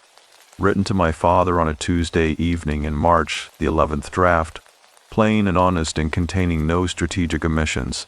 I had not known, when I began writing it, Whether a letter to a dead man was a thing a careful person did. By the 11th draft I understood that it was the most careful thing I'd ever written, and that the care was the point, and that he would have recognized the care because it was his care, returned to him across the distance he had not known how to close, and that I was closing now on both our behalf. I read it aloud above the bank. My voice in the open air above the river sounded the same as it had in October, smaller and more real simultaneously, the way voices sound when there is nothing to amplify them. Thomas stood 2 steps behind me and to my left, and I was aware of his presence. The way you are aware of something solid and reliable at your back. A structural presence, load-bearing. I read all 6 sentences. When I finished, I folded the letter and held it for a moment, and then I released it over the bank, and the spring air caught it, and it turned once, slowly, and came to rest against the face of the exposed earth, against the dark band, where it would not last the week. The rain would come and the river would take it, or the earth would receive it, and either way it would be gone back into the system of things, which was where it belonged. The third thing was not an object. I turned to Thomas and I said, "There is one thing I did not put in the account, and I want to say it here, above this place, because this is where the unspoken things go." He looked at me with our Father's eyes. I said, "I am glad you are here." I said, "I have been glad of your existence for 40 years, and I have said it to you perhaps twice in that time. And I intend to say it more often going forward, beginning now, because the practice requires that I say the true things in the presence of the people they are true about, and this is the truest one I have." Thomas looked at the river for a moment. Then he looked at me and he said, "Same." We stood there for a while, the 2 of us, above the 10,000 years of patient keeping, in the spring light on the muskingum, with the birds conducting their business in the tree line and the water moving in the way water moves when it has no reason to hurry, and the dark band in the face of the earth holding what it held, as it had always held it, as it would go on holding it after we were gone and after everyone who had ever stood on this bank was gone. The sustained and patient warmth of it passing from the earth into the air above it, and from the air into whatever lived and breathed and stood in it, the way all warmth passes, the way all things kept with sufficient intention eventually find their way to the person they were kept for. We walked back up the bank path in the spring morning. Thomas drove to Columbus and flew back to Portland, and I drove the long way home along the river road, and the Muskingum was visible through the new-leafed trees in broken silver flashes, present and moving, and I drove until I could not see it anymore, and then I drove on, and the road ahead was the road ahead, ordinary and particular and mine, and the weight I carried was the right weight, held correctly, and it was warm.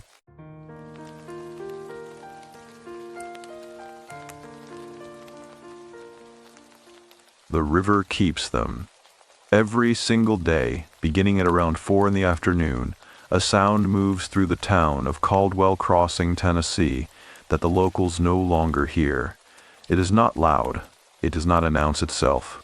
It is simply the river, the Clinch, running wide and gray-brown along the town's eastern edge, and the sound it makes as it bends around the limestone shelf below the old Renner property is less a sound than it is a feeling. Something you register in the center of your chest before your ears catch up. I did not know that on the day I arrived.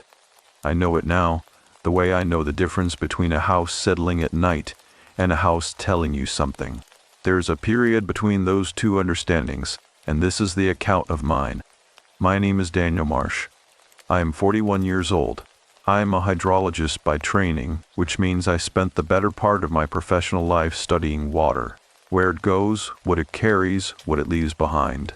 I am telling you this not because it matters to the strange thing that happened in Caldwell Crossing, but because I want you to understand the specific quality of my skepticism. I did not believe in the supernatural, or I did not, the morning I drove out of Knoxville on Route 11W with my passenger seat stacked with photocopy county records, a thermos of black coffee cooling in the cup holder, and my father's last voicemail still unheard on my phone.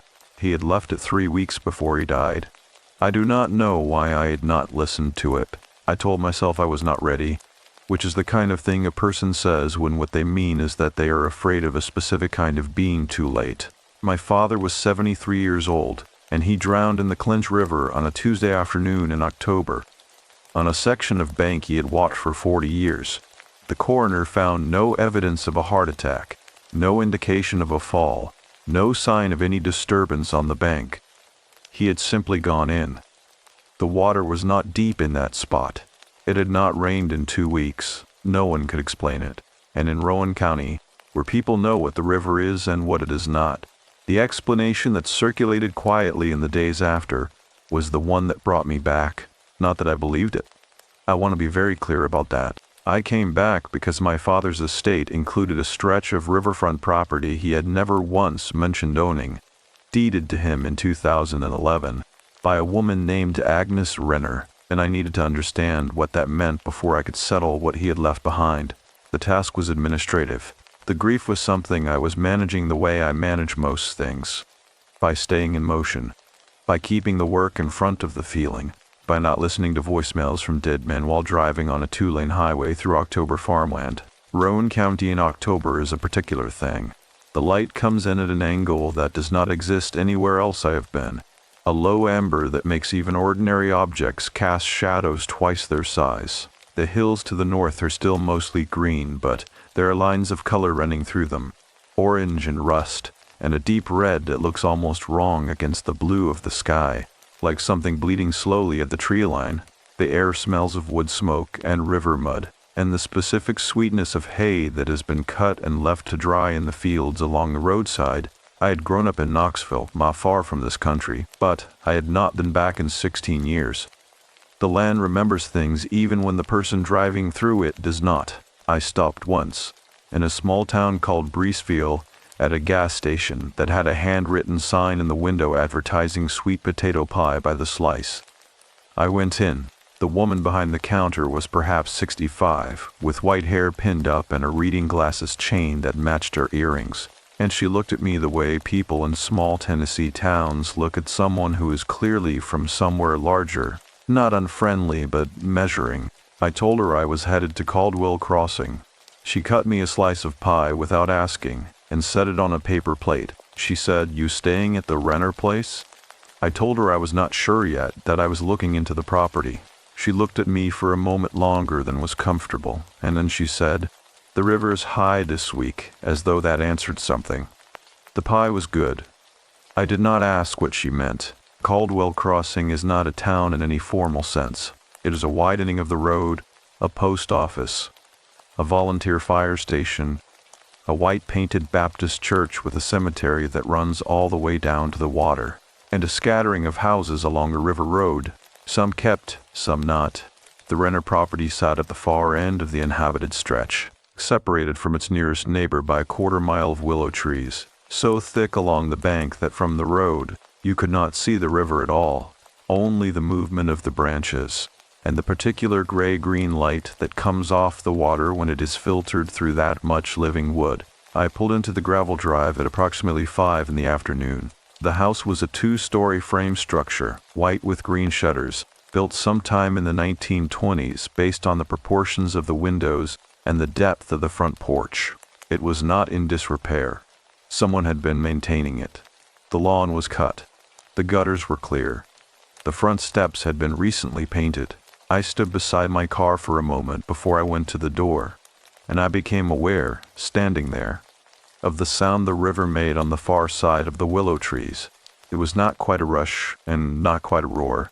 It was lower than that, steadier, like something breathing at a distance that had very large lungs. I had the key from the estate attorney. The front door opened without resistance. The inside of the house smelled of old wood and linseed oil, and something underneath both of those, faint, cool, mineral, the specific smell of river water that has found its way into the walls of a building over decades, until it becomes part of the structure itself. The ceilings were high.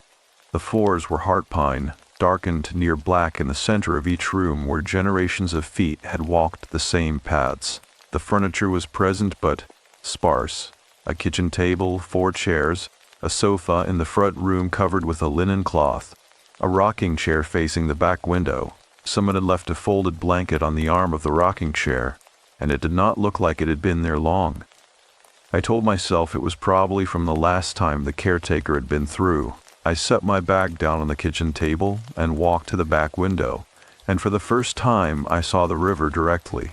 The willows ended at a mowed strip of bank perhaps 30 feet wide, and beyond that the Clinch ran slow and wide and very dark in the late afternoon light, carrying the reflections of the trees and long broken lines across its surface. On the far bank there was nothing, just more willows, and beyond them the low hills going dark against the sky.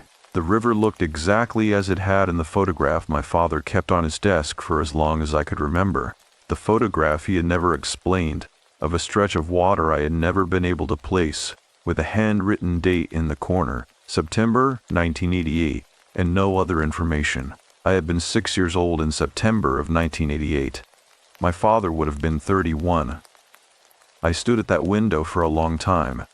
The light dropped. The river did not change. The sound it made moved through the glass as though the glass were not there. I did not listen to the voicemail that night. I told myself I was tired from the drive. What I was, though I did not know it yet, was already somewhere I had been before. Somewhere that had been waiting, with the specific patience of deep water, for me to come back to it. Outside, the willows were perfectly still, and the river moved beneath them without sound, and the night settled in over the Renner property the way it always does in that country, not falling, but rising up from the water first. The amber light of the previous evening had given way to something thinner and grayer by morning, a sky the color of river silt pressing low against the hills to the north, and the Renner house sat beneath it, with the particular patience of old buildings that have seen enough weather to stop being concerned about it. I had slept in the upstairs bedroom facing the water, not because I had chosen it deliberately, but because when I opened the door at the top of the stairs, it was the only room where the bed was made. I want to say something careful about that morning, because the temptation in retrospect is to read it as ominous, to color it in the hues of what came later. It was not ominous. It was quiet and cool and smelled of wood smoke drifting from somewhere down the road. And when I came downstairs and put water on for coffee on the old gas range, the pilot caught on the first try and the blue flame came up even and steady, and I stood at the kitchen window watching a great blue heron work the near bank of the Clinch, with the focused deliberation of something that is all the time in the world. The morning was simply a morning. The wrongness was in the details, and the details, as is always the case, only assembled themselves into a pattern once I had enough of them. The first detail was the journal. I found it while doing what I had come to do, going through the contents of the house methodically, room by room, cataloging what was present for the estate record. The front room held nothing unusual. The shrouded sofa, the rocking chair, a side table with a lamp, a small bookshelf holding a mix of paperback novels and a few hardcover volumes on Tennessee history and local plant identification. The kitchen was similarly unremarkable. It was in the back room, a narrow room off the kitchen that might once have been a mudroom or a pantry, now holding a writing desk, a wooden chair, and a set of open shelves, that I found it. The journal was sitting on the surface of the desk, not stored, not tucked away. It was a standard composition notebook, black and white marbled cover, the kind sold in every drugstore in the country. The cover had no name on it. I opened it to the first page. The handwriting was my father's. I recognized it immediately, and without question. The particular forward lean of his letters, the way he formed his lowercase g with a loop that closed too tightly, the habit he had of pressing too hard with the pen so that the words left impressions 2 or 3 pages deep into the paper. I had grown up watching that handwriting on birthday cards and grocery lists, and the occasional long letter he sent when I was at college, before email made long letters unnecessary. There was no mistaking it. The first entry was dated March of 2014. I set the journal down on the desk. I did not read further. I stood in that narrow room with the smell of the river coming through the single small window above the shelf, and I made myself breathe at a normal rate, which was something I had learned to do in the first weeks after his death, when the world had a habit of tilting without warning. I was a hydrologist. I dealt in facts. The facts were as follows. My father had apparently visited this property and left a journal here, and the estate attorney had not mentioned it, and I was holding evidence that my father had a private relationship with a place he had never told me about. I left the journal where it was and went back to cataloging. The second detail came from the basement. The house had a half basement, a partial excavation under the back half of the structure, accessible through a door in the kitchen floor, fitted with an iron ring pull. I went down with my flashlight because the single bulb at the bottom of the stairs put out barely enough light to see by. The basement held the expected things: a furnace, a water heater, some old glass canning jars on wooden shelves, a few cardboard boxes softened by years of humidity. I moved through it efficiently, noting contents, checking the condition of the mechanical systems. In the far corner, behind the furnace, the concrete floor gave way to bare earth. This was not unusual in houses of this age. Sometimes the excavation simply stopped where the ground became too difficult, or the builder ran out of patience. What was unusual was what had been placed on that earth. A ring of smooth river stones, each roughly the size of a fist, arranged in a careful circle approximately 2 feet across. Inside the ring, the earth had been swept clean and pressed flat. In the center of the ring sat a single object, a small glass jar with a metal lid. The old-fashioned kind with a rubber seal. The jar held water, dark water, slightly tea-colored the way river water gets when it carries tannins from tree roots, the way the clinch runs after a hard rain. I crouched in front of it for a long time. The water in the jar was clear enough to see through in the beam of the flashlight, and it did not appear to contain anything other than water. The jar was sealed. The stones were clean. The arrangement was deliberate and had clearly been made with care. I straightened up and went back upstairs. I told myself it was a folk remedy, a tradition. This part of Tennessee had a long history of Appalachian practice, root work, water keeping, old protective customs that had been passed down in families for so long that no one who maintained them remembered their original meaning. I had grown up close enough to this country to know that such things existed and were not unusual in older homes along the river bottoms. I filed it under regional custom and moved on, but the jar stayed in the back of my mind the way small things do when they have no explanation that fully closes around them. In the early afternoon, I drove into the nearest town of any size, a place called Harriman, about 12 miles west, to find the county records office and begin the property research I had come to do. The county records office was on the second floor of a building that also housed the agricultural extension office and a state farm insurance agent, and the woman who managed the records was named Patricia, according to the nameplate on her desk, and she had the slightly guarded helpfulness of someone who fields a great many requests she is not entirely sure about. I asked about the renter property, the deed history, any recorded easements, any prior transactions. Patricia pulled the file and set it on the counter between us. She was quiet for a moment, her eyes moving down the page. "Your family?" she said. "My father's estate. The property transferred to him in 2011. She turned the page.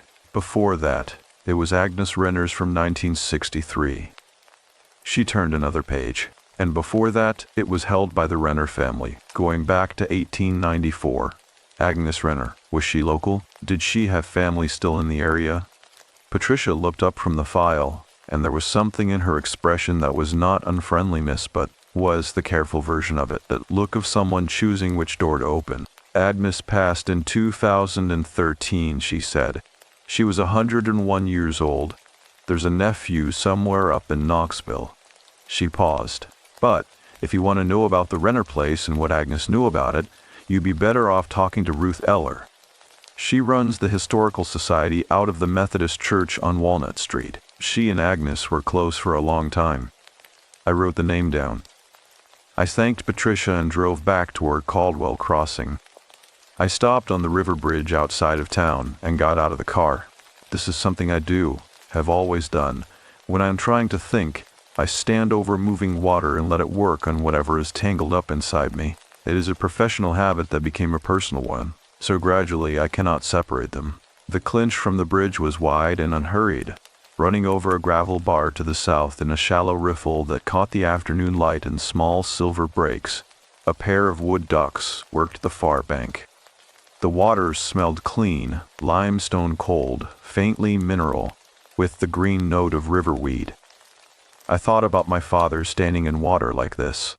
I thought about the fact that he had drowned in a section of this river that was not deep enough to drown in under normal conditions, and that no one had been able to explain it, and that he had left a journal in a house he had never mentioned, on land that had belonged to a woman I had never heard of, with a date in the corner of a photograph that placed him here before I was old enough to understand anything. A truck went over the bridge behind me, and the whole structure trembled slightly, the way bridges do, the way things do when forces pass through them that are larger than what they were built to accommodate.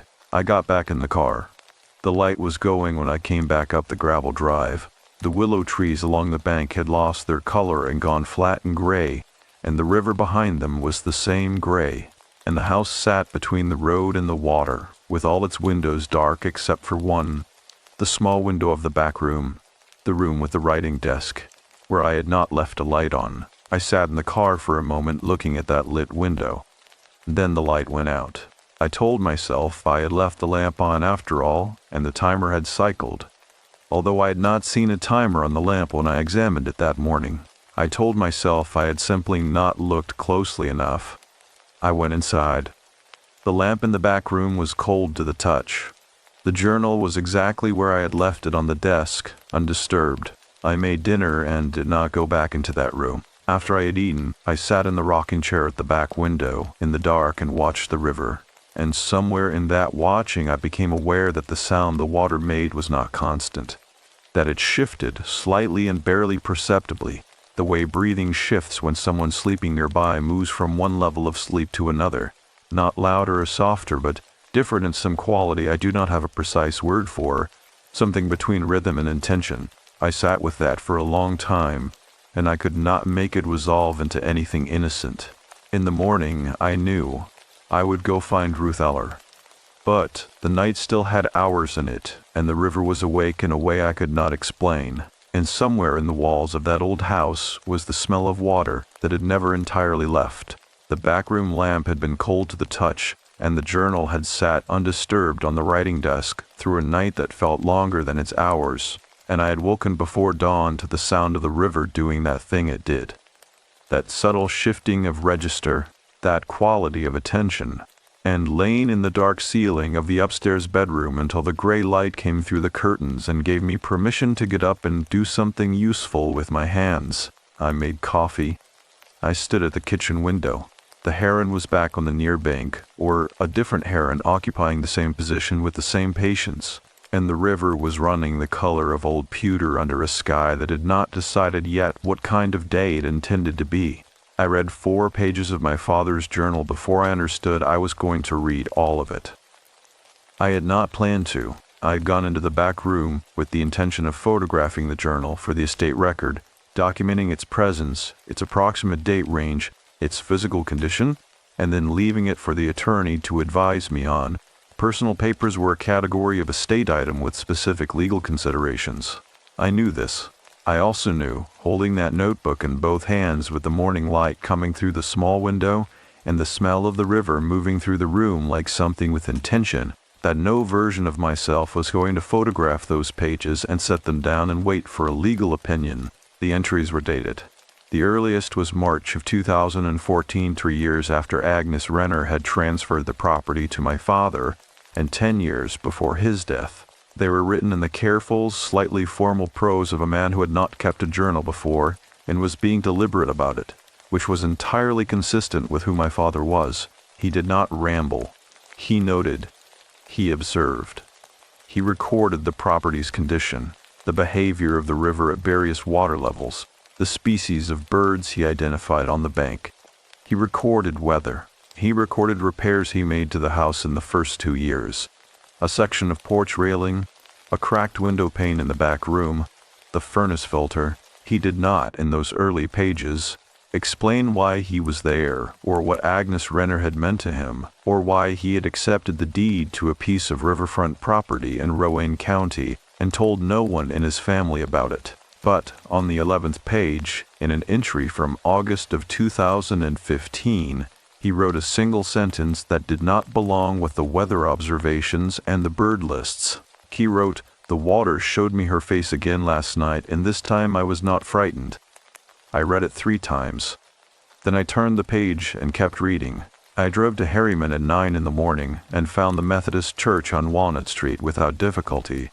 A white frame building 2 blocks off the main road with a hand-painted sign on the side. Door reading Rowan County Historical Society, Tuesday/Thursday, Saturday 9 to noon. It was a Thursday. The door was unlocked. The room inside was a single large space that had probably once been a Sunday school classroom, now occupied by 4 long folding tables covered with documents, photographs, and archival sleeves, binders organized by decade, and the particular order density of a collection that has been tended by one person for a very long time. The smell was paper and dust, and the faint chemical sweetness of archival fixative. Fluorescent lights ran the length of the ceiling. At the far end of the room, bent over a binder with a magnifying glass, was a woman I put at approximately 80 years old. Small and very upright in her chair, white hair cut close, wearing a cardigan the color of winter wheat. She looked up when the door opened and her eyes were sharp and dark, and assessed me in the time it takes to draw one breath. "You are Daniel Marsh," she said. It was not a question. I stopped moving. "I am. How did you—" Patricia called ahead. She set down the magnifying glass. "I am Ruth Eller. Come and sit." There was a folding chair on the near side of the table, and I took it. Ruth Eller folded her hands on the binder in front of her and regarded me with the patience of someone who has spent decades waiting for the right questions. "My father," I said. "You knew him?" "I knew of him," she said carefully. "Agnes spoke of him. I met him twice. Once in 2012, once the spring before he died. He came to look at the records." She nodded toward the binders along the wall. "The river history, the family history. He was thorough." "Agnes Renner," I said. "Who was she to him?" Ruth Eller was quiet for a moment, and in that moment I became aware of the specific quality of silence in that room, how completely the traffic outside had been absorbed by the walls, how entirely alone the two of us were inside that quiet. "Agnes Renner was the last keeper of the Clinch Bank property," she said. "She held it for 50 years. Before her, it was her mother Vera from 1922. Before Vera, it was her grandmother Calla from 1894. She paused. "The property does not change hands by accident, Mr. Marsh. Agnes chose your father carefully. She observed him for some time before she decided." "Decided what?" Ruth picked up a photograph from the table and slid it across to me. It was black and white, printed on the thick paper of mid-century processing, showing a woman in her 40s, standing on the bank of a river I recognized immediately. Behind her the willows were smaller than they were now, but the curve of the bank was identical. That specific bend where the limestone shelf pushed the current toward the far side. The woman was looking at the camera with an expression I could not fully read, something between grief and the deliberate chosen calm. "That is Vera Renner in 1948, Ruth said, 4 years after her son went into the river." I looked up from the photograph. "He was 19, Ruth said. Her voice did not change temperature. "Came home from the Pacific in September of 44 and walked into the Clinch on a Tuesday afternoon in October on a section of bank that was not deep enough to account for it. She watched me. The coroner found no evidence of a heart attack, no indication of a fall, no sign of disturbance on the bank." The room was very quiet. "That is the same language used in my father's coroner's report," I said. "Yes," Ruth said. "It is." I set the photograph down on the table between us. My hands were steady. This is a thing I am capable of, keeping my hands steady while the rest of me is doing something else entirely. And I was grateful for it in that moment because I needed to think clearly, and the space between Ruth Eller's words and my own understanding of them was the most important space I'd inhabited in weeks. "How many times," I said, "how many times has it happened at that bend?" Ruth turned to a binder on her left and opened it to a tab section. She did not pass it to me. She read from it in a measured voice. "Calla Renner's husband, 1896. Vera Renner's son, 1944. A man named Cooper who had rented the property briefly, 1961. Agnes terminated the rental after that and never leased it again. And your father, 2023. 4 names. I wrote them in my notebook. Are there others? Before Calla? The records before 1890 are incomplete. Ruth closed the binder. But the local oral history suggests the bend has been what it is for as long as people have been living along this stretch of the river. She looked at me steadily. What I can tell you, Mr. Marsh, with some confidence, is that the men who went into the water at that bend were not taken randomly. They were all men who were carrying something unresolved, something that had no language yet, something the river, in this local understanding, recognized. I put my pen down. Outside, a car went by on Walnut Street, its radio briefly audible through the glass, a country station playing something I did not catch. My father left a journal at the house, I said. He wrote that the water showed him a face. Ruth Eller did not look surprised. She looked, if anything, like someone watching a piece of a long equation finally settle into its correct position. Did he write whose face? Not in the pages I read this morning. I hesitated. I did not finish it. No, she said softly. I imagine you did not. I drove back to Caldwell Crossing on roads I was beginning to know by their feel rather than their landmarks. The long curve where the hill dropped toward the river. The straightaway through the second growth timber, where the pavement cracked in a line that ran perfectly parallel to the road's edge for a quarter mile. The place where a rusted mailbox leaned at an angle that suggested it had been hit by a vehicle and never fully corrected. The landscape was building itself into something familiar at a pace that felt slightly faster than it should, as though the land were cooperating with a recognition I had not yet consciously made. Back at the house, I went directly to the back room. I read the rest of the journal in 2 hours, standing at the desk because I did not want to sit. Standing felt more honest to what I was reading, less like settling in and more like bearing witness. My father had kept the journal across 9 years of irregular visits to the Renner property, sometimes months between entries, sometimes only a week. He had never told my mother about the property. She had died in 2009, 2 years before Agnes transferred the deed, and he had never told me. The journal did not explain why. It simply assumed the silence as a given, the way people assume the conditions that have shaped them for long enough. On the 43rd page, in an entry from May of 2018, he wrote about standing at the back window after midnight and watching the surface of the river in full moonlight. He wrote that the water moved differently at that hour, that it showed things in its surface that were not reflections of anything present on the bank. He wrote, with the careful language of a man who distrusted his own perceptions but was committed to recording them accurately, "What I see is not a hallucination. I am certain of this not because I understand it, but because I have felt the difference between my mind showing me things and the river showing me things, and they do not feel the same." On the 51st page, he wrote her name for the first time. The name was not one I recognized. It was not Agnes Renner, and it was not my mother. It was a name I had never heard my father speak in 41 years of knowing him, written in his careful, forward-leaning hand. And underneath it, he had written, "She has been in the water since before I was born. I do not know yet what she needs from me. I know only that she knows my face, and that I knew hers before I saw it, which is the strangest thing I have ever been certain of." I closed the journal. Outside, the afternoon was going. The willows were moving slightly in a wind I could not feel from inside the house. The river was doing its particular thing with sound. That shift, that barely perceptible change of register that was not loud enough to name but was present enough that ignoring it required a specific act of will. I stood in the back room of the Renner house with my father's journal in my hands, and I understood, for the first time since I had arrived, that I had not come here to settle an estate. I had come here because something in this place had decided it was time, and that the right word for the thing that had decided was not a word I had previously allowed myself to use without qualification.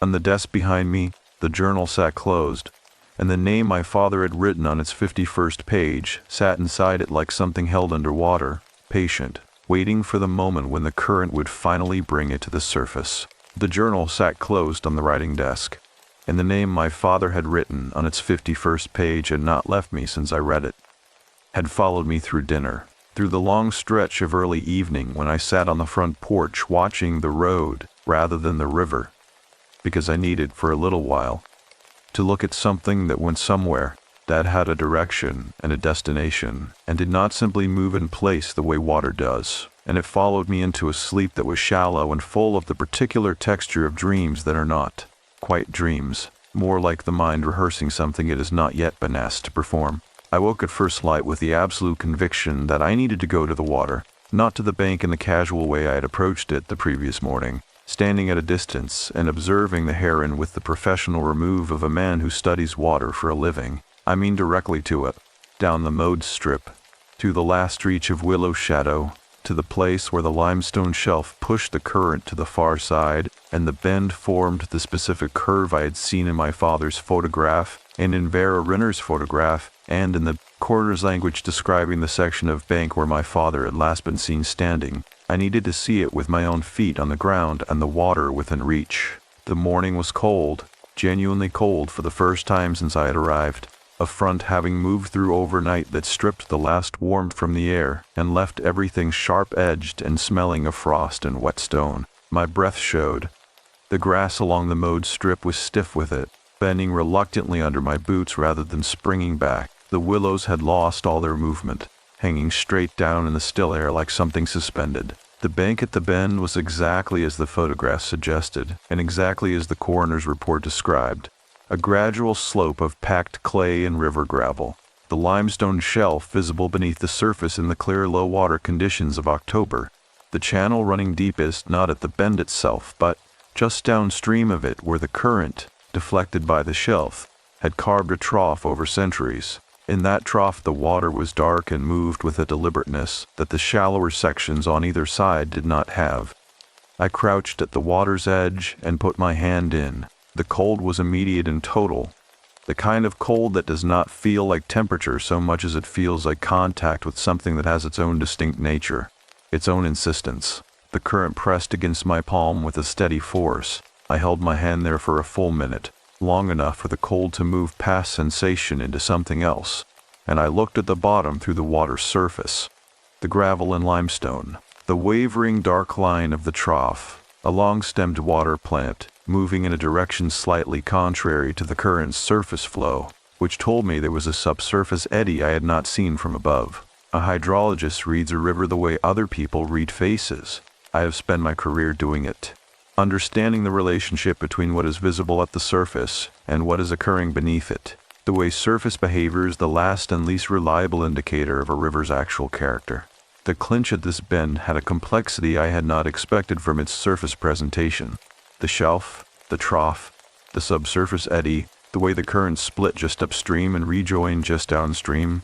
It was a hydraulically sophisticated section of river for something that looked, standing back, like a quiet pastoral bend. It was the kind of place where a person standing at the edge, distracted or unsteady or simply not paying the right quality of attention, could be taken. I pulled my hand from the water and stood up and dried it on my jacket and stood there for another minute looking at the surface.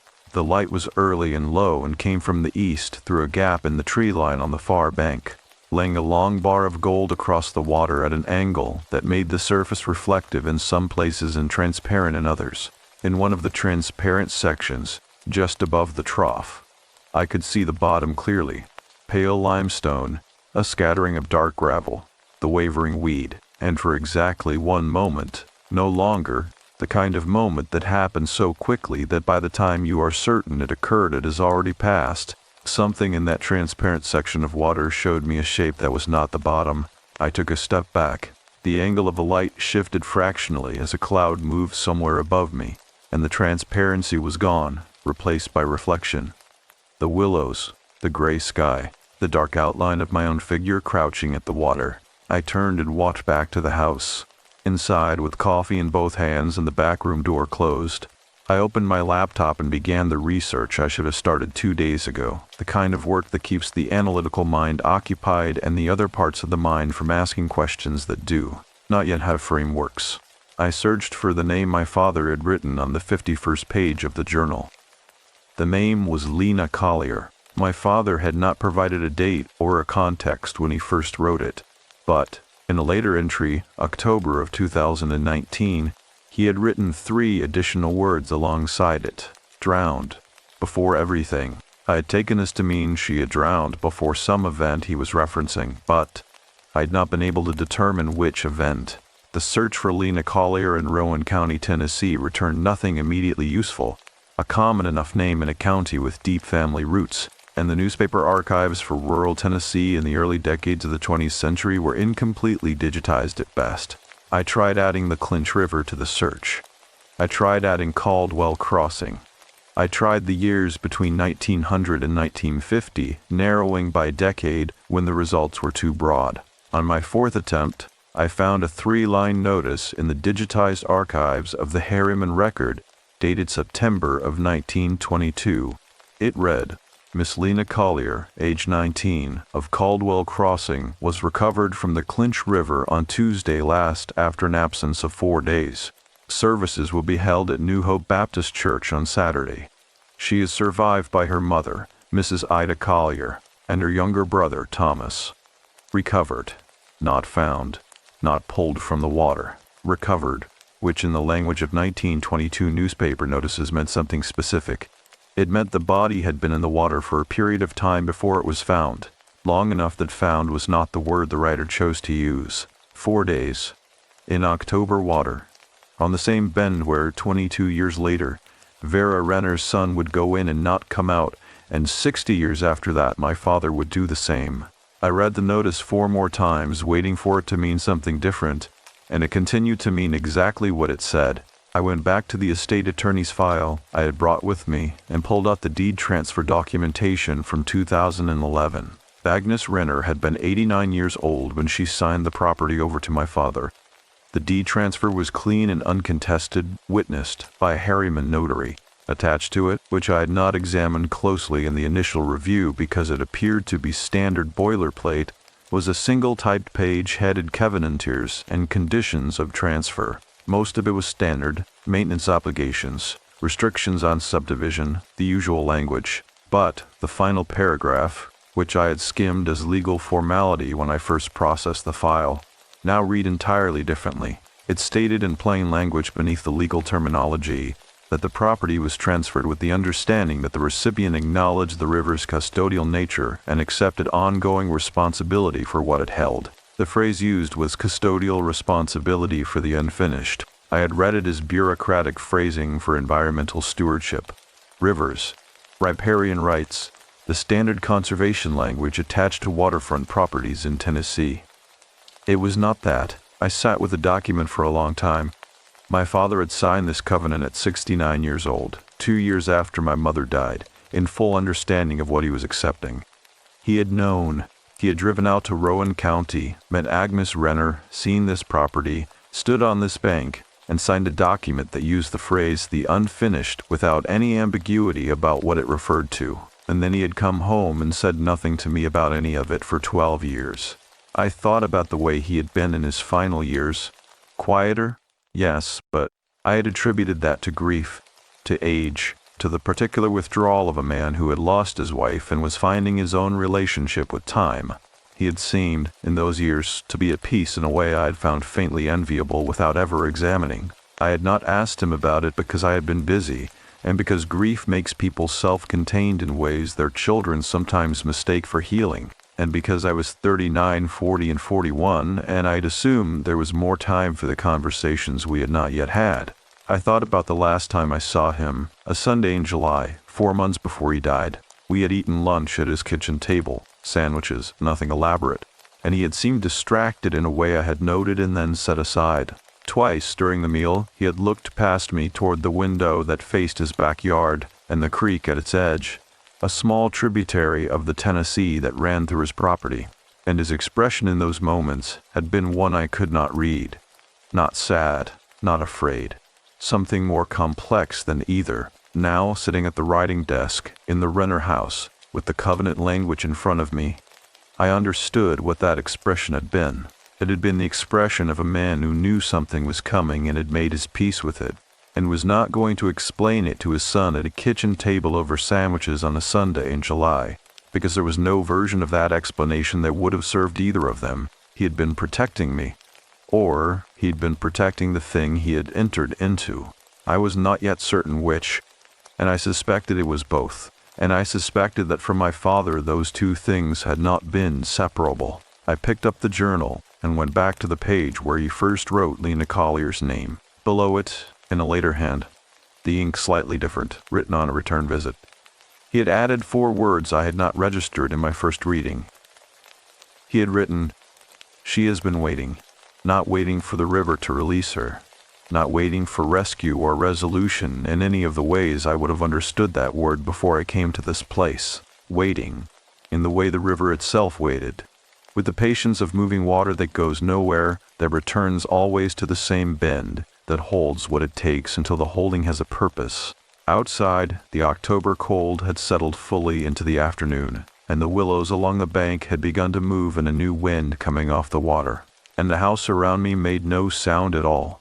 Not the creak of settling wood, not the tick of pipes, not any of the ordinary voices old buildings use to remind you they are alive. Only the river, doing its particular work, and the covenant document on the desk in front of me with its careful language about the unfinished, and my father's handwriting on the 51st page, and the shape in the water that I had seen for one moment at the bend before the light changed and took it back. I could not leave. I understood that now not as a feeling, but as a fact, the way hydraulic pressure is a fact, invisible, structural, operating entirely without concern for what the object it acts upon would prefer. The river had been waiting for me specifically, and I had arrived on schedule, and the only question left was whether I was going to do what I had come here to do, or stand on the bank indefinitely, keeping my hands dry calling it research.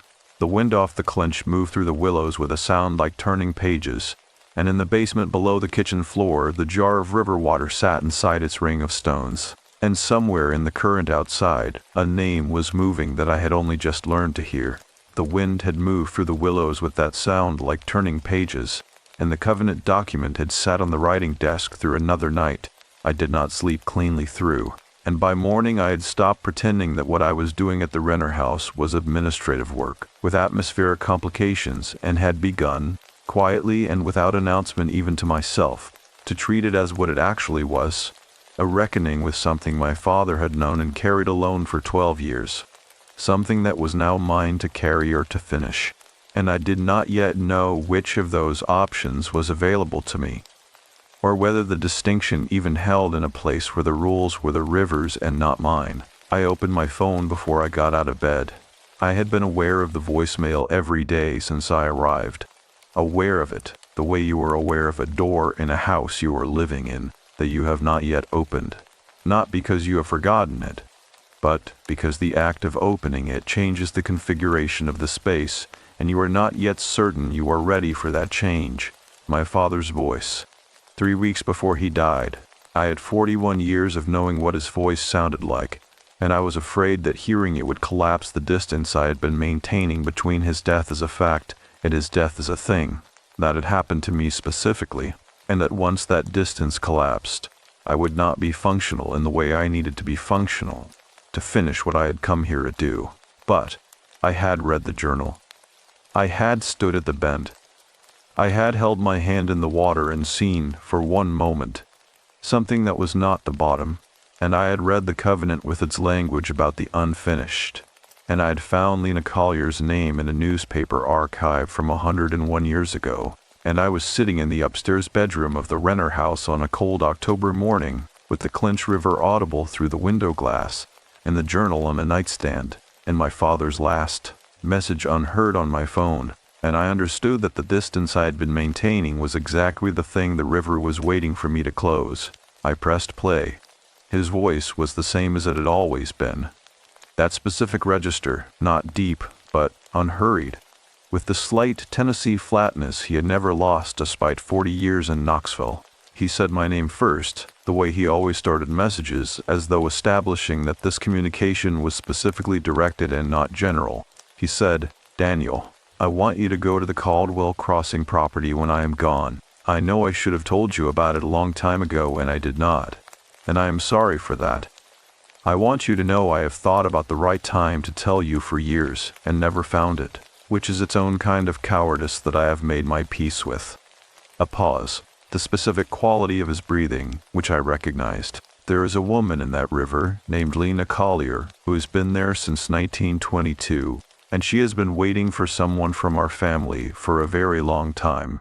I am telling you this because I need you to understand that what happened to me was not an accident, and it was not a tragedy in the ordinary sense. I went to her because she called me, and I went willingly, and I was not afraid. Another pause, longer. I need you to understand it was not suffering. I need you to know that before anything else. His voice shifted slightly, became quieter. Agnes Renner told me when she gave me the property that the river holds the unfinished until the right person comes to finish it. I thought for a long time that I was that person. I was wrong. I was the bridge, Daniel. You are the one she needs. I do not fully know why. Agnes said the river knows things about bloodlines and grief that we do not, and I have lived with that answer for 12 years, and I believe it. The quality of the pause changed again, became something I can only describe as tender. There's a journal in the back room of the house. Read all of it. Go see Ruth Eller, and when you are ready, and you will know when you are ready. You will feel it the way you feel a current change direction under your hand. Go to the bend and listen. A final pause. I love you, son. I am not gone in the way you think I am. I am just somewhere different. The river knows where. The message ended. I sat with the phone in both hands for a long time, and the river moved outside, and the cold morning light came through the curtains and lay across the floor of the bedroom in a long, pale bar, and I did not try to manage what I was feeling or keep my hands particularly steady or apply any of the professional or personal disciplines I had spent my adult life developing. I simply sat with it. The grief and the relief and the strange, specific quality of being known by someone who was no longer present to know you, and the way his voice had sounded when he said, "I am not gone in the way you think I am," which was not the voice of a man making a comforting abstraction, but the voice of a man reporting a fact he had tested. He had gone into the river willingly. I had known this somewhere beneath the level of conscious thought since the coroner's report. Had known it in the way you know things that your understanding is not yet caught up with, carried it as a weight without a name. Now it had a name. Now it had a reason. Now it had a 101-year-old woman named Agnes Renner, and a covenant document, and a journal with 51 pages and a 3-line newspaper notice from September of 1922, and all of it assembled into a shape that was not comfortable, but was, for the first time since I had stood in the funeral home in Knoxville and looked at a closed casket, coherent. I got up and washed my face and went downstairs. I sat at the kitchen table with the journal open to its earliest pages and read it again from the beginning. But differently this time, not as a document to be catalogued, but as correspondence, as the long letter my father had written to me in the only form he could find for it. Over 9 years in the back room of a house on a river bend in Rowan County. The early pages, which I had read as methodical observation, the bird lists, the weather, the repair notes, now read as the careful establishment of a baseline, the way a scientist documents the normal state of a system before introducing a variable. He had been learning the property. He had been learning the river. He had been becoming, slowly and deliberately, the kind of person who could hold what the river was going to show him. On page 23, he wrote about a conversation with Agnes Renner, in which she told him the history I had been assembling from the records and from Ruth Eller, Lena Collier. The bend, the pattern of men who carried unresolved grief and were called by the water over generations. He wrote, "Agnes says the river does not take. It recognizes. There is a difference she considers essential, and I am beginning to understand why." On page 31 he wrote, "I have been thinking about my father and what he did not tell me about his own father, and whether silence about loss is something that runs in families the way eye color runs in families, and whether the river can see it even when we cannot. His father, my grandfather, a man who had died before I was born, whom my father had spoken of rarely and always briefly, a man who had left eastern Tennessee in 1948, driven north to Knoxville, and not looked back, or so the family story went. Eastern Tennessee, 1948.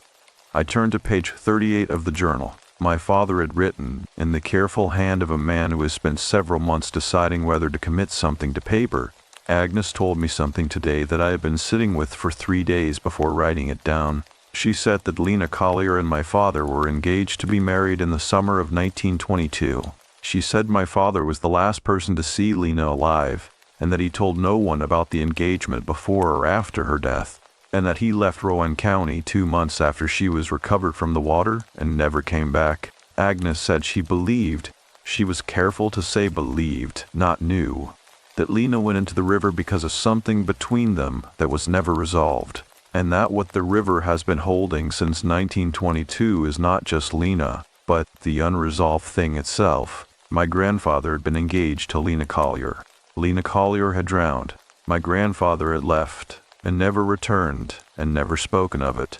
And the Simons had passed my father the way Simonses do, not as a specific absence, but as a shape in the family's negative space, a room no one opened, a name no one said, and it had passed from my father to me. I thought about the particular quality of loss I had carried since my mother died, not the acute grief, which had moved through its phases in the way grief does, but the older thing underneath it, the structural loneliness that I had always attributed to temperament, to the self-sufficiency of an only child, to the professional habits of a man who spent his working life reading rivers rather than people, the thing that made intimacy feel like a calculation I could not complete, the thing that had ended 2 serious relationships in my 30s with the specific quiet of a river losing volume in a dry season. Not dramatically, not with identifiable failure, simply with a gradual reduction until one day there was not enough water to sustain the current. The unresolved thing that runs in families. The river had been holding it since 1922. My grandfather had carried his share of it out of Rowan County and passed it forward without a word. My father had found it here, had spent 12 years in its presence, had understood in the end that he was not the one who could finish it, and the message he left me, recorded 3 weeks before he walked into the clinch on a Tuesday afternoon in October, had been precise and deliberate and entirely without apology, which was the most honest thing he had ever said to me. I am the bridge, Daniel. You are the one she needs. I did not know yet what finishing it looked like.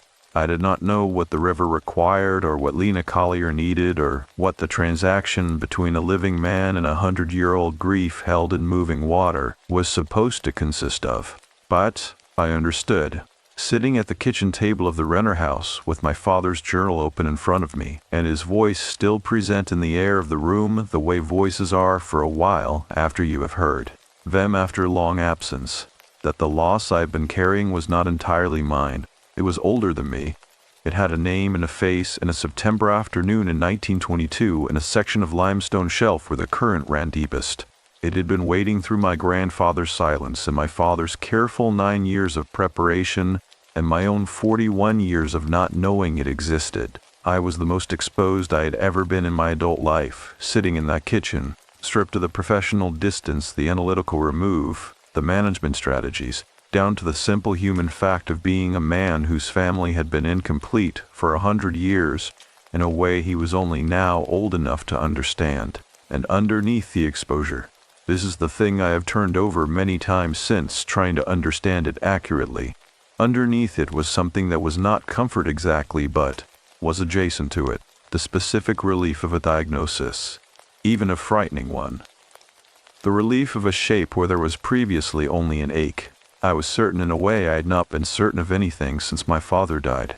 Outside, the cold had broken slightly, and a thin, watery sunlight was working its way through the overcast, and the willows along the bank had begun to move again in a wind off the water, and the river ran on in its patient way, holding what it held, waiting with the unhurried confidence of something that has never had reason to doubt that what it is waiting for will eventually arrive. I sat at that table for a long time, and the journal lay open before me, and my father's voice was in the room, and somewhere beneath the surface of the water outside, 100 years of unfinished grief turned slowly in the current, like something that had finally felt the weight of an answer moving toward it. The thin, watery sunlight had not lasted. By mid-morning, the overcast had closed back over the hills, and the light had settled into that particular flat gray that makes distances hard to judge, makes familiar things look temporarily foreign, as though the world has shifted 2 degrees in a direction that has no name. and I had sat at the kitchen table long enough that the coffee had gone cold twice, and the journal had been open to the door. Same page for 40 minutes while I looked at it without reading it, which is a thing that happens when the mind is working on something it has not yet surfaced. What it surfaced finally was this. I needed to go back to Ruth Eller, not for records, not for the historical documentation I had been using to build the factual architecture around what I was experiencing. I needed to go back because my father's journal had told me, in an entry from 2023 years before his death, written in the careful hand of a man who was beginning to understand that his own time at this place was finite, that Ruth Eller knew the mechanism, not the history, the mechanism. He had written, Ruth carries what Agnes gave her, the full account of how it works, the specific requirement, the thing that must be done at the bend for the holding to end. Agnes told her because Agnes knew she would not live to tell the next keeper herself. Ruth is the memory of this place, in the way that certain people are the memory of certain places, not by choice but by nature, because the place selected them for it. He had written, below that, I asked Ruth once if she was frightened by what she knew. She said she was not frightened because fear is for things that might happen. And this had already happened 100 years ago. What remained was only the completing of it. I drove to Harriman under the flat gray sky with the windows down, because I needed the cold air and the smell of the river following the road, and the specific quality of moving through landscape, rather than sitting inside four walls with a weight that had no outlet. The radio was off. The drive was 20 minutes of empty county road, and I used all of it. The Methodist church on Walnut Street had its side door propped open when I arrived, which it had not been on my first visit. Inside, Ruth Eller was at the same table, but standing rather than sitting, working through a flat box of photographs with cotton gloves, holding each one briefly to the light before placing it in one of two sorted piles. She looked up when I came through the door and nodded once, as though my return at this particular moment was consistent with an expectation she had been carrying. I listened to his voicemail, I said. Sit down, Daniel. She had not used my first name before. She set the photograph she was holding into the left-hand pile and removed her cotton gloves and folded them on the table with the economy of movement that belongs to people who have spent decades doing careful work in small spaces. She sat. I sat across from her. He told me I am the one she needs, I said. He told me he was the bridge. I need you to tell me what that means in practical terms. I need to understand what happens at the bend and what I am supposed to do there and what the river requires. Ruth Eller looked at me for a long moment with those dark, sharp eyes that assessed, without judgment, and then she did something I had not seen her do in either of our meetings. She folded her hands in her lap rather than on the table, which changed the quality of what she was about to say from information to something more like transmission. Agnes told me this in 2010, she began. She was 88 years old, and she had been keeping the account for 47 years, since her own mother Vera told it to her in 1963, the year Vera died. Agnes made me write it down in her presence so that nothing was softened by memory. What I am going to tell you is exactly what Agnes said, in her words as closely as I can give them. She reached into the drawer of the table beside her and produced a composition notebook, not black and white marbled like my father's, but solid green, older, its cover softened with handling. She did not open it. She set it on the table between us and kept her hands on either side of it, and I understood the notebook was present as a kind of anchor, not a text she needed to read from, but a physical confirmation that what she was about to say had been committed to a form that outlasted individual memory. Agnes said the river at the Caldwell Crossing bend is not haunted in the way people use that word, Ruth began. It is not a place where something terrible happened and left a residue. It is a place where something was interrupted. A specific and particular interruption between two specific people and the river, because of its nature, because of what water does, which is to receive and to hold and to carry, took the interruption into itself and has been holding it in the way water holds whatever enters it, without judgment and without urgency, simply as a fact of its nature. She paused and looked at the green notebook and then back at me. Lena Collier went into the river in September of 1922. 4 days before she was recovered. Agnes said Vera told her the circumstances which were not in any official record. Lena had gone to the Bend to wait for your grandfather. His name was Harold Marsh, because Harold had told her 2 days before that he was leaving Rowan County. He had an opportunity in Knoxville, a position at a manufacturing concern that was expanding in that period, and he had decided to take it without consulting her, without resolving what was between them, without doing the one specific thing that Lena needed from him before she could let him go. "What thing?" I said. Ruth looked at me steadily. Agnes said Vera was not entirely certain.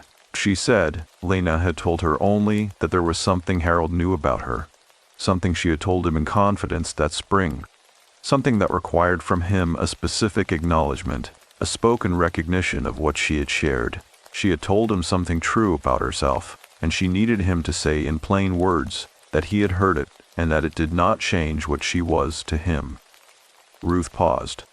He left without saying it. He left the following morning. Lena went to the Bend to wait for him to come back and say it. The way you go to a place where you last felt certain of something when that certainty has been taken from you. She went into the water. Agnes believed it was not intentional, that Lena had been standing at the edge in the dark, waiting, and the water had taken her in the particular way that Bend takes people who are standing at the edge of themselves. The room was very quiet around her words. The river received her, Ruth continued, and what the river received was not just Lena, but the unspoken thing, the thing Harold should have said and did not. The river has been holding both of them since 1922. Lena and the silence Harold left behind. I thought about my grandfather driving north to Knoxville in the autumn of that year. I thought about the silence that had moved forward through time from that departure, through my grandfather's closed-off years, through my father's careful solitude, through my own particular incapacity for the kind of intimacy that requires you to hear another person's truth and say plainly that you have heard it. The silence had been structural. It had been load-bearing, and none of us had known what it was holding up. "The men who went into the water," I said. "Vera's son, the man named Cooper, my father, were they called?" Ruth said simply. "Agnes used that word, and I have no better one. The river calls the ones who carry the unresolved thing. It calls them because the weight of it makes them audible to the water in some way." Agnes could not fully explain and did not try to. She said the river hears grief the way a tuning fork hears its frequency, not by choice, but by nature. Ruth's voice remained even. Vera's son had come back from the Pacific carrying things he could not name. The man Cooper had lost a child. Your father had lost your mother, and, Agnes believed, had begun in those years of loss to hear something in water he had not heard before, which is why he was susceptible to the call, and why Agnes recognized him as the one who could be the bridge. "But not the one to finish it," I said. "Your father was Harold's son," Ruth said. "The unresolved thing passed to him through Harold's silence, but it was not his to complete because he was not the direct line." Agnes was very specific about this. She touched the cover of the green notebook. The river needed Harold's blood and Harold's generations remove. It needed someone old enough to understand what was unresolved and young enough to still be capable of the specific thing that resolves it. Which is what, exactly? Ruth looked at me with something that was not quite compassion and not quite urgency, but held elements of both. Agnes said the completing of it is simple, which does not mean it is easy. She said what Lena needed from Harold, what she has been waiting for from Harold's line, is to be heard, not absolved, not rescued, not mourned in the performative way of rituals. Heard. She paused. You go to the Bend at dusk, when the light is between day and dark, which is when the river's surface is neither fully reflective nor fully transparent. When it is, Agnes said, most like a threshold, you go alone. You stand at the water's edge, and you speak to her, not a formula, not prescribed words, but the true thing. The thing Harold should have said. You tell her that you know what she shared and that you hear it and that it does not diminish her. I do not know what she shared, I said. I do not know what she told Harold. Ruth nodded slowly. Agnes said that is not the obstacle it seems. She said the river will show you. She said the people who came before you, the ones who were called but were not the right person to complete it. They were shown to, but they were not able to speak it because they were carrying too much of their own unresolved weight to hold someone else's truth without flinching. She looked at me carefully. Your father believed you could do it because of who you are, not in spite of your professional habit of looking at what is actually present rather than what you expect to find. But, because of it, he believed you would see what the river showed you and name it accurately, without softening. I sat with that for a while. Outside on Walnut Street a truck went by, its weight making the building settle slightly, and a photograph shifted in the left-hand pile on the table. The fluorescent light above us hummed at a frequency just below conscious hearing. The jar in the basement, I said. The ring of stones. Agnes placed those when she transferred the property to your father, Ruth said. The water in the jar is from the bend, from the specific section above the trough. Agnes said it is a listening vessel. She said the river sends information through it when the time is right. She paused. Has it changed since you arrived? I thought about the jar. I had looked at it twice since I found it. Once, when I discovered it. Once the following morning when I had gone back to look more carefully. The first time, the water had been uniformly dark, tea-colored, opaque below the first inch. The second time, and I had registered this without processing it, filed it under the category of observations requiring further examination. The water had been clearer, noticeably clearer, almost transparent in its upper half. It is clearing, I said. Ruth nodded, as though this confirmed something. Agnes said it clears as the time approaches. She said by the time it is fully clear, the river is ready, and the person standing at the bend will be shown what they need to see. She looked at me directly. How clear is it now? Upper half transparent, lower half still dark. Then you have perhaps 2 more days. She picked up the green notebook and held it for a moment, and then she slid it across the table to me. Agnes's full account is, in here, in the section marked with the red ribbon. I want you to take it tonight and read it and bring it back when you are done. She met my eyes. Your father read it too, in 2020. He wrote in his journal after that he understood what he was and what he was not, and he made his peace with the bridge and waited. I picked up the notebook. It was heavier than I expected. Not physically, but in the way certain objects are heavy with the attention that has been given to them over years, the weight of being handled carefully by people who understood what they were handling. I stood to go. Ruth remained seated, her hands back on the table, her posture unchanged. The absolute uprightness of a woman who has been the memory of a place for long enough that she has become, in some essential way, indistinguishable from it. Ruth, I said at the door. What did Agnes say happens afterward, after the completing of it? Ruth Eller looked at me with those dark eyes, and what was in them was something I had not seen there before in either of our meetings. Something warm and long, and certain in the specific way that only things which have already happened can be certain. She said the river lets go. Ruth said. She said it does not make a sound when it does. She said you will simply feel the water change under your hand, the way a current changes, when the thing it was carrying is no longer there to carry. I drove back to Caldwell Crossing in the flat gray afternoon, and Agnes's notebook was on the passenger seat where my father's estate files had been, and the river road ran alongside the water for the last 3 miles, and I drove it slowly, watching the surface through the tree trunks, and the clinch moved alongside me in the patient way it had, carrying what it carried, waiting with the confidence of water that has never had reason to doubt that the completing of things is only a matter of time. That night, I read Agnes Renner's account by the lamp in the back room, and the river outside held its long patience. And in the basement below the kitchen floor, the jar of water from the bin sat in its ring of stones, growing clearer by the hour. And I read until the words in the lamplight and the sound of the water outside assembled themselves into a single understanding that I carried upstairs with me and held through the night like something I had always known and was only now being allowed to remember.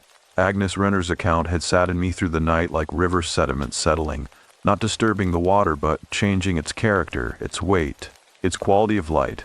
And by the morning of the second day after my visit to Ruth Eller, I had read the green notebook 3 times, and the third reading had been the one that moved past comprehension into something closer to preparation, the way a body prepares for cold water, not by thinking about cold water, but by simply going still and letting the knowledge of what is coming move through every layer until there is no part of it that is surprised.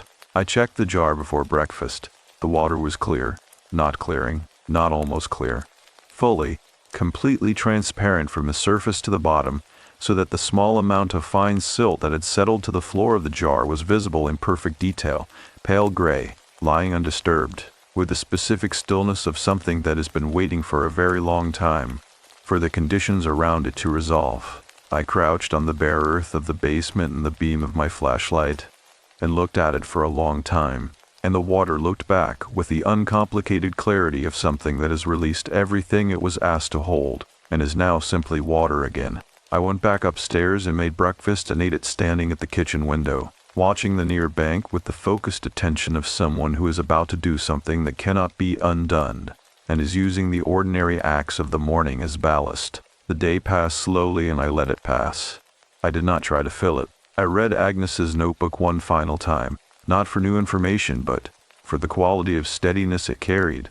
The account of a woman who had held this knowledge for 50 years without being broken by it, who had found and prepared my father and trusted him with the bridge and died at 101 years old, with a specific piece of someone who had done what they were placed in a particular spot on earth to do. Agnes's prose was plain and unhurried and exact, the way my father's had been, and I understood now that the plainness was not a limitation of expression, but a form of respect for Lena, for the thing that had been interrupted, for the seriousness of 100 years of holding. She had written near the end of the account, "The completing of it does not require courage in the way people mean courage, the bracing against fear, the forcing of oneself forward.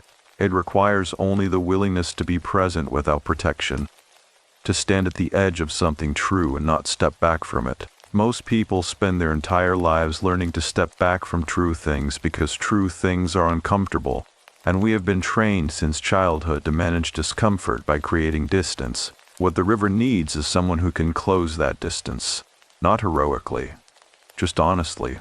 I thought about that all day. At 4:30 in the afternoon, the light began to change. Not dramatically. The overcast was still present, the sky still the uniform gray it had been for 3 days.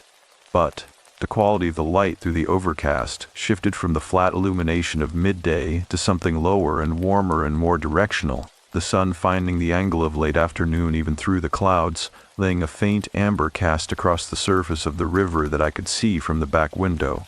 The willows along the bank caught it in their hanging branches and held it briefly, the way they hold anything that moves through them, with the appearance of stillness and the reality of constant motion. Agnes had written that dusk at the bend was not a precise time, but a condition. The condition was when the light was neither day nor dark, when the river surface was neither mirror nor window, but held both qualities simultaneously. When standing at the edge you could see into the water and see yourself reflected in the same moment, which was, she said, the only time the threshold between held and holding was permeable. She had written, "You will feel when it is right.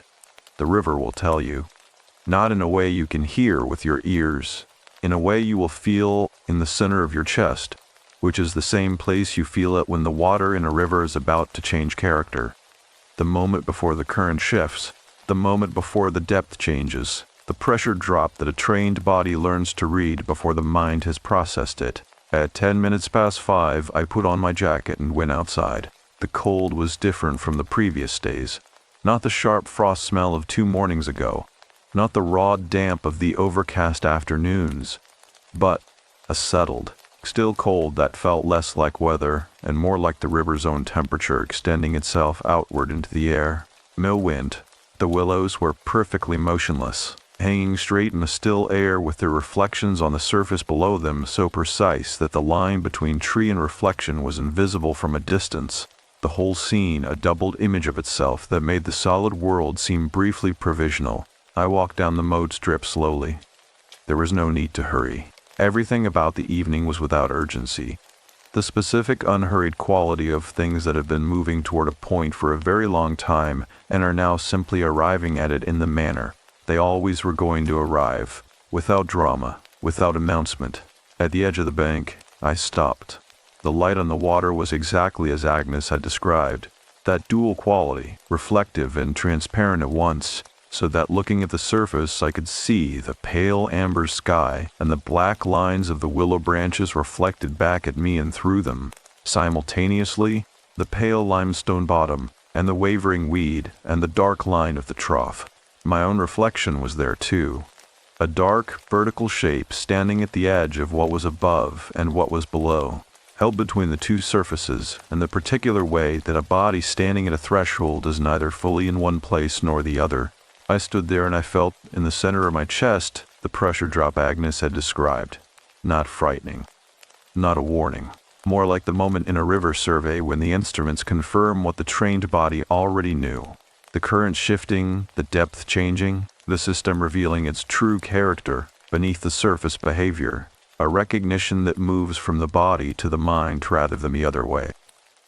I looked at the water, and the water showed me what it had been holding. I cannot explain this in the language of hydrology or any other discipline I have spent my professional life in, so I will explain it in the only language I have for it, which is the language of direct and unmediated experience reported as accurately as I can manage. The surface of the water changed. Not dramatically, not a disturbance, not a movement against the current. A clarification. The reflective quality receded and the transparency increased. And in the transparent section above the trough, the water showed me, not the limestone bottom, but something else. A depth that was not the physical depth of the channel.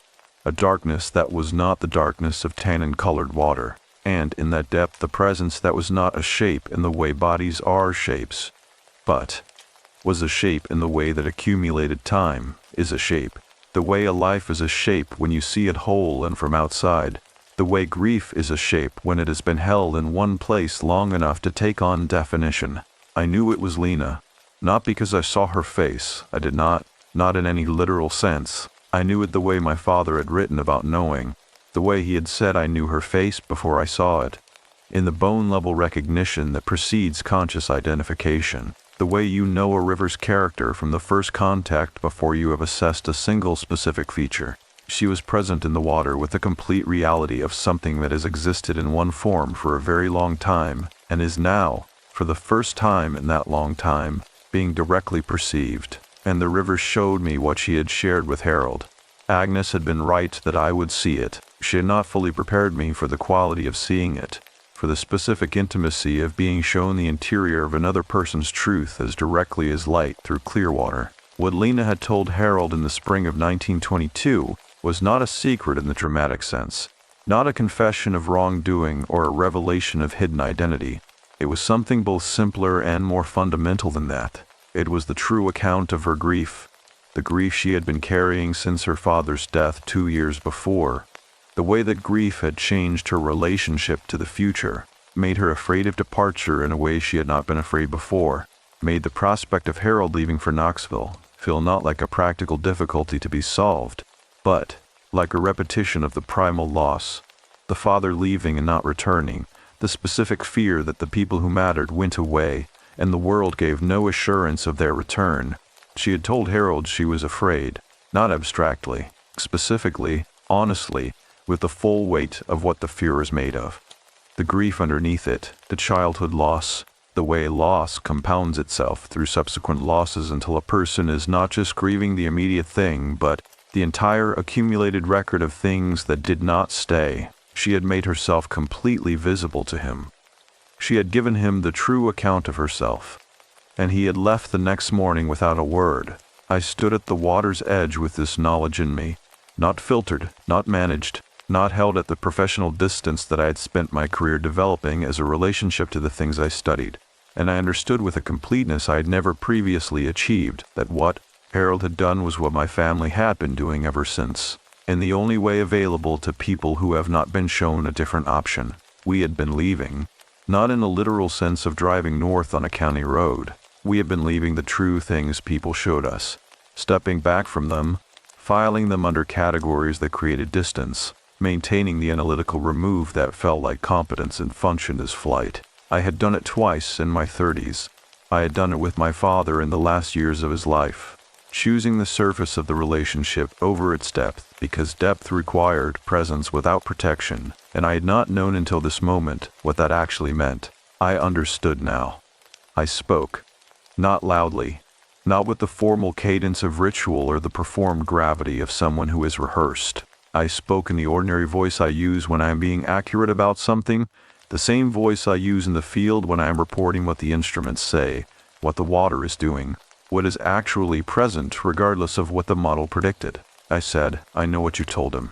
I know you were afraid, and that the fear was real, and that the grief underneath it was real, and that you made yourself visible to him in the fullest way a person can make themselves visible to another person, and that what you needed from him was not rescue and not reassurance and not a promise about the future. You needed him to say that he had heard you, that the truth of what you carried did not make you smaller or more fragile or less worthy of the future you were both moving toward. You needed him to say that he saw you completely, and that what he saw was not a problem to be managed but a person to be known. The water did not move against its current. Nothing visible changed on the surface. But the pressure in the center of my chest shifted, not releasing all at once, but in the specific graduated way that pressure releases when the thing containing it is no longer sealed, when the holding structure opens and what was inside begins, slowly and without drama, to move toward equilibrium. I said, he should have said it. I'm saying it now, 100 years late, and from the wrong generation.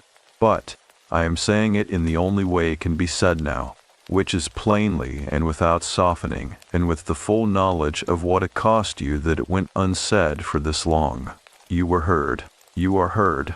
What you carried and what you shared and what you needed heard in return. I hear it, and it is not diminished by time, and it does not make you less, and the fear you described was not weakness, but the accurate knowledge of someone who had already learned what loss felt like, and was not wrong to name it.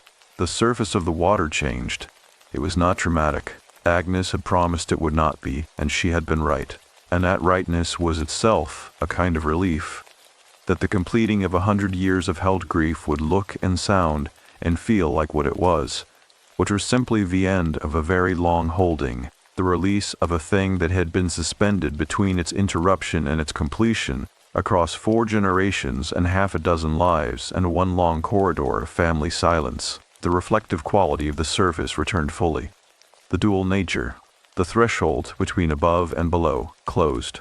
The water became simply water, moving at the bend in the specific hydraulic pattern that the limestone shelf and the channel geometry produced, carrying the amber evening light on its surface in the ordinary way that rivers carry light. I stood there for a long time in the still cold air. Then I put my hand in the water. The current pressed against my palm with a force that was familiar and entirely ordinary.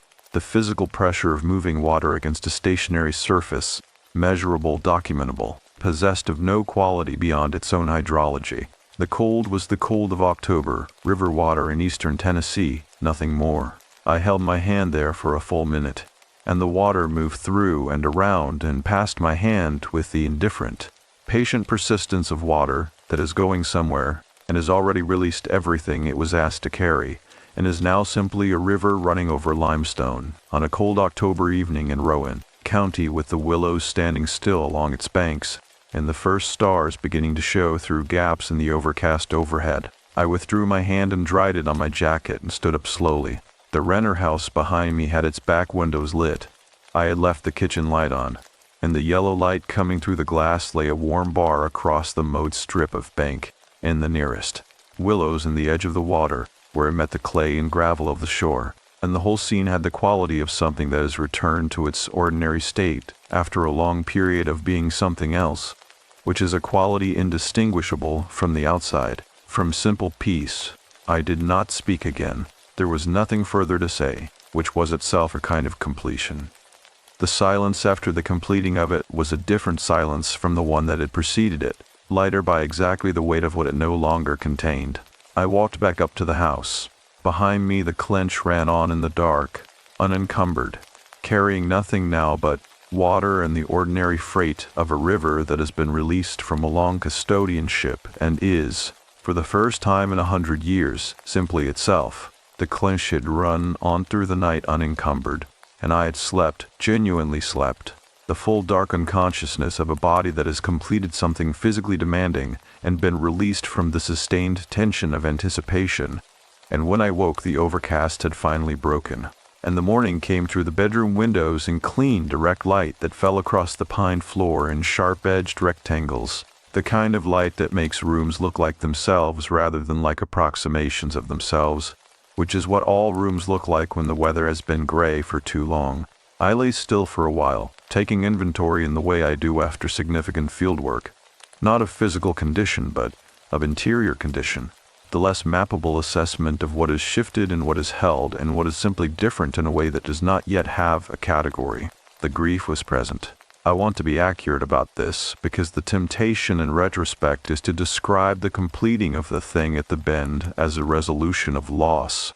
And it was not that. Grief does not resolve. It changes character, and what it changed overnight was not the fact of my father's absence, but the quality of it. It was no longer sealed. It had an opening in it now, a place where air could move, and the difference between sealed grief and grief with an opening in it is the difference between a room with no windows and a room with one window facing east. I got up and went downstairs. The kitchen was full of the morning light and the smell of the river coming through the window. I had left cracked the night before, and that smell was different too. I noticed it immediately and catalogued it with the precision of someone whose professional life is organized around noticing what water carries and what it does. Not. The river's smell through the window was clean, mineral and cold and faintly green with the waterweed and the limestone, and entirely without the undertone that had been present since my arrival. That deeper note beneath the ordinary river smell, the one I had not consciously identified until it was gone, the one that had been, I understood now, the smell of old holding, of water that has been carrying something for a very long time. The river smelled like a river. I made coffee and sat at the kitchen table and called Ruth Eller. She answered on the second ring, which suggested she had been expecting the call, and when I told her it was done, she was quiet for a moment, in a way that was not surprise, but was something I can only describe as the specific quality of a long breath released, the exhale of someone who has been holding a particular kind of watchfulness and has just been given permission to set it down. Agnes said it would feel like a change in the current, Ruth said. It did, I said. Exactly that. Another pause. How are you, Daniel? The question was not small talk. Ruth Eller did not engage in small talk, as far as I had been able to determine, and her asking it now carried the weight of genuine inquiry. I thought about how to answer it accurately. I am different from how I was when I arrived, I said. I am not sure I have a more precise description yet. That is a precise description, she said. Come this afternoon if you are able. I have something for you. I spent the morning doing what I had technically come to Caldwell Crossing to do, the estate work I had been conducting around the edges of everything else since my arrival.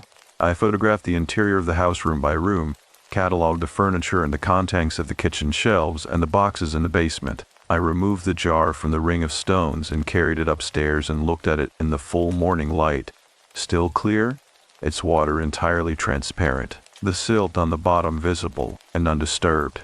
I held it for a while, turning it in the light, and then I carried it to the back room and set it on the writing desk beside my father's journal.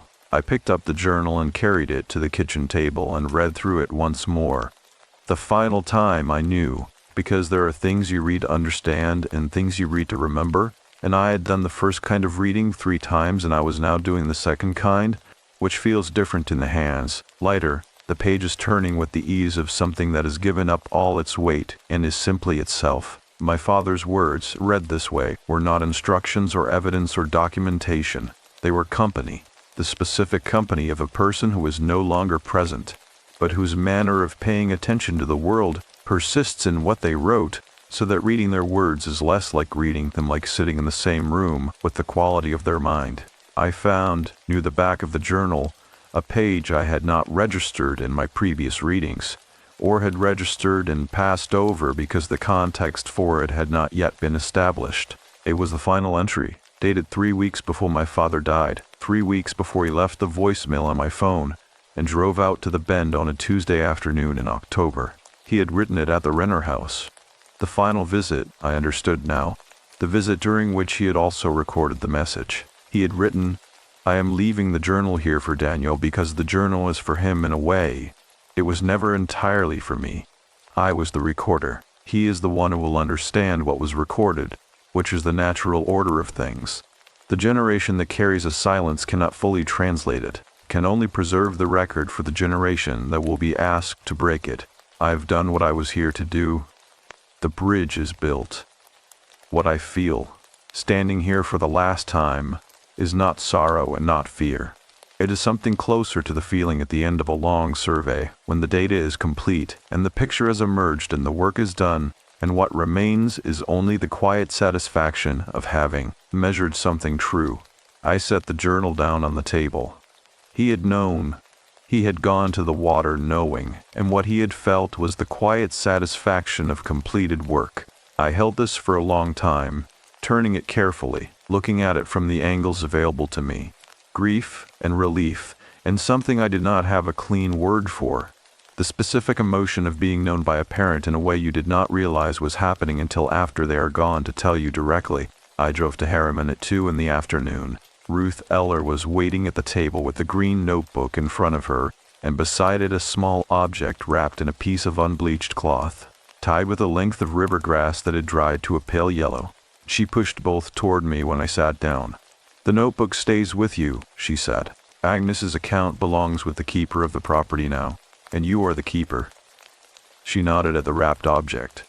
"That is from Agnes. She left it with me in 2013, the year she died, with instructions that it be given to the person who completed the holding. She said she would know when the right time came, even from wherever she was going, which I believed completely and believe still." I unwrapped the cloth carefully. Inside was a river stone, smooth, oval, fitting precisely in the palm, the pale gray color of limestone worn by long water contact to the specific softness of old bone. On one flat face, worn into the stone rather than inscribed on its surface, as though the stone had formed around the impression rather than been marked after the fact, were 2 words in a hand I did not recognize. The words were, "Still here." I turned the stone over. On the reverse, in the same worn hand, "Still heard." I sat with the stone in my palm for a long time. The weight of it was exactly right. Not heavy, not light. The weight of something that has been handled for a very long time by people who understood what they were holding. "Agnes found that stone on the bank at the Bend in 1963, Ruth said. "The day after Vera Renner told her the full account and placed the custodianship in her hands. She believed it was the river's confirmation, not a supernatural object, she was careful to say, but a natural one that had arrived at the right moment in the right place to be found by the right person, which is how the river communicates in Agnes's understanding." Ruth paused. She said the words were already on it when she found it. She said she had no explanation for that, and had stopped needing one a long time before she died. I wrapped the stone back in its cloth and held it in my closed hand. "What happens to the property now?" Ruth asked. "I am going to keep it," I said, and the decision arrived in the words rather than before them, the way certain true decisions do, not made in advance through deliberation, but discovered in the moment of saying them, already complete. I am going to keep it and come back to it, not as a custodian in the way my father was a custodian, just as a place I belong to. Ruth looked at me with those dark, assessing eyes, and what was in them now was the warm certainty I had seen there at the end of our last meeting. The specific certainty of someone who has lived long enough to see the completing of long things, recognizes its quality when it arrives. "Agnes would be glad," she said simply. I drove back to Caldwell Crossing on the river road in the full afternoon light, the first full sun in days, making the water visible through the trees in moving flashes of brightness. The river showing itself intermittently between the trunks, the way truth shows itself in the record of a long survey, in glimpses and partial views that only resolve into a complete picture when you have enough of them. I drove slowly, taking each glimpse, not trying to assemble them before I had all the pieces. Back at the house, I packed my bag with the efficiency of someone who has done what they came to do and is ready to carry it forward rather than remain inside it. The journal went into my bag alongside Agnes's green notebook and the cloth-wrapped stone. I photographed the basement one final time. The ring of stones on the bare earth, the empty circle where the jar had stood, the bare earth within the ring that was simply earth now, without any quality of arrangement or intention, just the ground beneath an old house. I carried the clear jar of river water to the back window and looked at it in the evening light.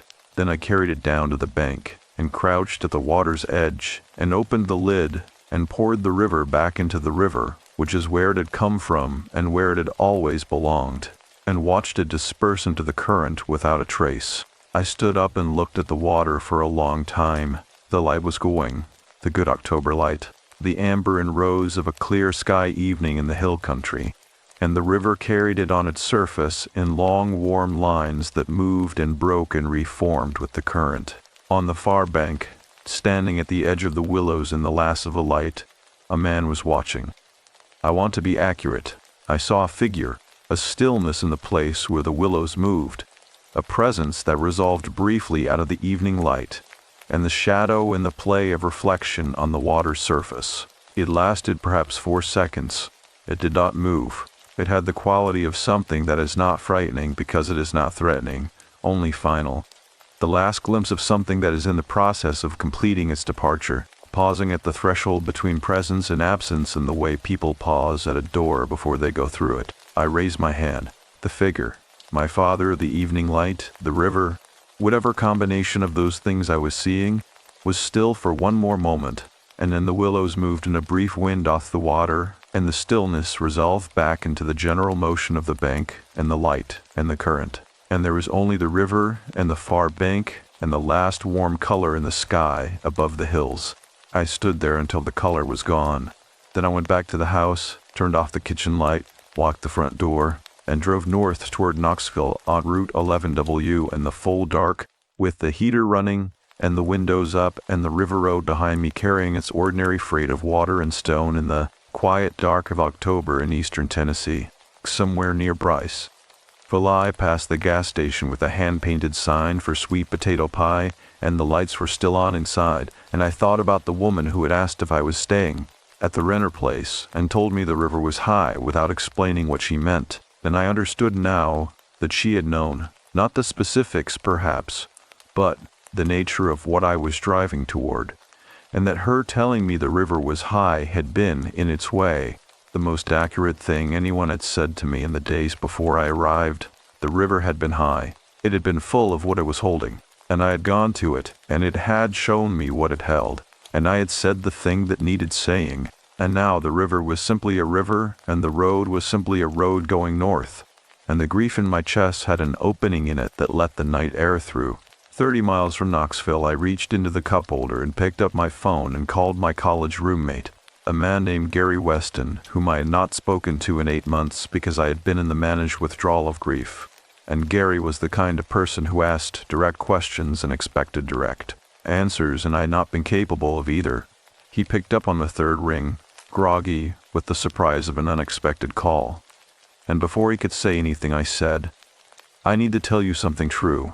I need you to hear it and tell me you heard it, and I will explain later why that matters." A pause. Then Gary said, in the direct way he had always had, "I am listening."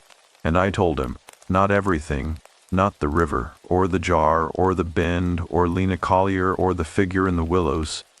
I told him about my father, about the managed distance I had maintained since the funeral and before the funeral, and for most of my adult life, and about the grief that had been sealed and was now open, and about the specific quality of loss that is not just the loss of the person, but the loss of all the conversations you did not have while the person was present to have them. I told him accurately and without softening, and he listened without interrupting, which is the most valuable thing a person can do with another person's truth. When I finished, he said, "I hear you, Daniel, all of it."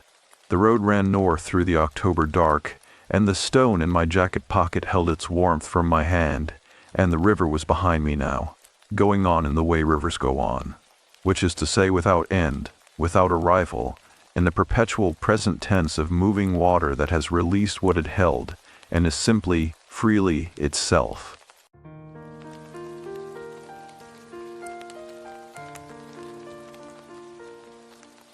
The unspoken ledger. I am sitting in a room that is too quiet. Outside the window, the lights of Manhattan stretch out like a field of fallen stars. But they do not offer any warmth. It has been 2 years since I last stepped foot in that office on the 44th floor. 2 years since I saw the names written in that heavy black-bound ledger. People often talk about the power of the public. They say that when enough voices scream at once, even the thickest doors must eventually swing open. They call it justice. I used to believe that. Now, I only believe in the weight of things that should have stayed buried. My journey into the center of the Eston file did not begin with a grand crusade. It began with a mundane assignment. I was a junior clerk at a firm that handled the estates of men who owned more of the world than they knew what to do with. My job was to be invisible. I was paid to organize the fragments of lives that were too large to fit into standard filing cabinets. In the autumn of 2024, I was sent to a warehouse in New Jersey. It was a cold gray morning. The mist felt like wet wool against my face. I remember thinking about the heater in my apartment. I wondered if I had remembered to turn it off. That small boring thought was my only shield against the scale of the task ahead of me. The warehouse was a cathedral of steel and dust. It held the physical remains of the Eston estate. There were crates filled with silk ties, gold-plated desk ornaments, and thousands of photographs. Most of the photos showed the same thing. Powerful men smiling in rooms where the curtains were always drawn. Businessmen, world leaders, and celebrities. They all looked so comfortable. They looked like they owned the very air they were breathing. I spent weeks cataloging those items. Every day, the silence of the warehouse seemed to grow heavier. It was not a peaceful silence. It was the kind of quiet that feels like a hand over your mouth. I found the ledger on a Tuesday. It was tucked inside a crate marked as general correspondence. It did not look dangerous. The leather was scuffed at the corners. It smelled faintly of cedar and something sharp, like ozone before a storm. I opened it to a random page. The handwriting was precise and elegant. It was a list of names. Beside each name was a date and series of numbers that did not look like bank balances. They looked like coordinates. Or perhaps they were prices. I felt a sudden, sharp chill in my chest. The air in the warehouse suddenly felt very thin. I took a sip of my coffee, which had gone cold in my thermos, and tried to focus on the steam rising from the cup. It was a small comfort, but it was the only thing that felt real. As I read further, I realized what I was holding. This was not just a ledger. It was a map of human depravity. It contained the details of the Eston file. The public was already screaming for these documents to be released. In the news, they spoke of the richest and most powerful people in the world. They talked about how no one could stop the truth from coming out. But as I sat there, I realized that the people in this book were not afraid of the public. They were not even afraid of the courts. They were afraid of each other. The file was a weapon. It overshadows everything else when you realize that every name in there is a person who has sold a piece of their soul. I should have called my supervisor. I should have placed the book back in the crate and walked away. But there is a certain kind of gravity that comes with a secret of this size. It pulls you in. I started to notice things that I had ignored before. I noticed the way the security guards never looked me in the eye. I noticed the black SUV that was always parked at the end of the block when I left for the day. My vision began to narrow at the edges when I walked to the subway. I could hear the wet thud of my own heart in my ears. I told myself it was just stress. I told myself that I was nobody. Why would anyone care about a junior clerk? The rumors about Boris Johnson and the queues in Britain started circulating around that time. People used to say that the power of the public was so great that even a prime minister had to stand in line for a vaccine without a guard. It was a beautiful story. It made people feel like the world was fair. But, looking at the ledger, I knew the truth was different. Power does not wait in line. Power creates its own line and decides who is allowed to stand in it. The people in the Eston file were the architects of those lines. They were the ones who ensured that certain files remained closed forever. In India, people often say that such a file would never be made public. They say the courts would protect the powerful, but the horror of the Eston file was not that it was hidden. The horror was that it was out there, and still, nothing truly changed. I remember one specific name in the ledger. It was a man I had seen on television 1,000 times. He was known for his philanthropy. He was known for his smile. In the ledger, his name was followed by a single word, consumed. I did not understand what it meant at first. I did not want to understand. I found myself fixating on a small detail on the page. There was a coffee stain in the shape of a crescent moon near the bottom of the paper. I wondered who had spilled that coffee. I wondered if they were still alive. I wondered if they had been as scared as I was. This was my mind retreating into the mundane. It was easier to think about a coffee stain than to think about what consumed meant for a human being. One night, I stayed late at the warehouse. The sun had gone down, and the building was filled with long, distorted shadows. Every creak of the floorboards sounded like a footstep. I felt like I was being watched by something that was not even angry. It was just hungry. I had the ledger open on the desk in front of me. I was looking for a name that I recognized from the recent news, a man named Jainesh. People were asking him to make things public. They were shouting about Bangladeshis and voter IDs. They wanted transparency. But the ledger showed me that transparency is a glass house built on a foundation of bones. You can see through it, but you are still trapped inside. I heard a sound from the back of the warehouse. It was a soft, sliding noise, like silk being dragged over concrete. I froze. My breath became short and shallow. I did not move for a long time. I listened to the silence.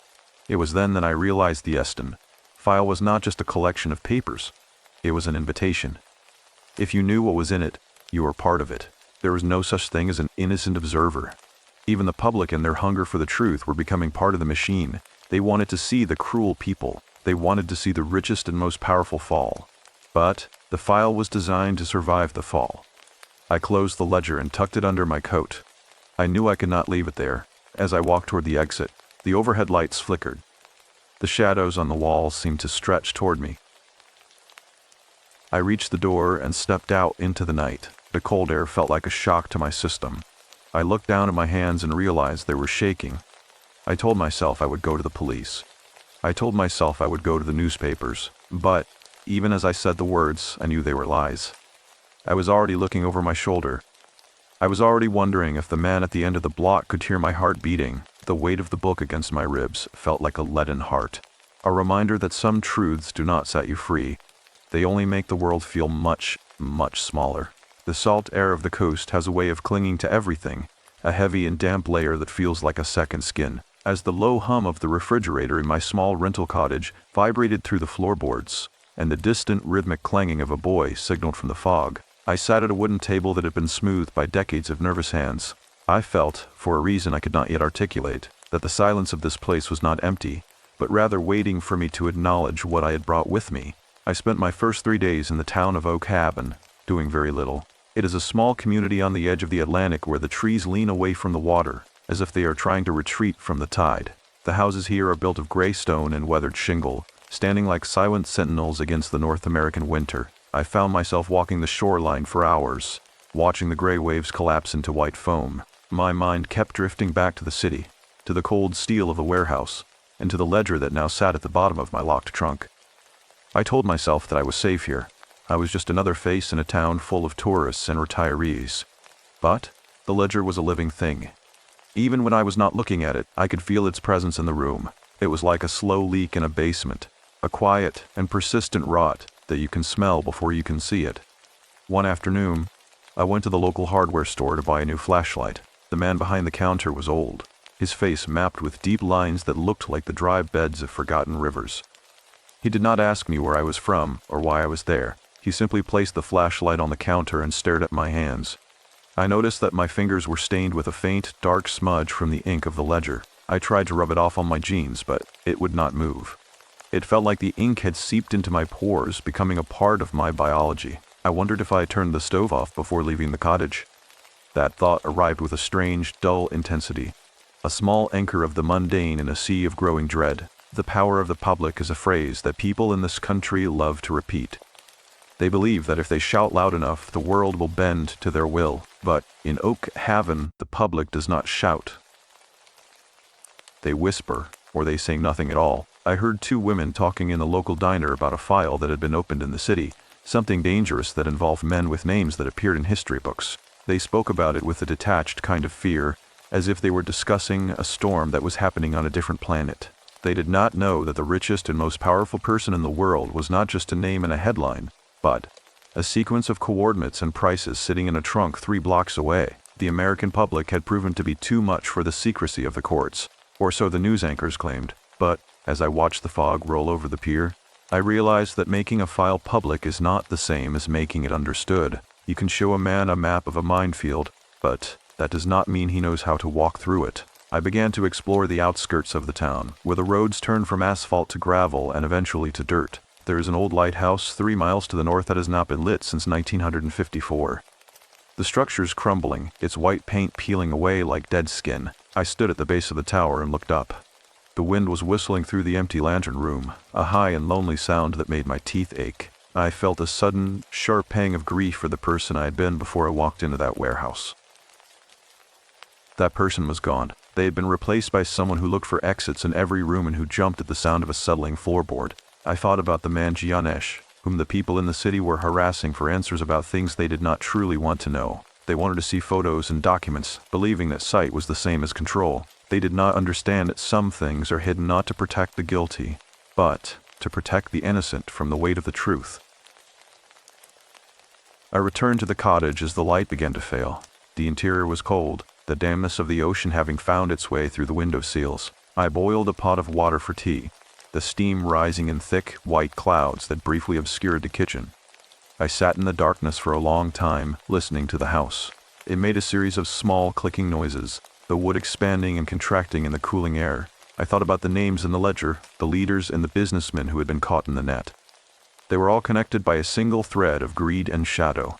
The American public thought they had won because the file was open, but they were only looking at the surface.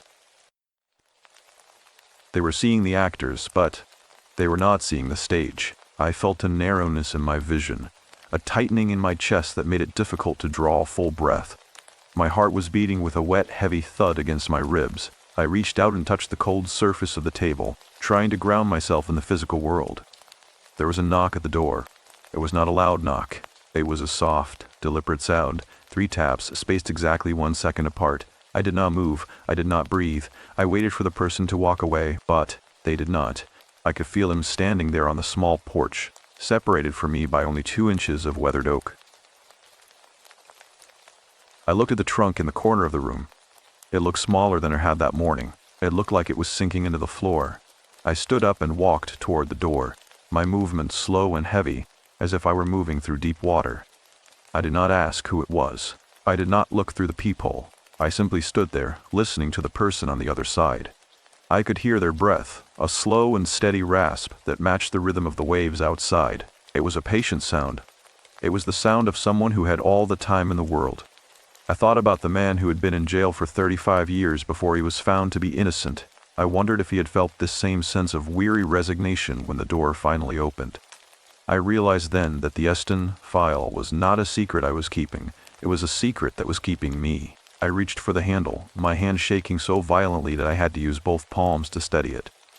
The metal was freezing, a sharp bite of cold that seemed to travel all the way up my arm to my heart. The door creaked as it swung inward. The fog was thick on the porch, a wall of white that swallowed the light from the kitchen. Standing there was a man in a long, dark coat. His face was obscured by the shadows of his hat, but I could see his eyes. They were the color of the Atlantic in midwinter, a flat and pitiless gray. He did not say a word. He simply reached into his pocket and pulled out a small silver key. He held it out to me, his hand as steady as a rock. The fog seemed to lean into the house behind him, a cold and silent guest that had been waiting for the door to finally unlatch.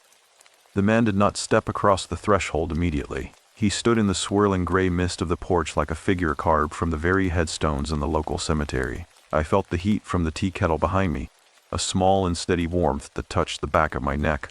It was the only thing in the room that did not feel like it was made of ice. I looked at the silver key in his palm and then back at his face. His expression was not one of malice, but of a profound and exhausted patience. It was the look of a man who had seen the end of a long and terrible movie, and was simply waiting for the credits to finish rolling. He finally spoke, and his voice was as dry as autumn leaves skittering across a driveway. He told me that my name was already written in the margins of the world I was trying to understand. He said that once a person touches the Eston file, they no longer belong to themselves.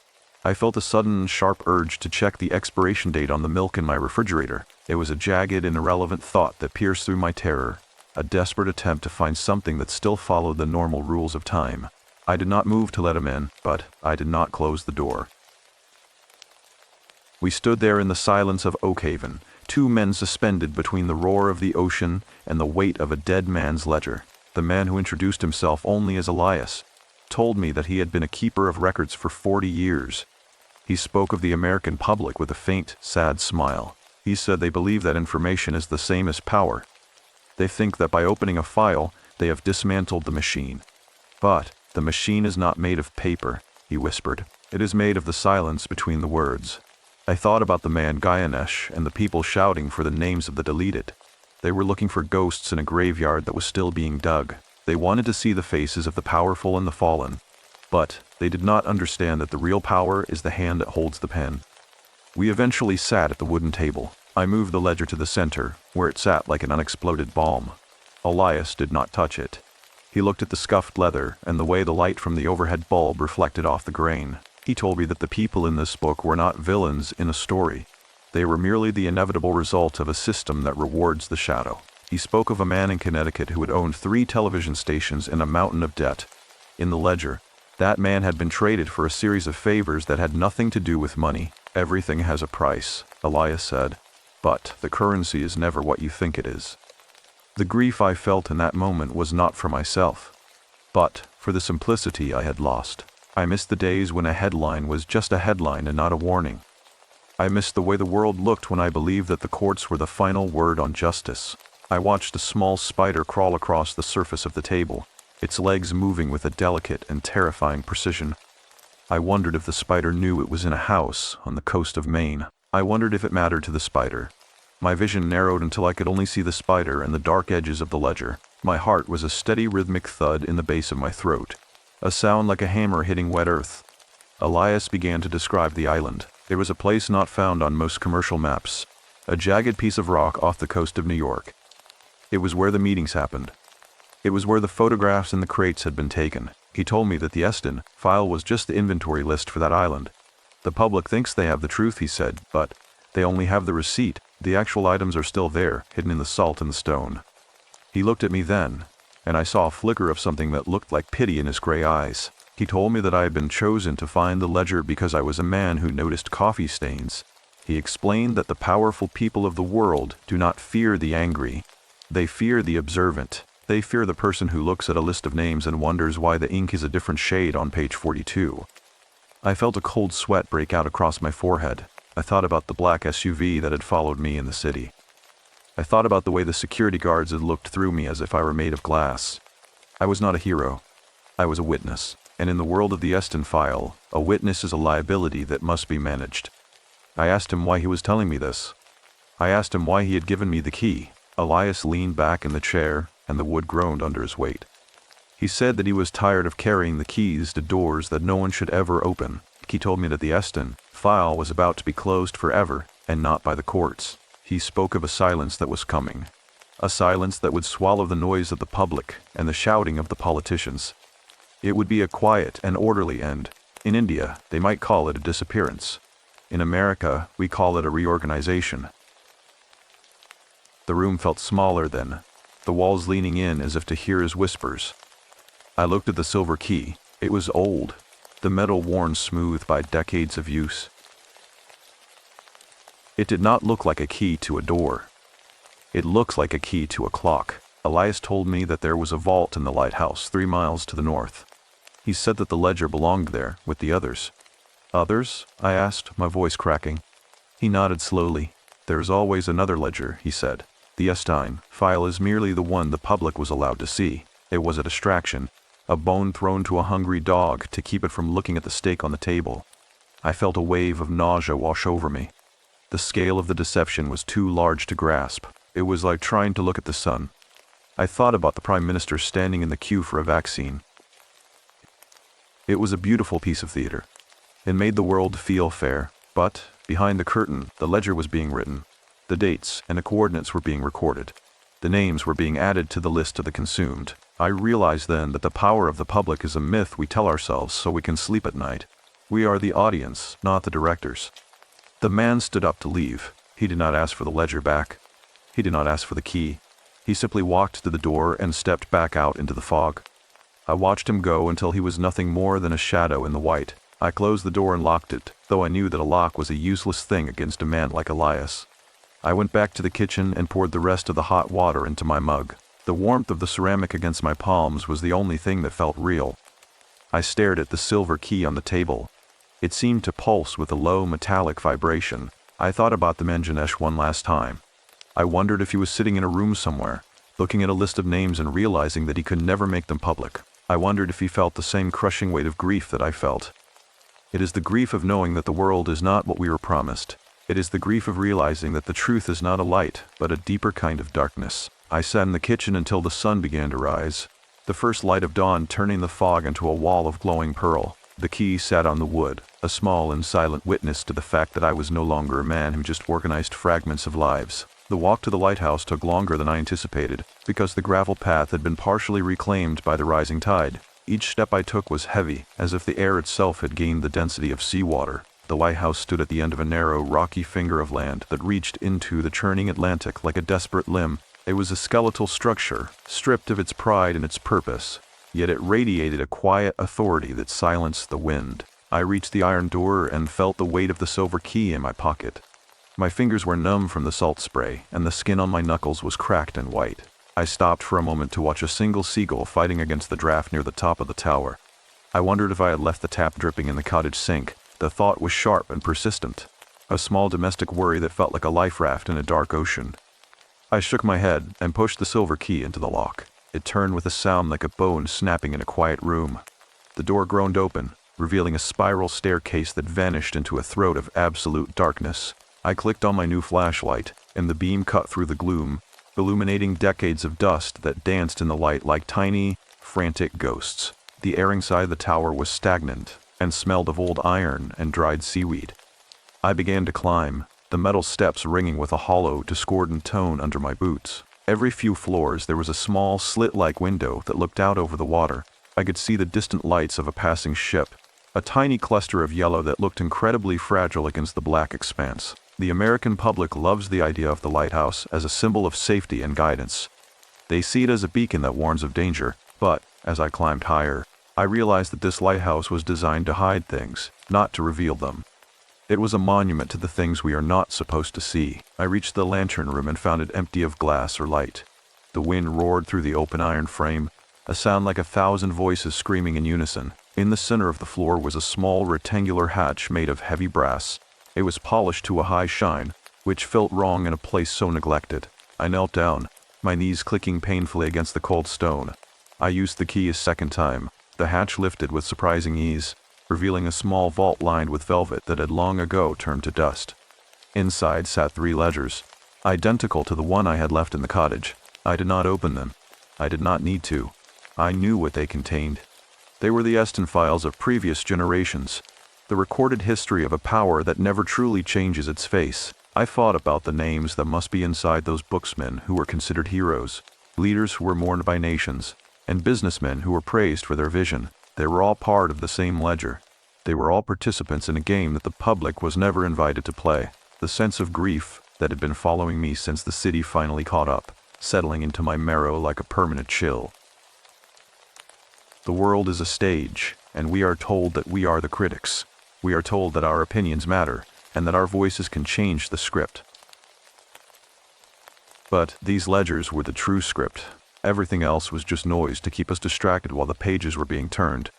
I felt a narrowing of my vision, a dark tunnel forming that made the vault seem miles away. My heart was a slow, wet thud in my ears, a sound that seemed to sync with the crashing of the waves far below.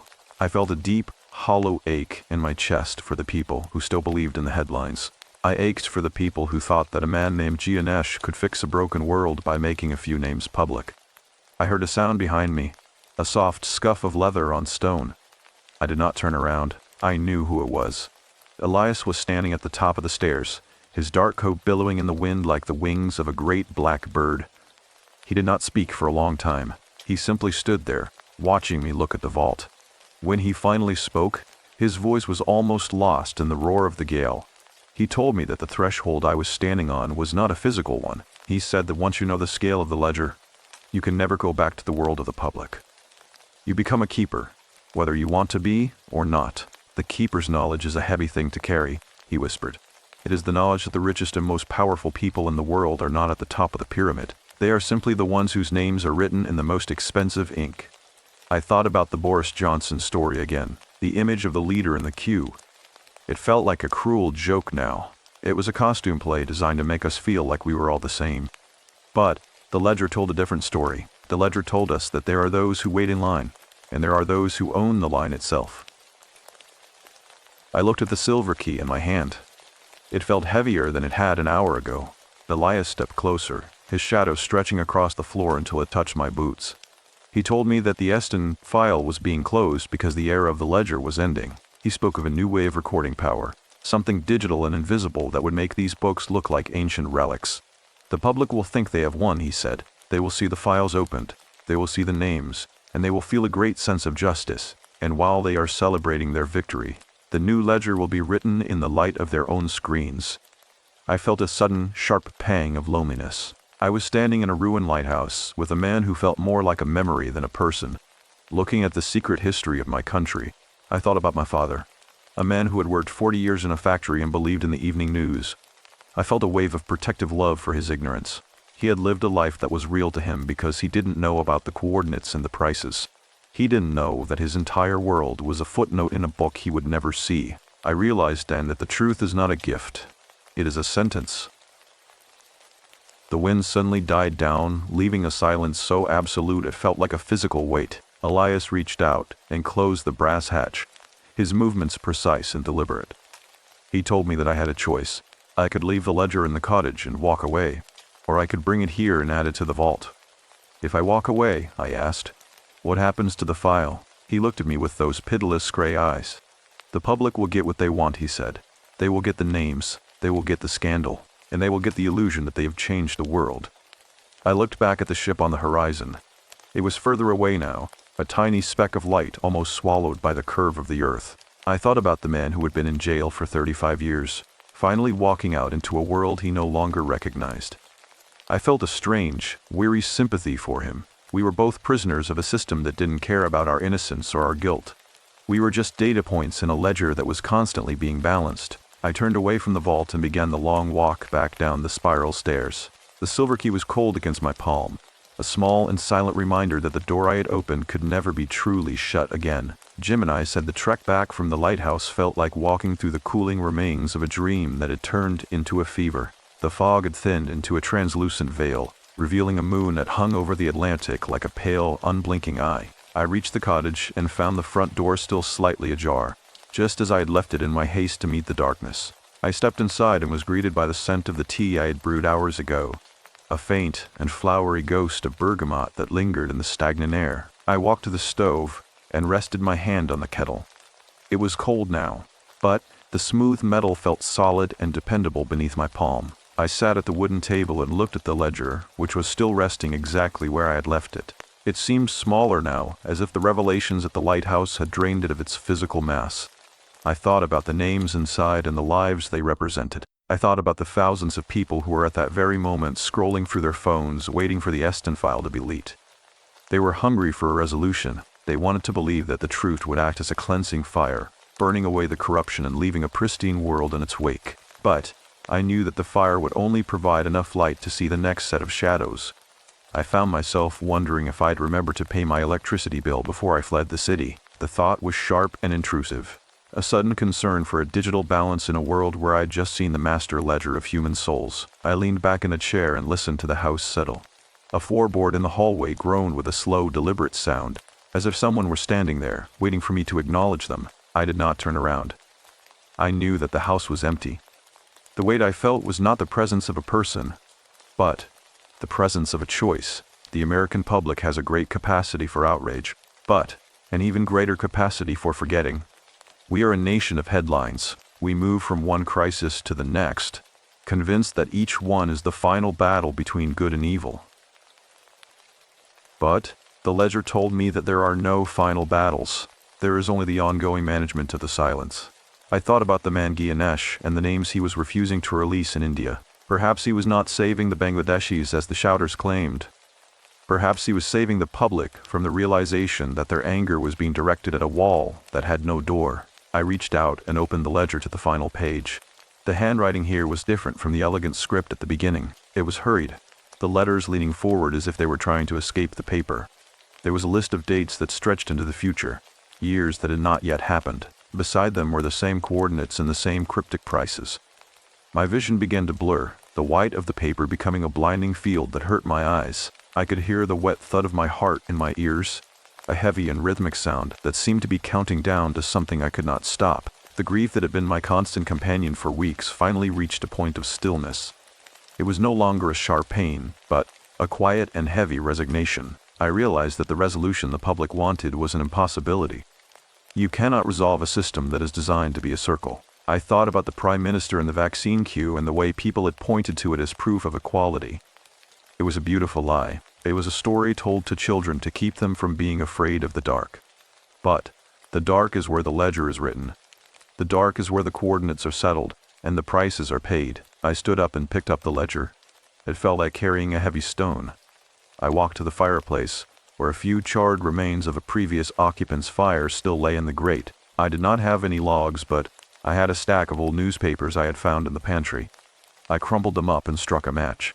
The flame was small and blue at first, then it caught the dry paper and turned into a bright, roaring orange.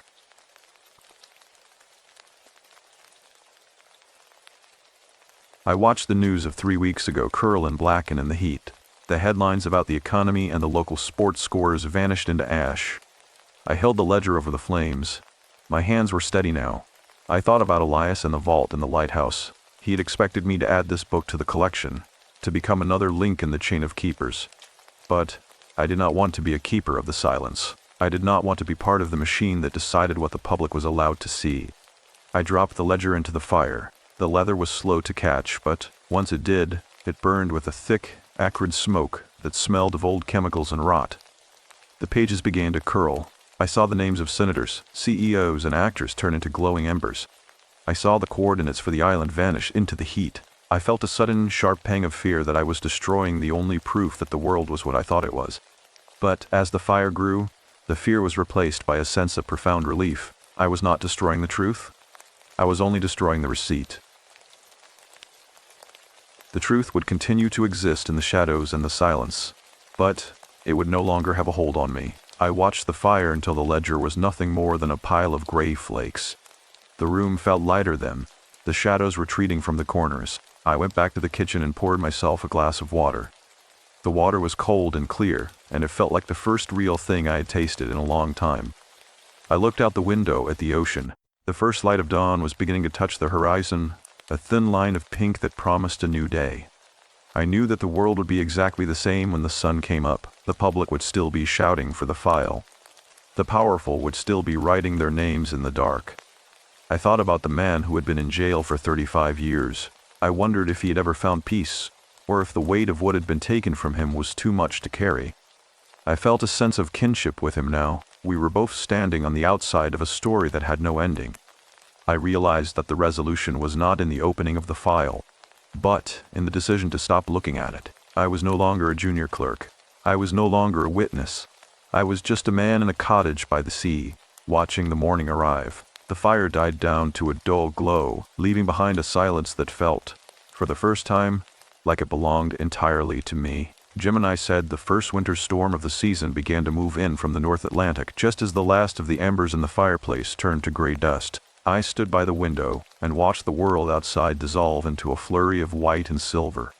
The trees near the shoreline were bent low, their branches shivering under the weight of the ice. I felt a sudden, fleeting desire to check the weather forecast for Manhattan, a small and pointless habit from a life that no longer seemed to belong to me. I adjusted the wool blanket around my shoulders, feeling the rough and honest texture of the fabric against my neck. It was a simple comfort, a physical boundary between myself and the cold. The circle was closing, but it was not closing with a bang or a grand revelation. It was closing with the quiet finality of a falling curtain. I thought about the Eston file one last time, envisioning the millions of people who were now waking up to the news of its release. They would be dissecting the names and the dates, feeling a sense of shared triumph that the powerful had finally been exposed. They would believe that the truth had been set free. They would not know that the truth had merely been traded for a newer, more efficient silence. The American public would celebrate a victory over a ghost, while the living moved into the next room. I felt a strange, dull ache in my jaw, a sign that I'd been clenching my teeth for hours without realizing it. My tongue felt like a piece of dry leather, and my vision was slightly soft at the edges. I sat back down at the wooden table, which felt as solid and permanent as the stone of the lighthouse. I thought about the man Jainesh, and the accusations that he was hiding the names of the deleted. In the city, the shouting would be deafening. In the courts, the lawyers would be arguing over the definition of transparency. But here, in the salt air of Oakhaven, those sounds were nothing more than the buzzing of distant insects. The man Elias had told me that there is always another ledger. I understood now that he was not talking about a physical book. He was talking about the way power organizes itself to remain invisible. The Estin file was a sacrifice, a piece of meat thrown to the public to satisfy their hunger for justice. It was a way to keep them from looking at the hands that were actually feeding them. I thought about the Prime Minister in the queue and realized that the image was the ultimate currency. If you can make the public believe you are one of them, you can do anything behind the closed doors of the office. I found myself wondering if I had remembered to cancel my gym membership back in the city. The thought arrived with a curious weight, a mundane anchor that tethered me to a reality where monthly payments and small commitments still mattered. I rubbed my eyes and felt the heat of my own skin. My heart was a steady, quiet pulse in my chest, no longer the frantic thud of a man being hunted. I was no longer a witness, because there was nothing left to testify to. The evidence had been reduced to ash, and the ash had been scattered by the wind. The storm intensified, the wind howling through the eaves of the cottage like a lonely animal. I looked at the spot where the ledger had sat for so many days. The wood was slightly darker there, as if the book had left a shadow behind. But the shadow was fading. Everything was fading. The fear, the grief, and the narrowness of my vision were all being swallowed by the white of the snow. I realized that the healing power of a story is not in its ending, but in its ability to carry you through the dark until the morning comes. I thought about my father, Anup, and the way he used to sit on the porch in the evenings, watching the fireflies. He didn't care about the richest and most powerful people in the world. He cared about the garden and the way the light hit the leaves of the mango tree. I felt a deep, resonant love for his perspective. He was not a part of the ledger. He was a part of the world. I wanted to be like him. I wanted to live in a world where a name was just a name and not a coordinate or a price. The silver key sat on the table next to my water glass. It looked like a common object now, a piece of discarded metal with no purpose. I knew that I would never return to the lighthouse. I would never open the brass hatch again. The keepers could keep their secrets. The public could keep their illusions. I would keep the silence. I stood up and walked to the door, checking the lock one final time, not because I was afraid of who might come in, but because it was a habit of a man who looked after his own house. I climbed into bed and pulled the heavy quilt up to my chin. The sheets were cold at first, but they quickly warmed to my body. I listened to the rhythmic sound of the ocean, a deep and ancient breathing that had been happening long before the first ledger was ever written. I felt a sense of profound and weary peace. The Estin file was gone. The warehouse was a memory. The man in the dark coat was a shadow in a storm. I closed my eyes and let the sound of the waves pull me down into a sleep that was finally free of names. The dawn would come, and the world would be covered in a fresh layer of white, hiding the gravel paths and the rocky shore. The public would have their headlines, and the powerful would have their new secrets. But, for tonight, the only thing that mattered was the warmth of the blanket and the steady rhythm of the tide. The truth was not a light, but a quiet place where you could finally rest. I was just a man in Oakhaven, and the ledger was finally balanced. The snow continued to fall against the glass, a soft and silent barrier that ensured the world remained exactly where it was supposed to be.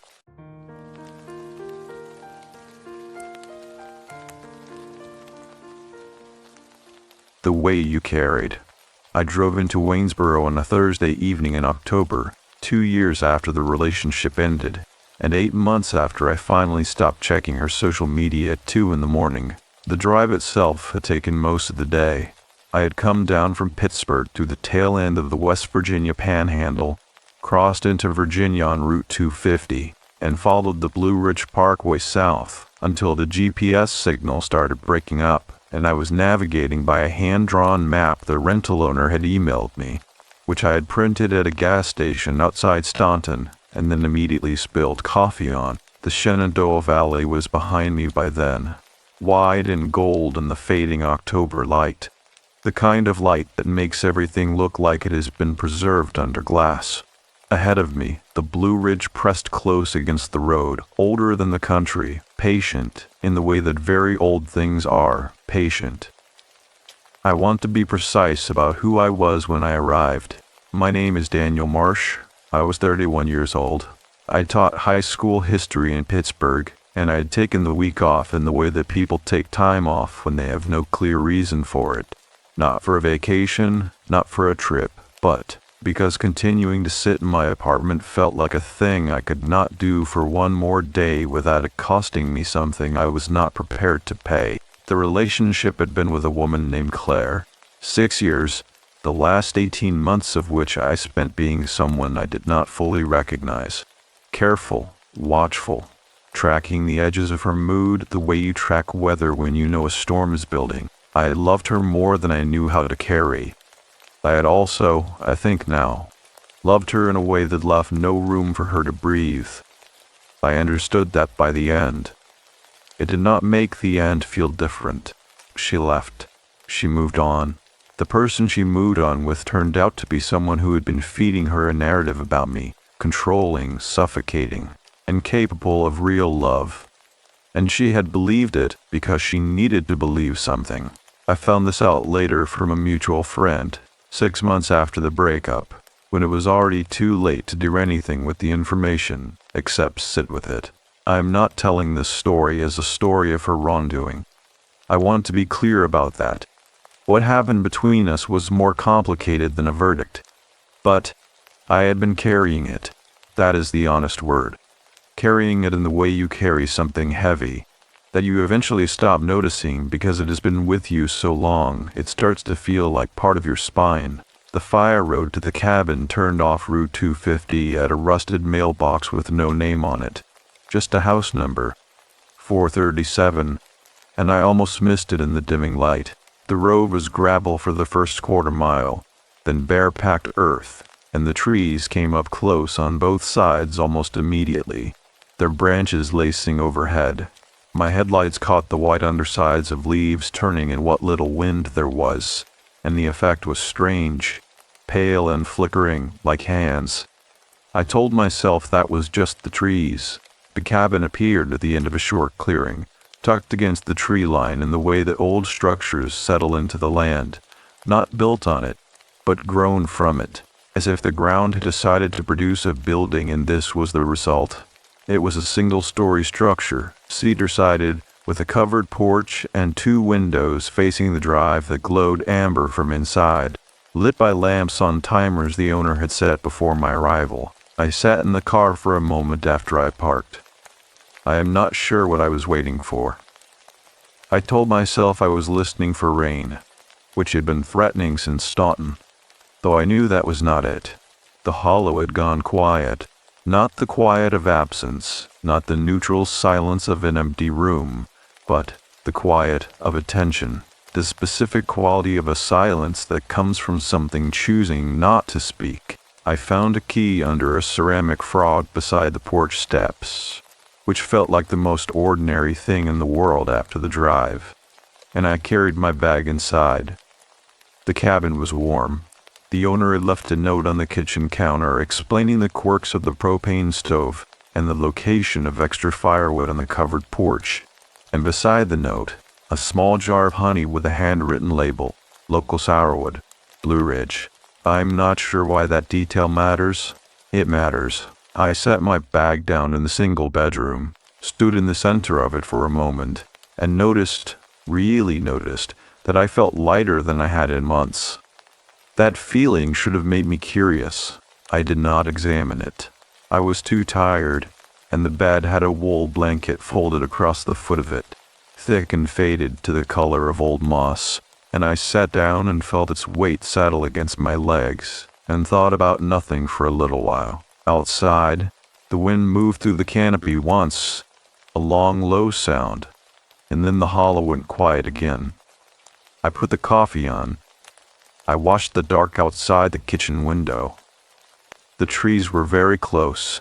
I had the thought, brief, almost offhand, that the window had been designed to look out at the trees, the way a television is designed to face a couch, as if someone had always meant for a person to stand here and look at that tree line and feel whatever I was feeling. I dismissed that thought immediately and went back to the coffee. There are things the body knows before the mind does. That first night, mine knew something. I fell asleep before I could hear what it was saying. The sourwood honey tasted like something I could not name. I had spread it on a piece of toast that Friday morning, standing at the kitchen counter, while the propane stove made its particular low hiss behind me, and I stood there longer than the toast required, trying to identify what the flavor reminded me of. Not sweet in the way commercial honey is sweet, linear, uncomplicated, done with itself. This was something that moved through registers, warm first, then faintly bitter at the back of the throat, then something almost floral that arrived after you had already swallowed and thought it was finished. I stood there for a full minute longer than I needed to. I had nowhere to be. That fact still felt new. The morning light in the hollow was different from what I had expected. I had assumed, arriving in the dark, that the cabin would feel brighter once the sun came up. Instead, the canopy filtered the October light into something layered and amber green, and the clearing held it the way shallow water holds a reflection. Present, but with depth underneath. The two porch-facing windows caught what they could and laid it in soft rectangles across the plank floor. And I stood in one of those rectangles while I finished my coffee and felt, for a moment, completely still.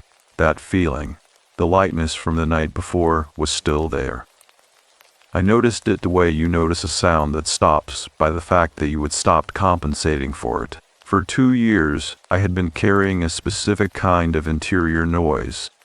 A low, constant processing, reviewing, revising, reconstructing what had happened between Claire and me, the night she found the messages on his phone and understood what he was. The moment she called me, not to come back, but because she had no one else to call. The conversation I had with myself in the parking garage of my school, sitting in my car for 40 minutes after that phone call, trying to figure out what I was supposed to feel, relieved that she was suffering, ashamed of how much I wanted her to call again. That noise was quieter here. I did not know why. I did not examine it the way I probably should have. Instead, I put on my jacket and walked out onto the porch. The hollow stretched out in front of the cabin in a long, gradual depression between two ridgelines. The hardwoods so dense along both slopes that you could not see more than 20 or 30 feet into them before the trunks became a wall. The clearing itself was maybe an acre. Rough grass, pale with the season, a rusted fire ring near the far edge, and beyond it the tree line pressing close and even, like a crowd that has agreed to stop at a particular point. I noticed the fire ring first, then looked past it. There was a path at the edge of the clearing, not a formal trail, no markers, no cleared width, but the kind of path that forms when something has moved through the same place enough times to press the grass flat and discourage new growth. It entered the tree line at an angle, heading northeast up the ridge. I looked at it for a while. I did not feel drawn to it exactly. I felt aware of it, the way you are aware of a door in a room you are trying not to think about. I went back inside and checked my phone battery instead. 41%. I had forgotten to plug it in overnight. I found the charger in my bag and plugged it into the outlet beside the kitchen counter, and stood there while it blinked to life, and thought for a moment about my lesson plans for the following Monday, the unit on reconstruction. The way my 11th graders went quiet whenever the subject became genuinely uncomfortable. That particular classroom silence that meant something was landing. I had always found that silence satisfying in a way I could not explain. I was doing it again. Retreating into the geography of ordinary life to avoid standing in the geography of the present one, I made a second cup of coffee and took it back to the porch. The hollow had a sound I had not catalogued yet, Beneath the occasional movement of air through the canopy, and beneath the distant, irregular percussion of a woodpecker somewhere up the north ridge, there was a low, intermittent sound that I spent several minutes trying to locate before I accepted that I could not. Not mechanical, not animal exactly, something between the two, a sound with weight to it, like pressure releasing from something that had been holding it for a long time. I told myself it was the trees. Old trees make sounds. The wood shifts with temperature change. This is a thing I knew and applied freely, but I sat with my coffee going cold in my hands and listened, and the sound came again, and it was not settling wood. The jar of honey was still on the kitchen counter when I went back inside. I had not moved it, but it had moved, not far, perhaps 4 inches, from the position beside the owner's note to a position near the edge of the counter. The tile floor was level. I tested it with a marble I found in a kitchen drawer, a green glass one that had no explanation, and the marble stayed where I put it. I looked at the jar for a long time. The label read, "Local Sourwood, Blue Ridge," and beneath that, in smaller handwriting, "For what you're carrying." I had not read the full label the night before. I had seen the top line and assumed the second was a production note, the kind of details small batch honey producers include. I picked up the jar and read it again. The handwriting on both lines was the same pen, the same pressure. They had been written together. "For what you are carrying." A cold thread moved through me, starting at the back of my neck and resolving somewhere in my sternum. Not fear exactly. Recognition. The specific interior feeling of a detail that fits somewhere you have not yet identified. I set the jar back down. I thought about the path at the edge of the clearing. I thought about the quality of the silence in the hollow the night before. I thought about the lightness I'd been feeling since I arrived. The reduction of that interior noise. And for the first time I allowed myself to ask whether the lightness was something I had brought with me or something the place was doing. I told myself both were possible. I told myself one was more likely. I sat down at the kitchen table with my journal, a habit I had maintained badly for the past 2 years, in fits and starts, more silence than words, and I opened it to a blank page. I held the pen for a while. The hollow made its low pressure release sound outside. Once, twice. Then nothing for several minutes. I wrote 1 sentence. I do not know how much of this I have been choosing to carry. I closed the journal and left it on the table and went to stand in the doorway, looking at the path. The afternoon light had begun its early descent through the canopy, browning and thickening, and the path at the tree line was now a darker shape against the pale grass, more visible somehow than it had been this morning. I noticed that the grass along the path was not pressed down by something that moved through it periodically. It was pressed down in 2 parallel lines, the width of a person's shoulders, as if something had been dragged, or as if someone had walked the same path so many times in exactly the same way that the earth had memorized width of them. I stood in the doorway for a long time. I did not walk to the path that evening. I locked the front door instead, which I had not done the night before, and made dinner on the propane stove. A simple thing, pasta and olive oil. The kind of meal that requires just enough attention to displace other thoughts, and ate it at the kitchen table with my journal open in front of me, and the 1 sentence I had written staring back at me from the page. The hollow was completely quiet by the time I washed the dishes.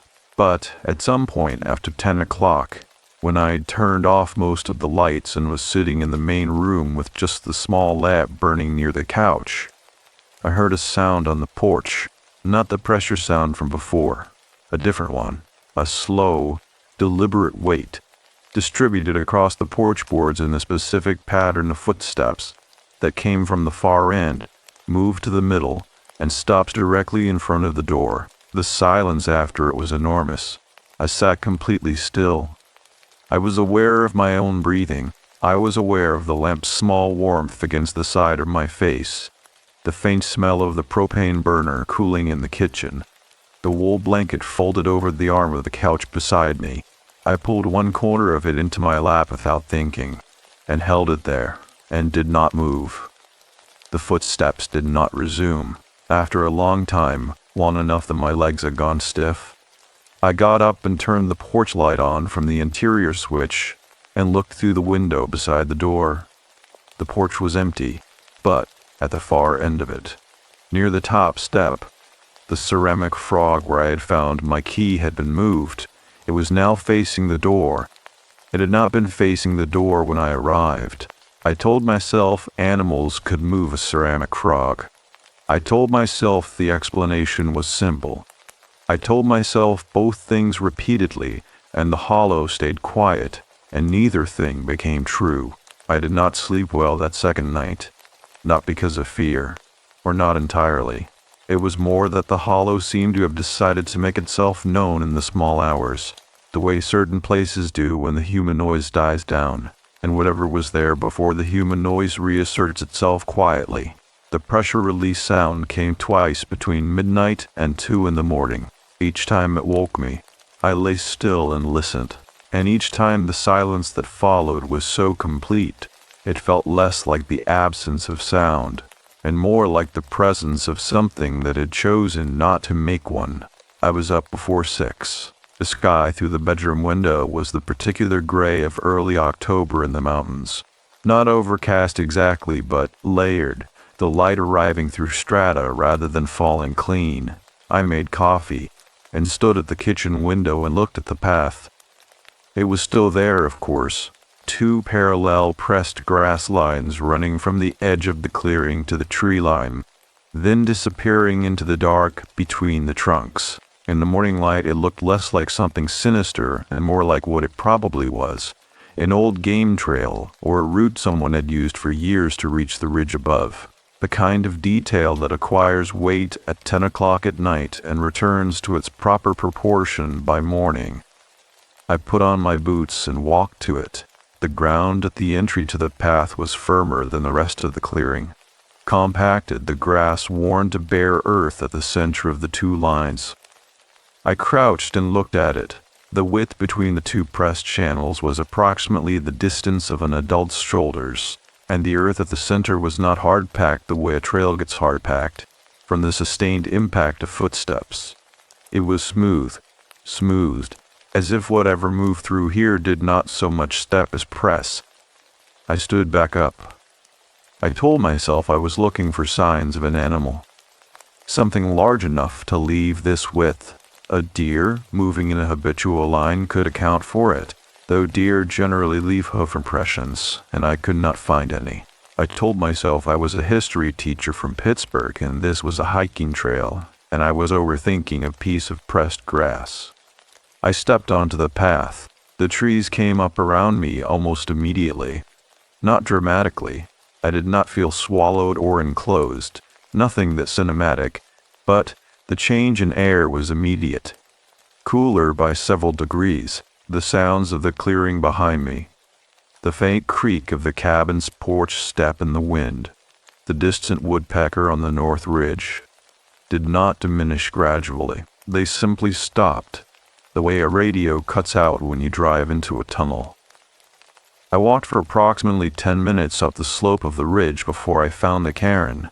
It was off the path to the left by about 8 feet. Built against the base of a white oak that must have been 300 years old or close to it.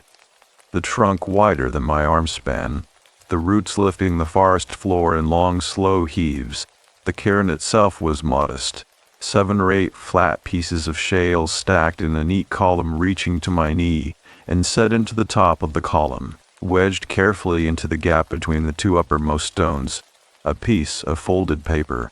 I looked at it for a long time before I touched it. The paper was not weathered the way outdoor paper becomes weathered. It was not pulped or warped by rain. It was dry and intact, white where the shale sheltered it from above. I lifted it out carefully, unfolded it, and read what was written there in small, even handwriting. I left here carrying less than I arrived with. Nothing else. No date, no name. No explanation of what had been carried or where the person had come from. Just that one sentence, written with the same careful pressure as the label on the honey jar. The kind of handwriting that belongs to someone who means what they write, because they know words do not hold weight unless you put it into them deliberately. I stood there with the paper in my hand and felt something shift in my chest. Not a physical sensation exactly, an interior one. The specific feeling of a room rearranging its furniture in the dark, so that when you reach for something familiar, your hand finds empty air. I thought about Claire. I thought about the 6 years, and what I had made of them, and what I had been making of them since. I had constructed the entire arc of our relationship into a shape I could carry, beginning, middle, terrible end.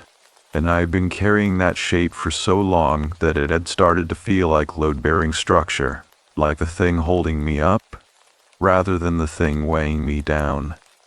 The distinction between those two things had never been entirely clear to me before that moment. I folded the paper back exactly as I had found it, and replaced it between the stones. I stood there another minute, in the specific cool of the old oak shade, listening to the hollow silence, and noticed, with the detached clarity that sometimes arrives in moments of genuine quiet, that I had been grieving something I had also been protecting, that the grief and the protection were the same motion, that every time I reviewed what had happened between Claire and me, I was not working through it. I was building a case, organizing the evidence, proving something to a jury that existed only inside my own chest. And the verdict I was working toward was not about her. It was about me. Whether I had been worth keeping. I walked back down to the cabin and sat on the porch steps for a long time without going inside. The sky had lightened to a pale, thin blue by mid-morning. The kind of October sky that looks almost like spring if you do not look at the trees. A crow moved across it without calling. The clearing was still. The ceramic frog on the porch step was still facing the door, and I had not moved it back, and I did not move it now. I was thinking about the first year with Claire, not the end of it. The beginning. The specific quality of attention I had given her. The way I had made her the center of every calculation, every plan, the deliveries and the gifts and the constant presence that I had meant as devotion and she had experienced as a kind of weather, pervasive, inescapable, removing the air around her. I had known she found it to be too much. She had told me more than once in the specific, careful language of someone trying not to wound, and I had heard it as criticism of my love, rather than as a genuine description of what my love was doing to her. That thought had the quality of a bruise, not sharp, not sudden, but real and present under pressure. The man from her office had told her I was toxic. He had been wrong about the specifics and correct about the consequence. Those two things could both be true. I had been spending 2 years insisting they could not. I heard the sound then. Not the pressure release sound from before, but something new. A voice. Dusted. Coming from the direction of the fire road, unhurried, moving closer. I stood and shaded my eyes.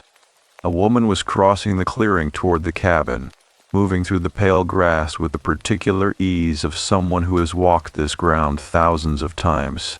She was older, 70s perhaps, though she moved without the careful negotiation of age.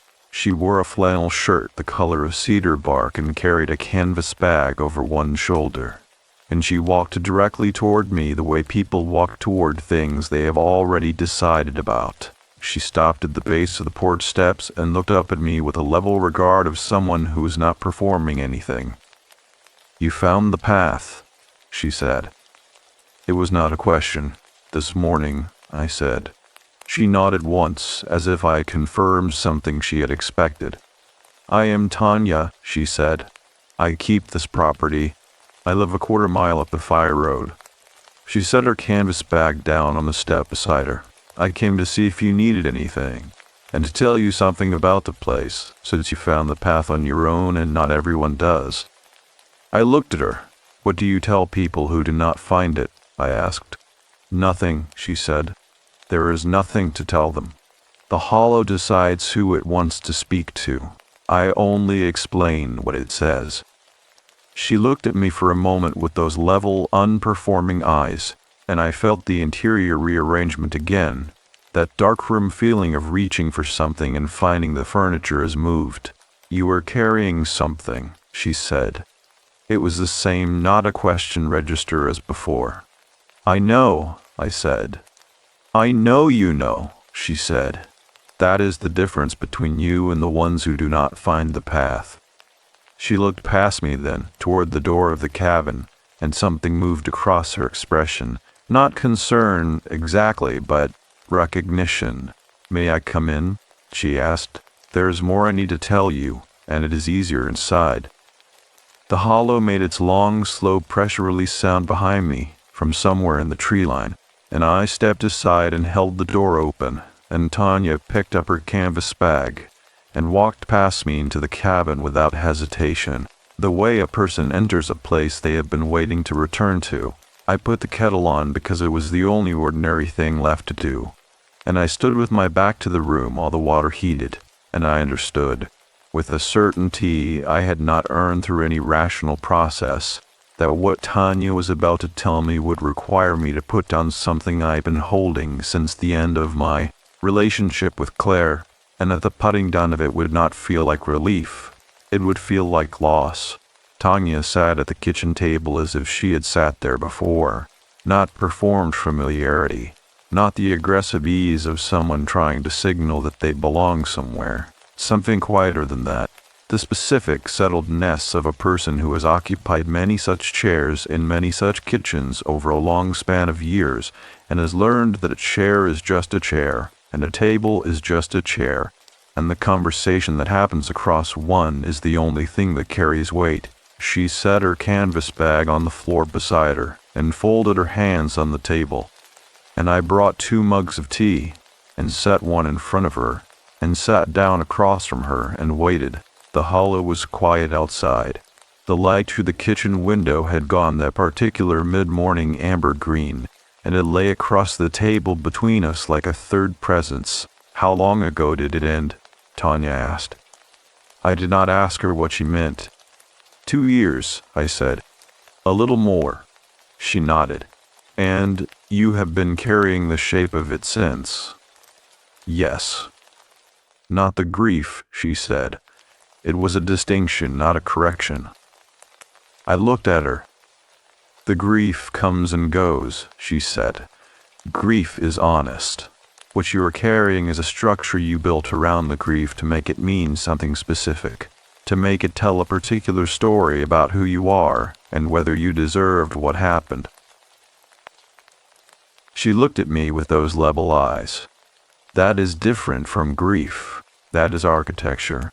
The word landed in me like a stone dropped into still water, not because it was new. Some part of me had been circling it since the path and the cairn and the folded paper, but because hearing it spoken aloud in this kitchen, in this particular light, by a woman I had met 11 minutes ago, removed every remaining distance between the thought and the fact. I wrapped both hands around my mug.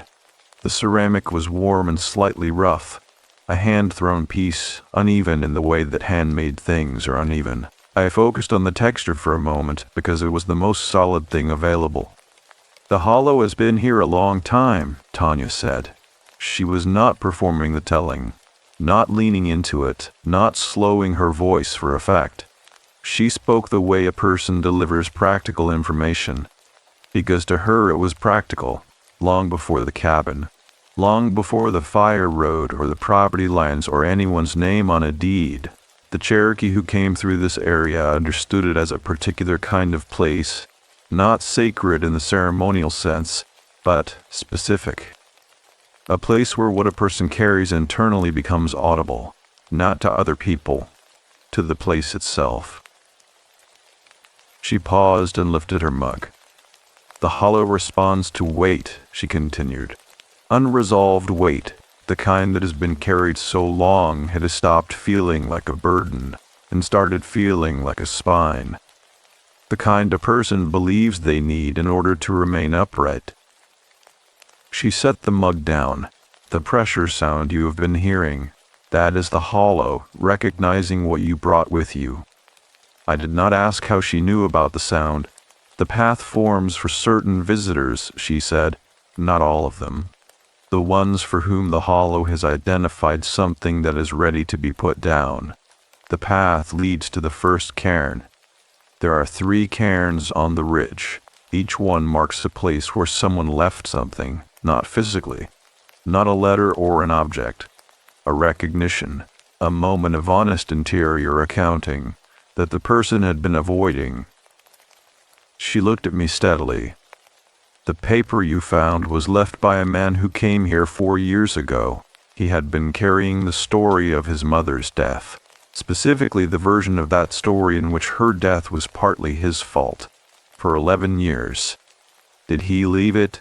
I asked. This story. He left what he had built around it, Tanya said. The architecture. The grief remained, it will always remain, but the structure he had constructed to make the grief mean something specific about his worth as a person, that he left at the first cairn. She paused. He is the one who built the cairn. That is the tradition. You find it. You read what was left. You understand what it means. And then, if you are ready, you go further. The hollow made its sound outside, long, low, the quality of deep wood releasing pressure after cold. And Tanya did not look toward the window. She had heard it too many times for it to require acknowledgement. There are 3 cairns, I said. 3, she confirmed. The first is recognition. The second is accountability. The third is release. She said these words with the deliberate plainness of someone reading items from a list, because that is what they were to her. Not poetry, not mysticism, but a sequence she had observed enough times to trust the order of. What happens at the third? I asked. Tanya looked at me for a moment before answering. The hollow stops being loud, she said. I understood what she meant. Not loud in the acoustic sense. The hollow was never loud. Loud in the interior sense. The way a grief or a resentment or a long-held story about yourself can fill the available space so completely that you stop hearing it as noise and start hearing it as the baseline frequency of your own existence. You have been here before, I said. As a visitor, I mean, not as the keeper.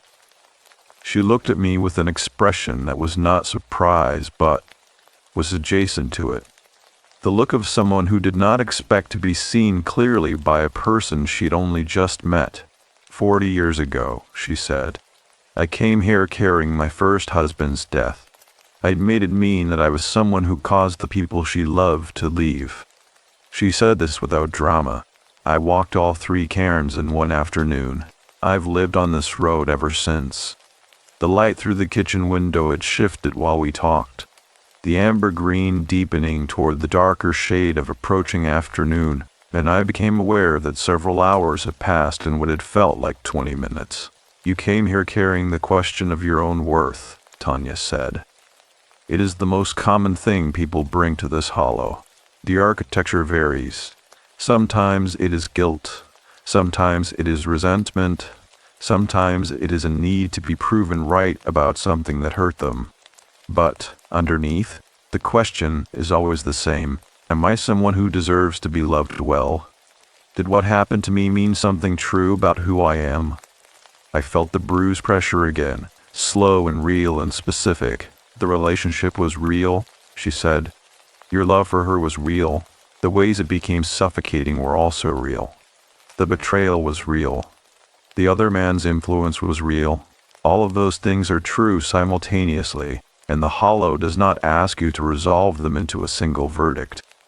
She looked at me with precise, careful eyes. It only asks you to stop using them as the architecture of your worth. I sat with that for a long moment. Outside, the wind moved through the canopy in a single long exhale, and then the hollow went still again, and the stillness had a different quality now. Not the watchful attention of the first evening, not the testing silence of the second night, something that had begun to resemble patience. The second cairn is approximately a quarter-mile further up the ridge, Tanya said. Above the old spring line, where the oaks give way to pine. You will recognize it. She stood and lifted her canvas bag and moved toward the door with the same unhurried, settled-ness with which she had entered. The third cairn is at the ridgeline itself. You will not need directions to it. When you are ready for it, the path will be unambiguous.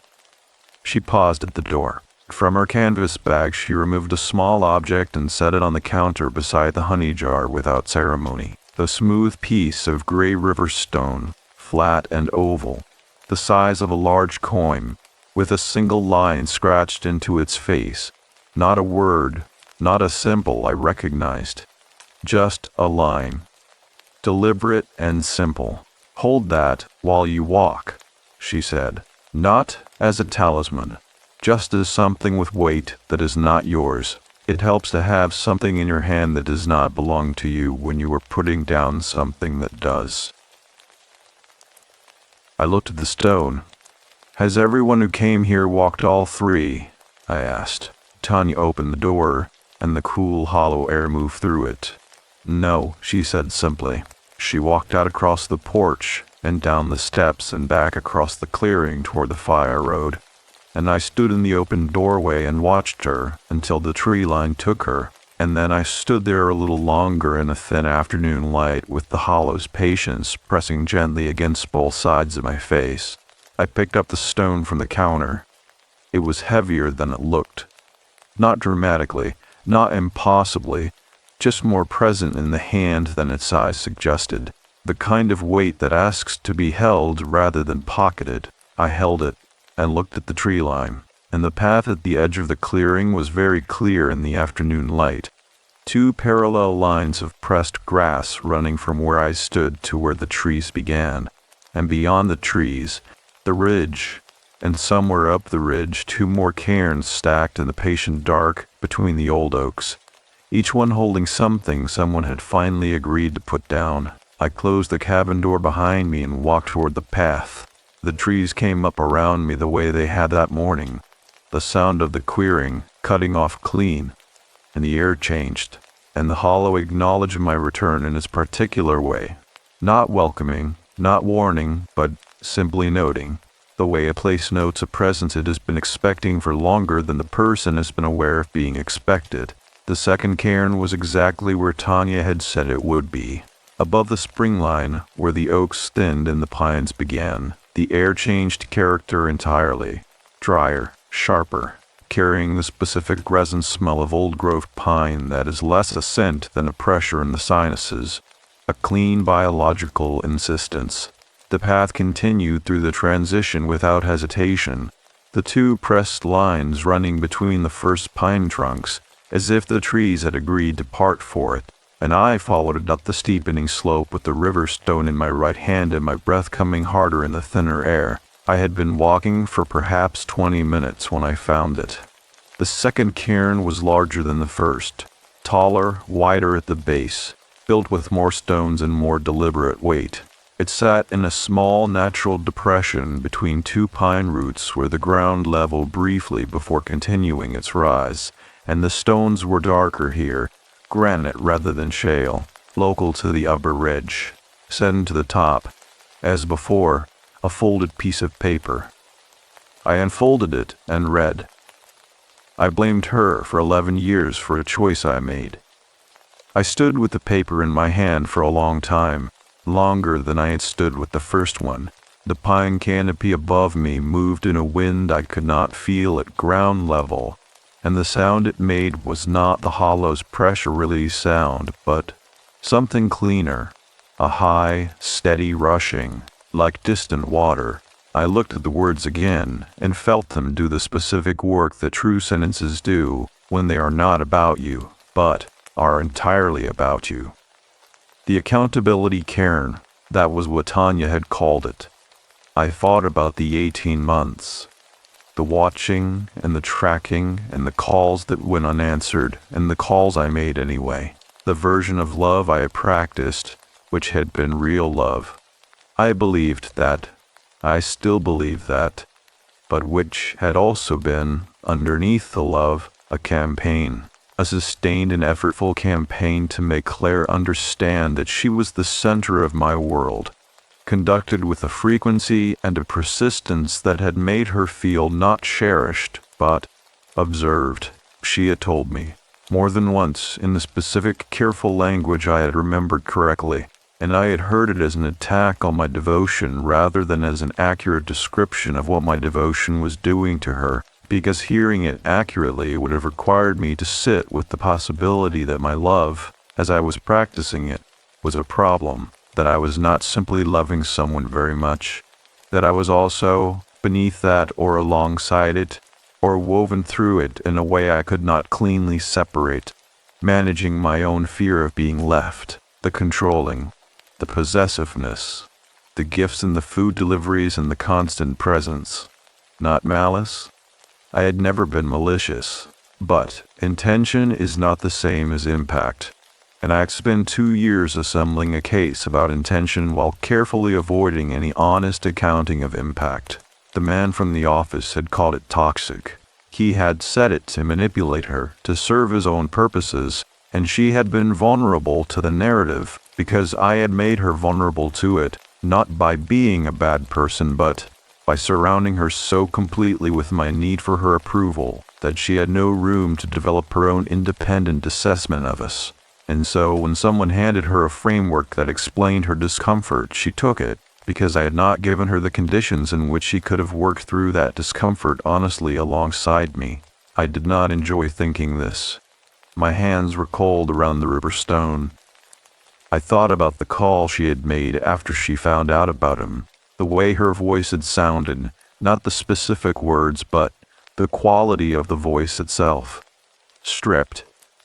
Every performance removed. Just the raw fact of a person who has been deceived, calling the one person she trusted, regardless of what had passed between them, because trust is not always rational and the body remembers safety, even when the mind has made other arrangements. I had answered that call. I had listened for over an hour. I had said the right things. In some part of me, beneath the genuine compassion, had felt something that I had never been willing to name directly.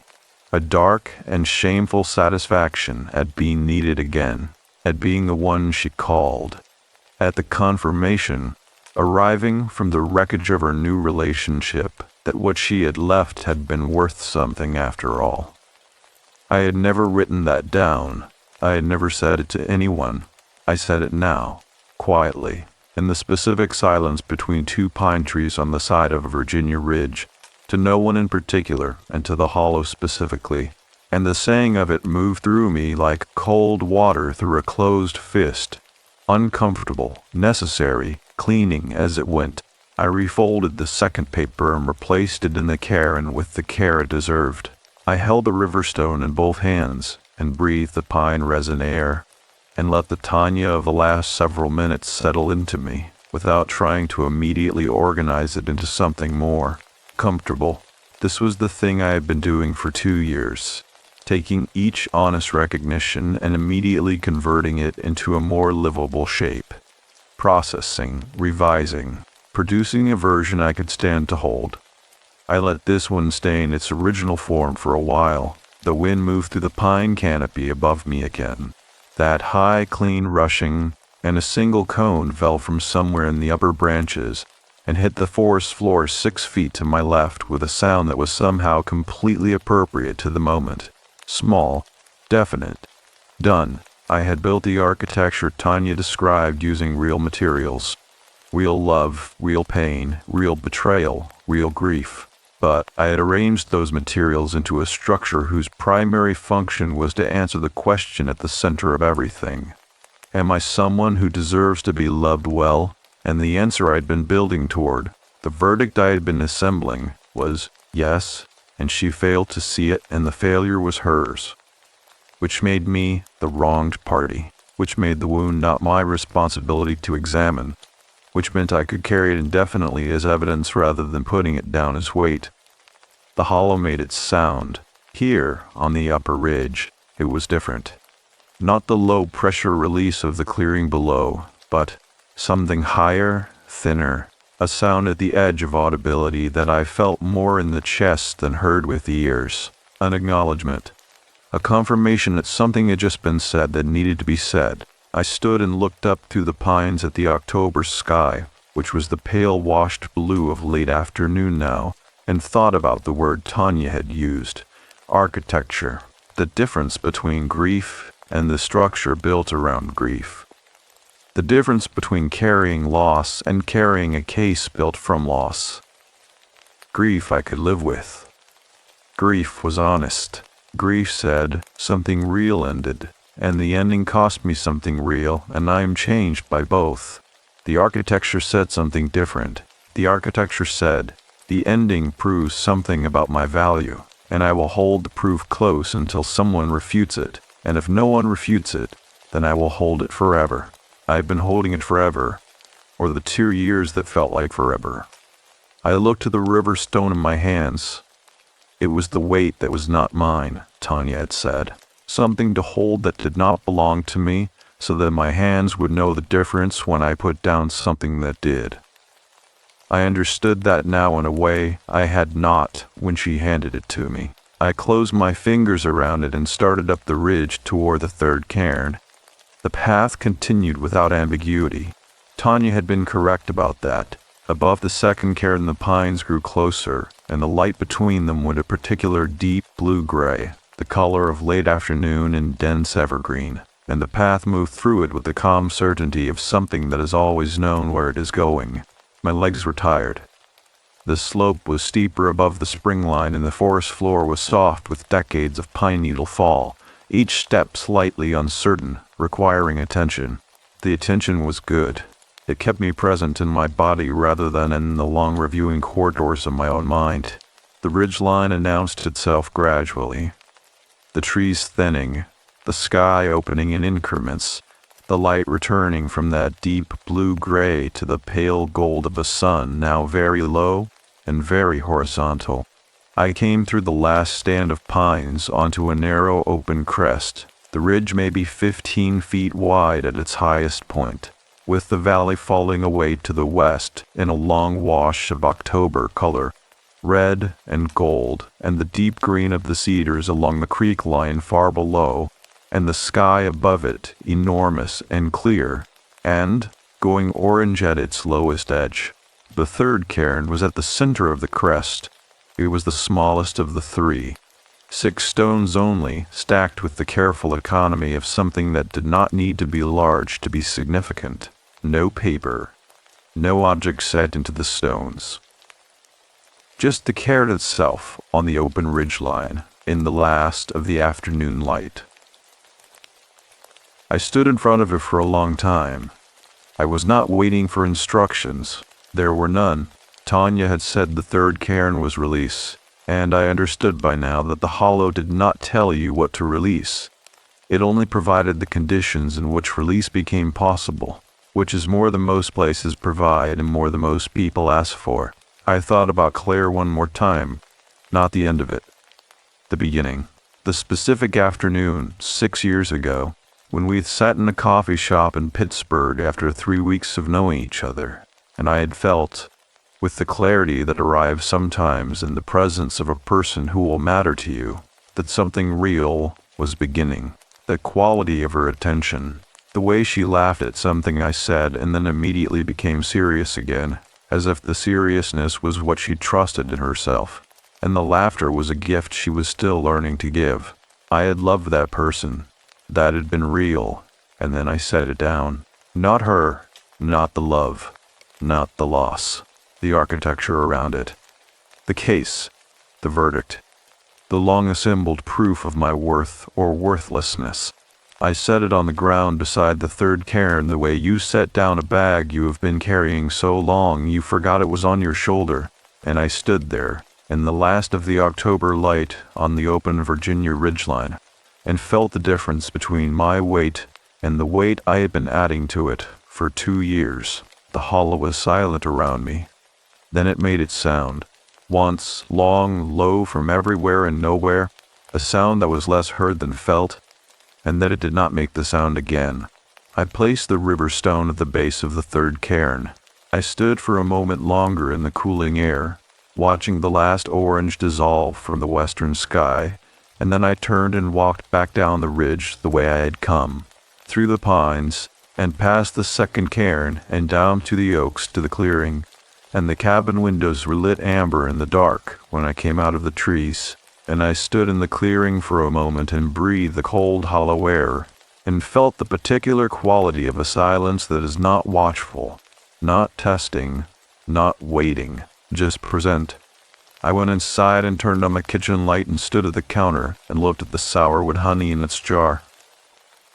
For what you are carrying, past tense now, or would be by the time morning came. I made dinner and ate it quietly and washed the dishes and dried them and put them away, and somewhere in that sequence of ordinary actions, I realized I had not thought once about the verdict, about the case, about whether what had happened to me meant something true about my worth. I had thought about the coffee shop, the quality of her attention, the laugh she was still learning to give. That was grief, that was honest, that I could carry. I slept without waking that night, and the hollow was quiet around the cabin, and in the morning the ceramic frog on the porch step had been turned back to face the clearing, and I understood without being told that it was facing outward now because the watching was finished. I left the cabin on a Sunday morning, 14 months ago now. I want to be precise about the leaving, the way I have tried to be precise about everything else in this account, because the leaving was not a dramatic thing, and I do not want to make it one. There was no revelation on the porch, no final atmospheric moment in which the hollow delivered a last piece of wisdom, and the trees parted, and the light fell at an angle that confirmed something. I packed my bag. I washed the 2 mugs I had used and dried them and returned them to the cabinet. I folded the wool blanket and laid it back across the foot of the bed. These were the actions of a person preparing to leave a place they had borrowed, and they felt exactly like that. Ordinary, careful, respectful of something that had been lent to them. I left a jar of sourwood honey on the counter, not because I had forgotten it. I stood with it in my hand for a moment, feeling the slight tackiness of the label under my thumb, and then I set it back down deliberately. It belonged to the place, or it belonged to whoever came next and needed it to mean what it had meant to me. That the place had seen them arriving, had prepared something specific for what they carried, had been waiting in its patient way for exactly this visitor at exactly this time. I did not want to take that from the next person. I picked up my bag and walked out to the car in the early gray light. The hollow was quiet in the particular way it had been quiet since I came down from the ridge 2 nights before. Not the watching quiet of the first evening, not the testing quiet of the second night, but the quiet of a place that has finished what it was doing and returned to its own concerns. Neutral, inhabited by its own life rather than by attention to mine. The trees along both ridge lines caught the first thin light at their crowns and held it there, gold against gray, and the clearing below them was still in shadow, and the grass was heavy with dew, and my footsteps through it left dark prints behind me. I put my bag in the trunk and stood beside the car for a moment. I thought about Tanya. I had not seen her since that Friday afternoon at the kitchen table, and I had not gone looking for her, and she had not returned, and I understood that this was correct, that her role was the conversation and the stone and the pointing toward the ridge, and that everything after was mine alone to do or not do. She had not offered her phone number. She had not suggested I contact her when I returned to Pittsburgh. She had simply come when the hollow determined that I needed someone to explain it to me. And then she had gone back to her 1/4 mile up the fire road, and the transaction was complete. I thought about leaving her a note and decided against it. What would I have written? Thank you felt inadequate, in the way that the correct words for an experience always feel inadequate. Because language is a container, and some things are larger than the containers available. I got in a car and drove out the fire road to Route 250, and turned north towards Staunton. The drive back to Pittsburgh took 6 hours. I stopped once for gas outside Staunton, and once for coffee at a diner in Morgantown where the waitress had a name tag that said Doreen and called me honey without irony, the way certain people in certain parts of this country still do. And it was one of the most comforting things that had happened to me in 2 years. I sat at the counter and drank the coffee and ate a piece of pie I had not intended to order, and watched the Sunday morning traffic move through the intersection outside the window, and felt, with a steadiness that was new, the specific quality of being a person in a life that was continuing, not healed. I want to be careful about that word. The grief was still present, and would always be present, in the way that Tanya had said. Honestly, proportionally, without the architecture around it that had been making it into something else. Claire had been real. The 6 years had been real. The ending had cost something real. I was still changed by all of it. But the case was closed. That is the only phrase I have for it. The long assembling of evidence, the sustained campaign toward a verdict about my worth, that was finished. Not because the hollow had resolved the question of my worth, because I had finally understood that the question was not one that evidence could answer, and that I had been a fool to spend 2 years trying to make it do so. I got back to Pittsburgh on Sunday evening and parked in the lot behind my building and sat in the car for a moment before going in. My apartment was exactly as I had left it. This should have been obvious, and was somehow not. I had been gone 5 days, and the books were where I had left them, and the coffee maker was where I had left it, and the small succulent on the windowsill was slightly more in need of water than when I had left, but was otherwise fine. Everything was the same. I was not the same. The apartment seemed to register this, in the way that spaces register a change in the person who inhabits them, not differently furnished, but differently understood. I watered the succulent. I unpacked my bag. I found the river stone at the bottom of it. I had left it at the base of the third cairn. I had set it down deliberately on the open ridgeline and walked away from it, and I had not picked it up again. And I had not put it in my bag. And it was at the bottom of my bag. I held it in my palm for a long time, standing in the center of my bedroom. The single scratched line on its face caught the lamplight. I thought about what Tanya had said. Not a talisman, just something with weight that is not yours.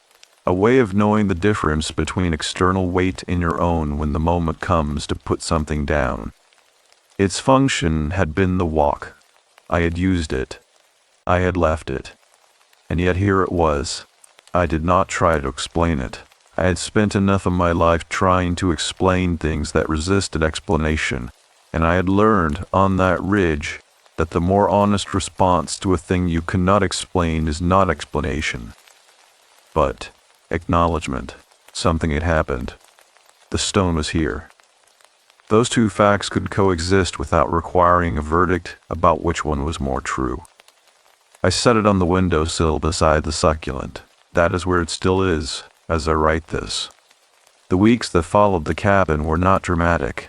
I want to be honest about that too, because the stories we tell about transformation tend to suggest that once the pivotal thing happens, the life reorganizes itself into a new and better shape with reasonable speed. It did not work that way. I went back to school on Monday. I taught the reconstruction unit. My 11th graders went quiet in the places they always went quiet, and I found it satisfying in the way I always found it satisfying, and nothing about that had changed. But some things had.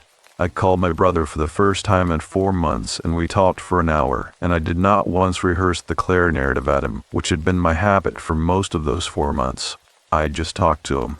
He told me about his daughter's first steps, and his ongoing conflict with his neighbor about a fence line, and his opinion about a television series he had been watching, and I listened to all of it with attention that was no longer partly consumed by the internal processing I had been running continuously for 2 years.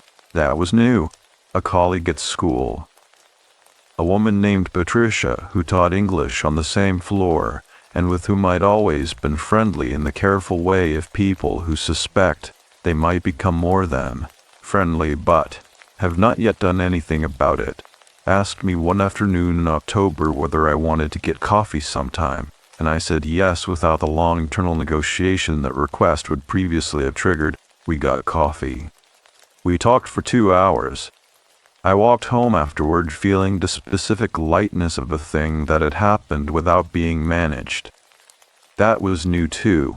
I'm not telling you that Patricia and I fell in love and everything resolved into happiness. I am telling you the Tanya, which is that we have had coffee 4 more times in the 14 months since, and are in the careful, interesting early territory of a connection that might become something and might not. And I find that I can hold that uncertainty without converting it immediately into evidence for or against the case I was formally building. The case is closed. I do not need new evidence. I wrote this account in November, 2 months after returning from the Hollow, and I have revised it twice since.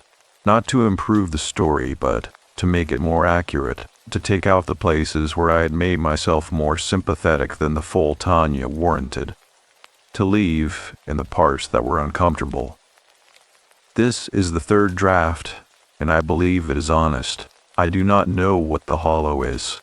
I do not know whether Tanya would explain it the same way to everyone, or whether she calibrates the explanation to the person, though I suspect the latter.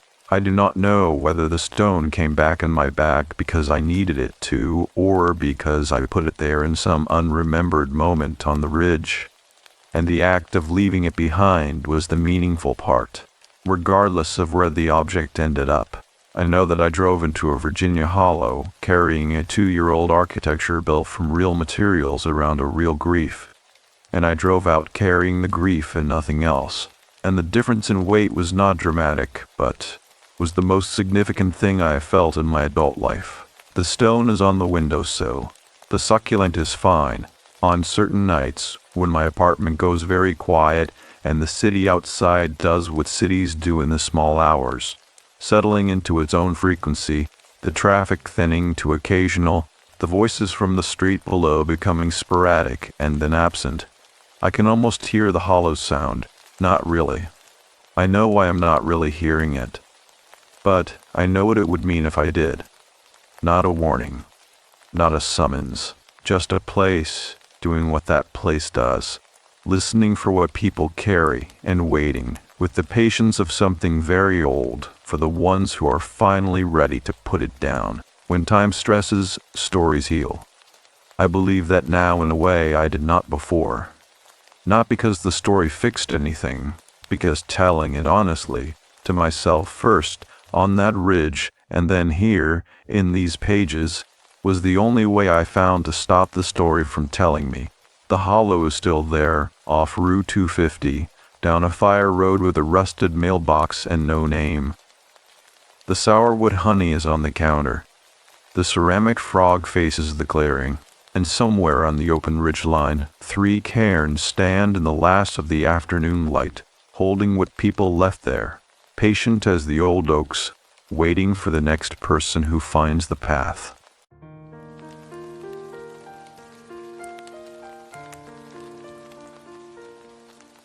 The Watchers in the Woods. I did not believe in the Blackstick Men until I saw them.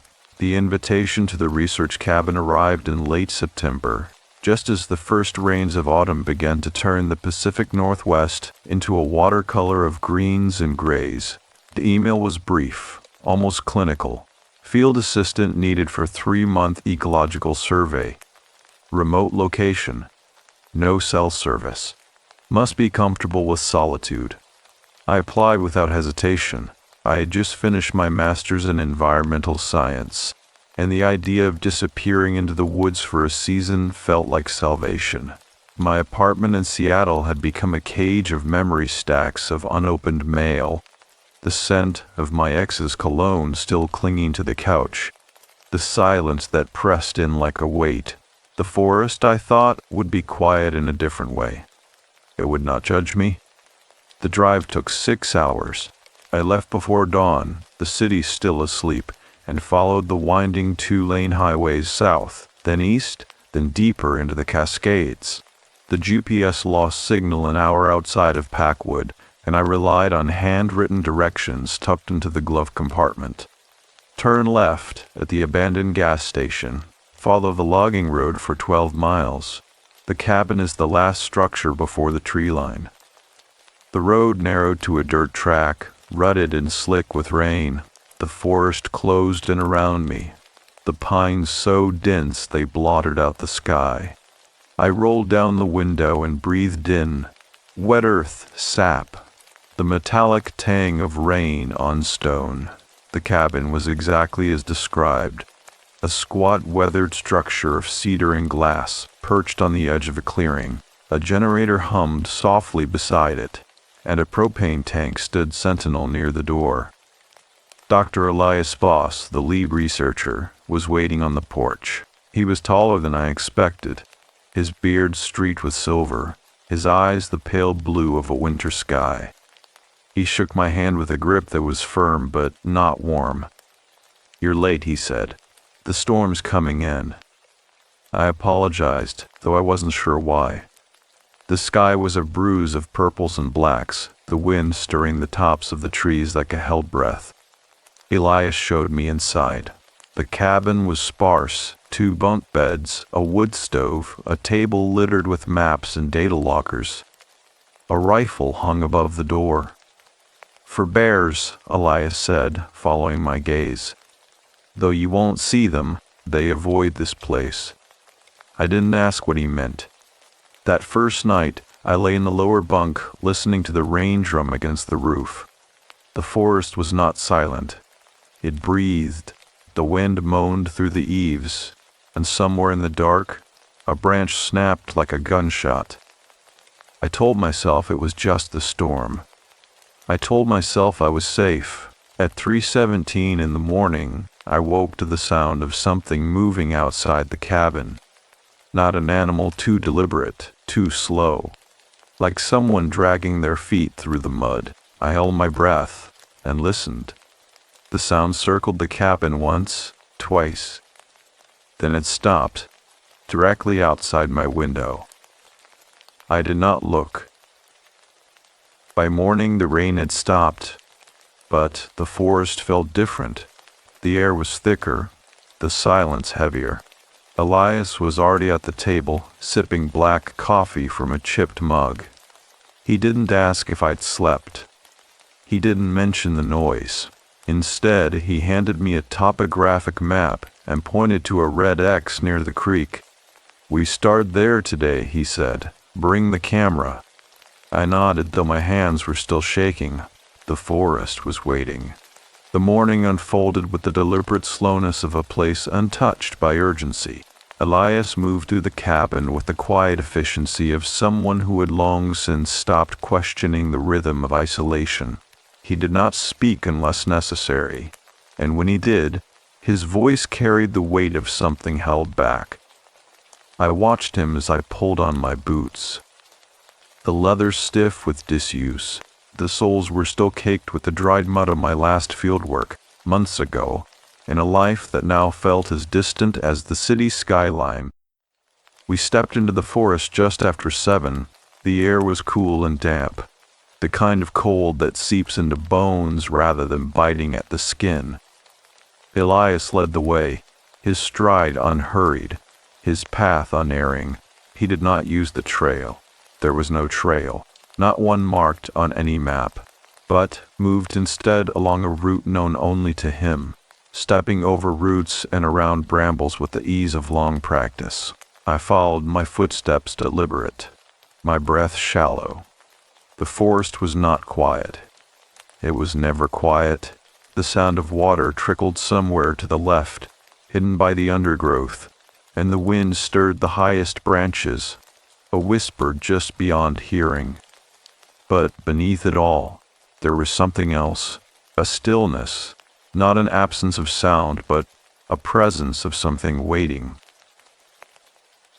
We reached the creek by 8:30. The water was black and slow-moving, reflecting nothing. Elias knelt at the bank and dipped a glass vial into the current, his movements precise, almost ritualistic. He did not look at me as he spoke. "The pH levels here are wrong," he said. "They have been for years. No one can explain it." His voice was low, the words measured, as if he were reciting something memorized long ago. The fish avoid this stretch. The insects do too, even the birds. He capped the vial and slipped it into his pack. But the black stickmen don't. I did not ask what he meant. I did not want to know. He stood and brushed the damp earth from his knees. There's something else you should see. He turned and walked upstream, his boots sinking slightly into the soft ground. I followed, the unease in my chest tightening with each step. The creek narrowed, the banks steeper, the trees pressing in closer. The light dimmed further, the canopy above so dense it felt like twilight. Then Elias stopped. He pointed. A clearing opened before us. Though it was not a clearing in the way I understood the word. The trees here grew in a perfect circle, their trunks unnaturally straight, their branches intertwined overhead to form a dome. The ground within was bare, the earth packed hard, as if something had been dragged across it again and again. In the center, half buried in the dirt, was a rusted metal object. It took me a moment to recognize it as a child's tricycle, its wheels bent, its seat corroded by time. The paint had long since flaked away, but I could still make out the ghost of a name, scrawled in marker on the crossbar, Lucy. Elias crouched beside it. It wasn't here 3 weeks ago. His fingers hovered just above the metal, as if touching it might wake something. I've walked this stretch of creek every day since I arrived. I know every root, every stone. This wasn't here. He looked up at me, his eyes sharp, searching. And neither was the footprints. I followed his gaze to the edge of the circle. The earth there was disturbed, the mud churned by something heavy. Not boots, not animal paws. The prints were long, too long and too narrow, as if something had pressed itself into the ground with deliberate, unnatural weight. They led into the circle and then stopped, as if whatever had made them had simply ceased to exist. Elias stood abruptly. We should go back. I did not argue. The walk back to the cabin was slower. Elias no longer moved with his usual certainty. He kept glancing over his shoulder, his hand resting on the pistol holstered at his hip. I had not noticed it before. The forest felt different now, the air thicker, the shadows deeper. The snap of a twig behind us made me jump, my pulse spiking. Elias did not react. He only quickened his pace. We reached the cabin just as the first drops of rain began to fall. Inside, Elias locked the door behind us, the bolt sliding home with a finality that sent a shiver down my spine. He did not speak as he moved to the wood stove, his movements stiff, controlled. He struck a match and held it to the kindling, the flame catching with a soft whoosh. The firelight flickered across his face, casting his features in sharp relief. For the first time I saw the exhaustion in his eyes, the lines of something deeper than sleeplessness. You should know, he said, his voice barely above the crackle of the fire, the last assistant left after 2 weeks. He didn't say why. He just packed his things in the middle of the night and walked out. I found his boots by the creek the next morning. They were still warm.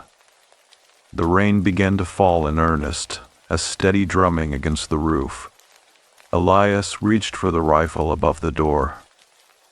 He did not take his eyes off the window. You'll take first watch, he said. Don't look outside, no matter what you hear. The fire burned low by midnight, the embers pulsing like a slow heartbeat.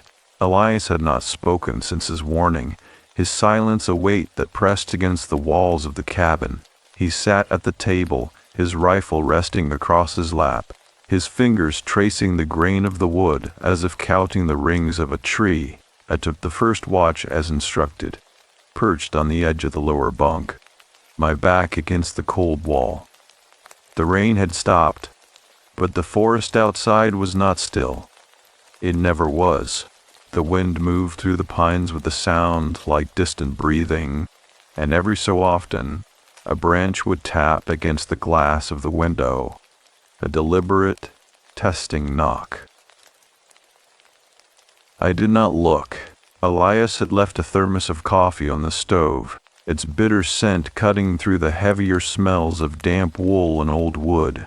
I poured a cup, the liquid black and steaming, and wrapped my hands around it.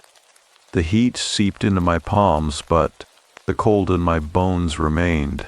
I thought of the tricycle in the clearing, the name Lucy scrawled in faded ink. I thought of the footprints. Too long, too wrong. I thought of the boots left warm by the creek. The radio on the shelf crackled suddenly, a burst of static that made me flinch. Elias did not react. He had turned it on before dark, tuning it to a frequency he claimed was used by the Forest Service. No one had spoken since. The static hissed like a living thing, ebbing and flowing as if breathing in time with the wind. I reached for the dial, meaning to turn it off, but Elias's voice cut through the quiet. "Leave it." I pulled my hand back. The hours passed. My eyes grew heavy, the weight of exhaustion pulling at my limbs. I fought it, blinking against the darkness, the coffee long gone cold in my hands. Elias had not moved. His gaze was fixed on the window, his expression unreadable. I wondered if he was even blinking. The cabin felt smaller with each passing minute, the walls pressing in, the air thick with the scent of old smoke and something else. Something metallic, like the taste of a coin left too long on the tongue. At 2:47, the radio crackled again. This time it was not static. A voice. It was faint, distorted, as if speaking from the bottom of a well. "Can't stay." The words were fragmented, swallowed by interference. Too late for that now. Elias's fingers tightened around the rifle. I leaned forward, straining to hear. The voice came again, clearer this time, a woman's voice, thin and trembling. "He's in the trees. He's always in the trees." Then silence. Elias exhaled sharply, the sound like a punctured lung. "That's not the Forest Service frequency." I did not ask how he knew. The radio hissed once more, and then the voice returned, closer now, as if she had stepped into the cabin itself. "You shouldn't have come here." The words were slow, deliberate. "You shouldn't have looked." The radio went dead.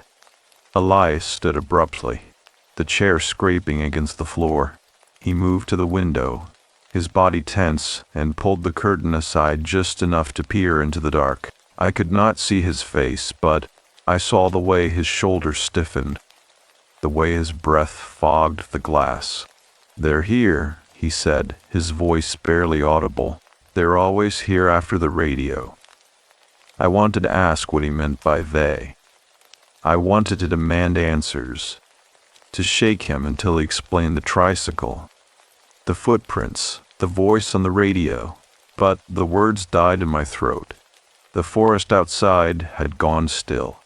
Not the quiet of an empty wood, but the stillness of something holding its breath. The wind had stopped. The trees no longer whispered.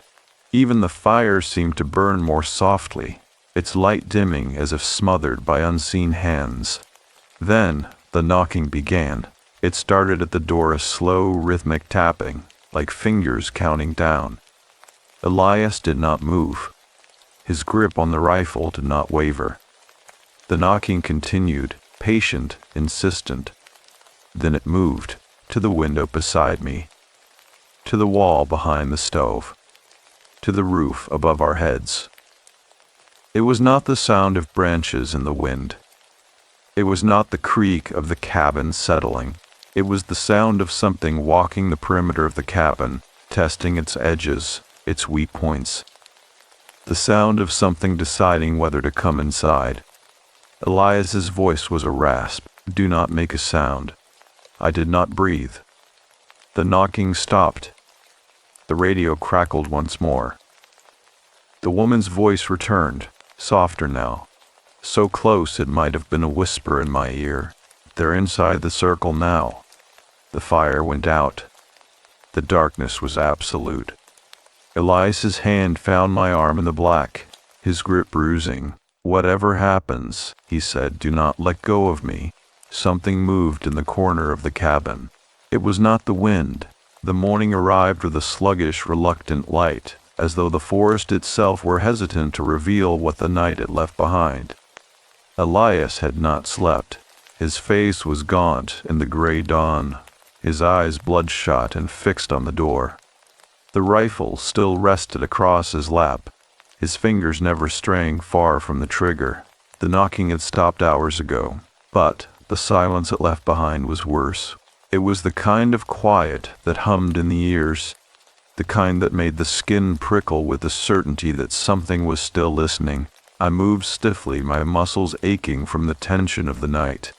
The cabin smelled of ash and something older, something damp and metallic, like rusted iron left in the rain. Elias did not speak as I stoked the fire back to life, the flames licking at the kindling with a sound like paper tearing.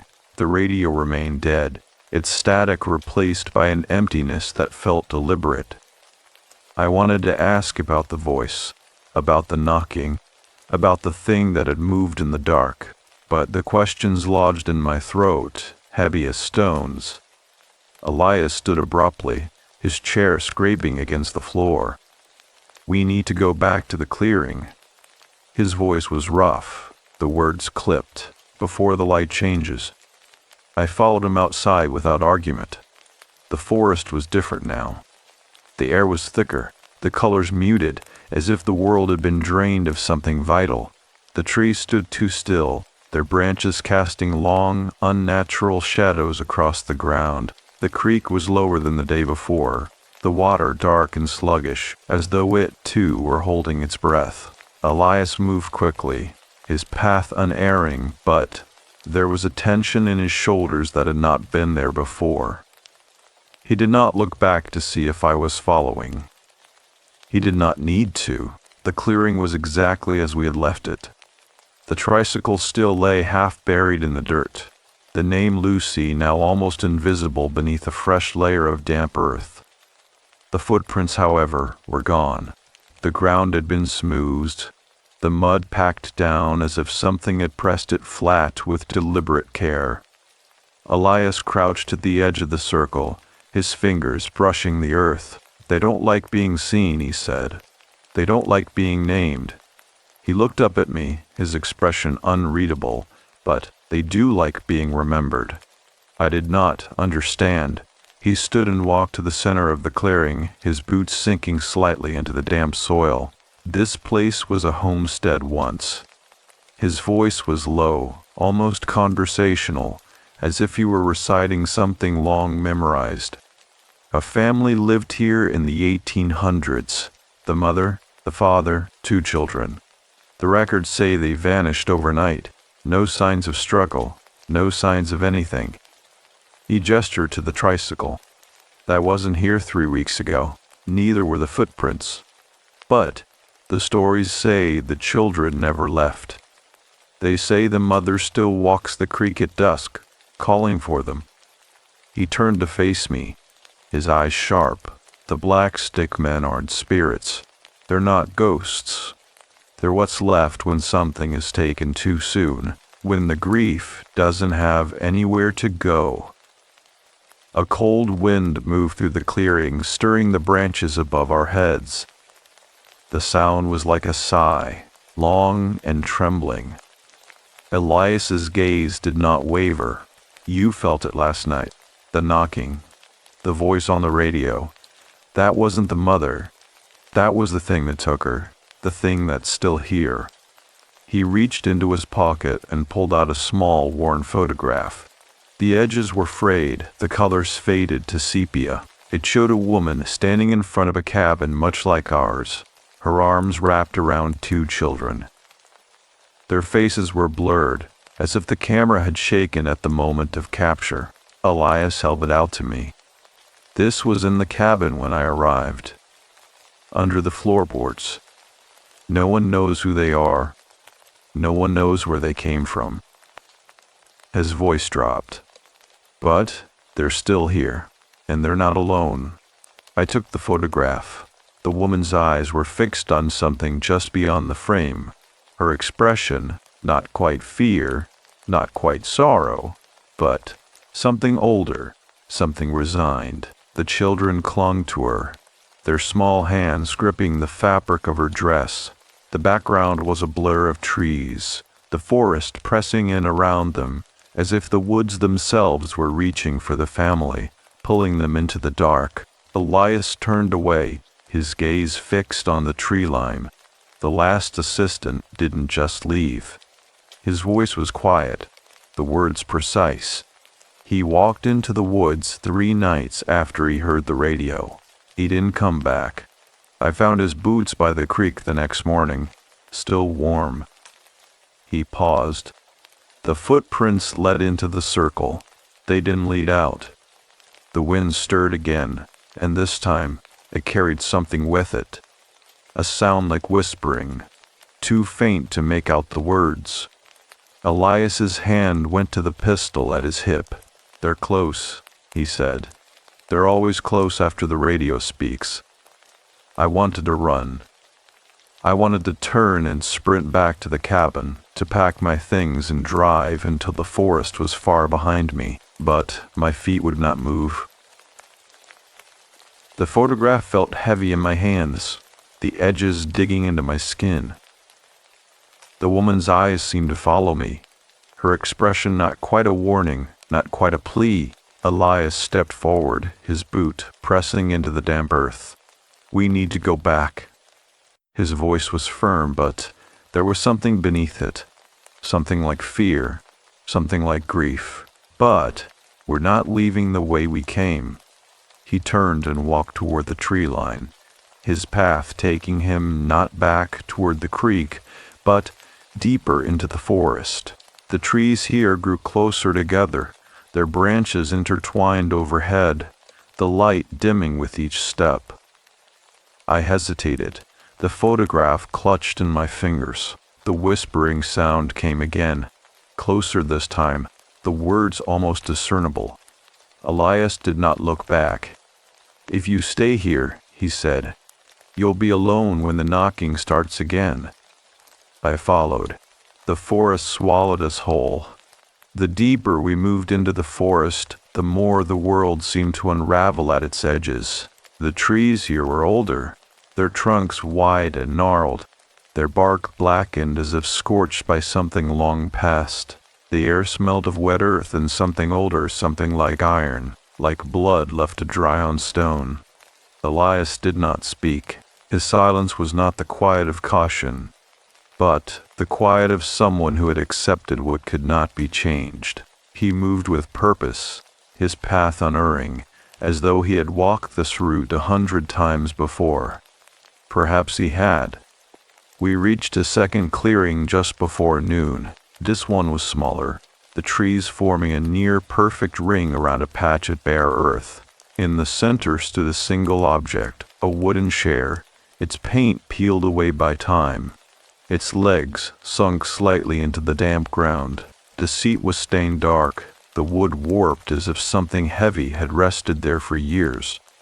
Elias stopped at the edge of the circle. His breath came slower now, his fingers flexing at his sides. This is where they sit, he said, when they want to be seen. I did not ask who they were. He stepped forward, his boots pressing into the soft earth. You need to understand something. His voice was low, the words measured. This forest doesn't just remember things. It keeps them. He turned to face me, his expression stark. The Black Stick men aren't here by accident. They're here because something was taken. Something that wasn't supposed to be. He reached into his pocket and pulled out a second photograph, this one smaller, its edges frayed. He held it out to me. The image showed a young man standing in front of the same chair, his face blurred, his body angled as if caught mid-turn. The background was a blur of trees, the forest pressing in around him. The date stamped in the corner read October 12, 1998. Elias's voice was quiet. That was the last assistant. His name was Daniel. He paused. He was 24, same age as you. I took the photograph. The young man's eyes were wide, his expression not quite fear, not quite recognition, but something in between, as if he had seen something he could not unsee, as if he had heard something he could not unhear. The forest behind him seemed to ripple, the trees bending unnaturally, as if the air itself were alive. Elias's gaze did not waver. He wasn't the first. He won't be the last. He gestured to the chair. They sit here when they're deciding, when they're choosing who stays and who goes. His voice dropped. They chose him. They've been waiting for someone else since. The wind moved through the clearing, stirring the branches above our heads. The sound was like a whisper, a voice speaking just beyond hearing. Elias's hand went to the pistol at his hip. You need to tell me why you're here. His eyes were sharp, searching. Not the job, not the forest. Why you? I did not answer at first. The photograph felt heavy in my hands, the edges digging into my skin. The young man's face blurred as I looked at it, his expression shifting, morphing into something familiar. Into her. My sister, I said. The words tasted like ash. She disappeared when I was 12. They never found her body. The forest seemed to press in closer, the trees leaning forward, listening. They said she ran away. They said she was troubled. But I knew her. She wouldn't have left me. My voice cracked.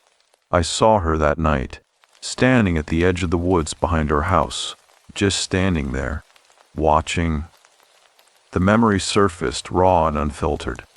She wasn't running. She was waiting. Elias did not speak. He did not offer condolences. He did not tell me it would be all right. I've spent 10 years trying to forget, I said. I came here because I thought the forest would be quiet. I thought it would be empty. I looked at the chair, at the dark stain on the seat, at the way the trees seemed to bend toward it. But it's not empty, is it? Elias's voice was quiet. No. He stepped closer, his gaze fixed on the photograph in my hands. The Black Stick Men don't take just anyone. They take the ones who are already half gone, the ones who are still looking for something they lost. He reached out, his fingers brushing the edge of the photograph. Daniel was looking for his brother. He vanished in these woods when they were kids. They never found him either. His voice was steady, but there was something beneath it, something like grief, something like guilt. He thought if he came back, he could bring him home. The wind stirred again, and this time it carried a sound with it, a sound like footsteps, slow and deliberate, moving through the underbrush. Elias's hand tightened on the pistol. They're here, he said. They've been here since you arrived. I wanted to run. I wanted to turn and sprint back to the cabin, to pack my things and drive until the forest was far behind me. But my feet would not move. The photograph of Daniel felt like a weight in my hands, his blurred face staring up at me, his expression caught between fear and recognition. What do they want? I asked. Elias's voice was low. They want what was taken from them. He gestured to the chair. They want someone to sit, someone to listen. His gaze met mine, unflinching. They want you. The whispering sound came again, closer this time, the words almost discernible.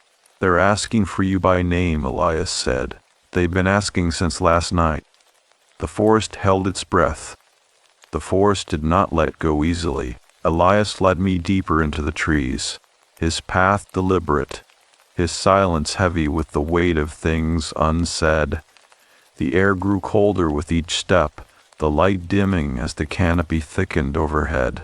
The ground beneath our feet was soft, the earth damp and yielding. as if the forest itself were exhaling.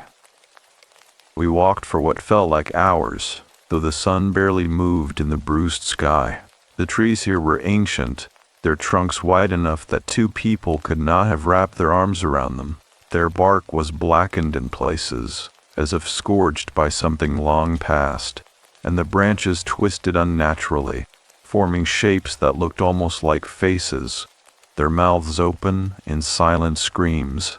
We stopped at the base of a slope, the earth rising sharply before us. At the top stood a structure I had not expected, a cabin, smaller than ours, its walls sagging with age, its roof half collapsed beneath the weight of time. The wood was gray and rotting, the windows dark and empty.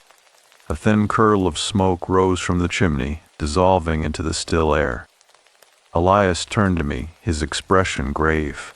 "This is where the keeper lives," he said. "She's the only one who knows the rules." I did not ask what rules he meant. The door creaked open before we reached it. A woman stood in the doorway, her figure slight, her hair the color of old silver, her eyes dark and knowing. She wore a dress of faded calico, the fabric patched in places, the hem stained with earth. Her hands were gnarled, the fingers twisted with age or something older, but her gaze was sharp, cutting through the dim light like a blade. She did not smile. She did not invite us in. "You brought another one," she said. Her voice was low, rough as bark. "I told you not to." Elias did not flinch. She needed to see. The woman's gaze shifted to me, her eyes tracing the lines of my face, lingering on the photograph of Daniel still clutched in my fingers. "You've been marked," she said. "They don't mark just anyone." She stepped back, the door swinging wider. The interior of the cabin was a single room, the walls lined with shelves of jars and bottles, their contents dark and unidentifiable. A fire burned low in the hearth, the flames casting long shadows across the floor. The air smelled of herbs and something older, something like damp earth, like old bones. She gestured to a chair by the fire. "Sit." I did not move. Elias's voice was quiet. "Her name is Martha." He did not look at me as he spoke. "She's been here longer than the trees." His gaze remained fixed on the woman, something like respect in his eyes, something like fear. "She knows what they want." Martha moved to the fire, her steps slow, deliberate. She reached for a kettle hanging above the flames, her fingers wrapping around the handle with the precision of long practice. "They want what was taken," she said. "They always do." She poured the steaming liquid in the two chipped mugs, the tea dark as old blood. "You lost someone." It was not a question. I did not answer. The photograph of my sister burned in my memory, her face blurred at the edges, her eyes fixed on something just beyond the frame. The forest outside seemed to press in closer, the trees leaning forward, listening. Martha handed me a mug. The heat seeped into my palms, but the cold in my bones remained. "The Black Stick men are in spirits," she said. "They're not ghosts. They're the shape of grief when it has nowhere to go." She sipped her tea, her gaze never leaving mine. "Your sister didn't run away. She was taken. Just like Daniel's brother. Just like the children in the clearing." Her voice was steady, but there was something beneath it. Something like sorrow. Something like anger. "This forest doesn't forget. It doesn't let go." I set the mug down, the tea untouched. "What do they want from me?" Martha's fingers tightened around her own cup. "They want you to sit in the chair." Her voice was quiet, the words precise. "They want you to listen. They want you to remember." She leaned forward, her eyes dark and unyielding. "And then they want you to choose." Elias's voice cut through the quiet. "She doesn't have to do this." Martha did not look at him. "She's already done it." Her gaze bore into me, unrelenting. "You stepped into the clearing. You took the photograph. You stayed when the knocking started." She reached into the pocket of her dress and pulled out a small, worn object, a pocket knife. Its handle carved from bone, its blade dull with age. She set it on the table between us. This was Daniel's. Her voice was low. He left it in the chair when he went into the woods. I found it the next morning. She pushed it toward me. "You'll need it before dawn." The fire crackled, the flames casting shifting shadows across the walls. The forest outside was silent, the wind still, the trees holding their breath. Martha's voice dropped. "They'll come for you tonight." She did not look away. They always do. Elias's hand found my shoulder, his grip firm. "We can leave now." His voice was quiet, but there was something beneath it, something like desperation, something like hope. "We can drive until the forest is behind us." Martha's gaze did not waver. "You can't outrun what's already inside you." The pocket knife gleamed dully in the firelight. The forest waited. The walk back to the cabin was a descent into something darker than night. Elias did not speak. His silence was not the quiet of caution, but the quiet of someone who had already accepted what could not be changed. The pocket knife weighed heavy in my coat, its bone handle warm against my skin, as if it had been waiting for my touch. The forest seemed to watch us as we moved, the trees leaning in, their branches forming a tunnel that funneled the fading light into something dim and unnatural. The air smelled of wet earth, and something older, something like rust, like old blood stirred by the wind. We reached the cabin just as the last of the daylight bled from the sky. The structure looked different now, its walls sagging slightly, its windows dark and reflective as still water. The generator hummed softly, a mechanical heartbeat in the gathering dark. Elias unlocked the door, the bolt sliding back with a sound like a held breath released. Inside, the air was thick with the scent of ash and damp wool, the remnants of the fire still smoldering in the stove. Elias moved to the window, his fingers brushing the curtain aside just enough to peer into the dark. His voice was low, his words deliberate. "They'll come at midnight." He did not look at me as he spoke. They always do. I did not ask how he knew. The hours passed with a slowness that felt deliberate, as if time itself were stretching, thinning, preparing for something to break through. Elias paced the length of the cabin, his movements restless, his gaze fixed on the door. He did not sit, he did not eat, he did not take his eyes off the window.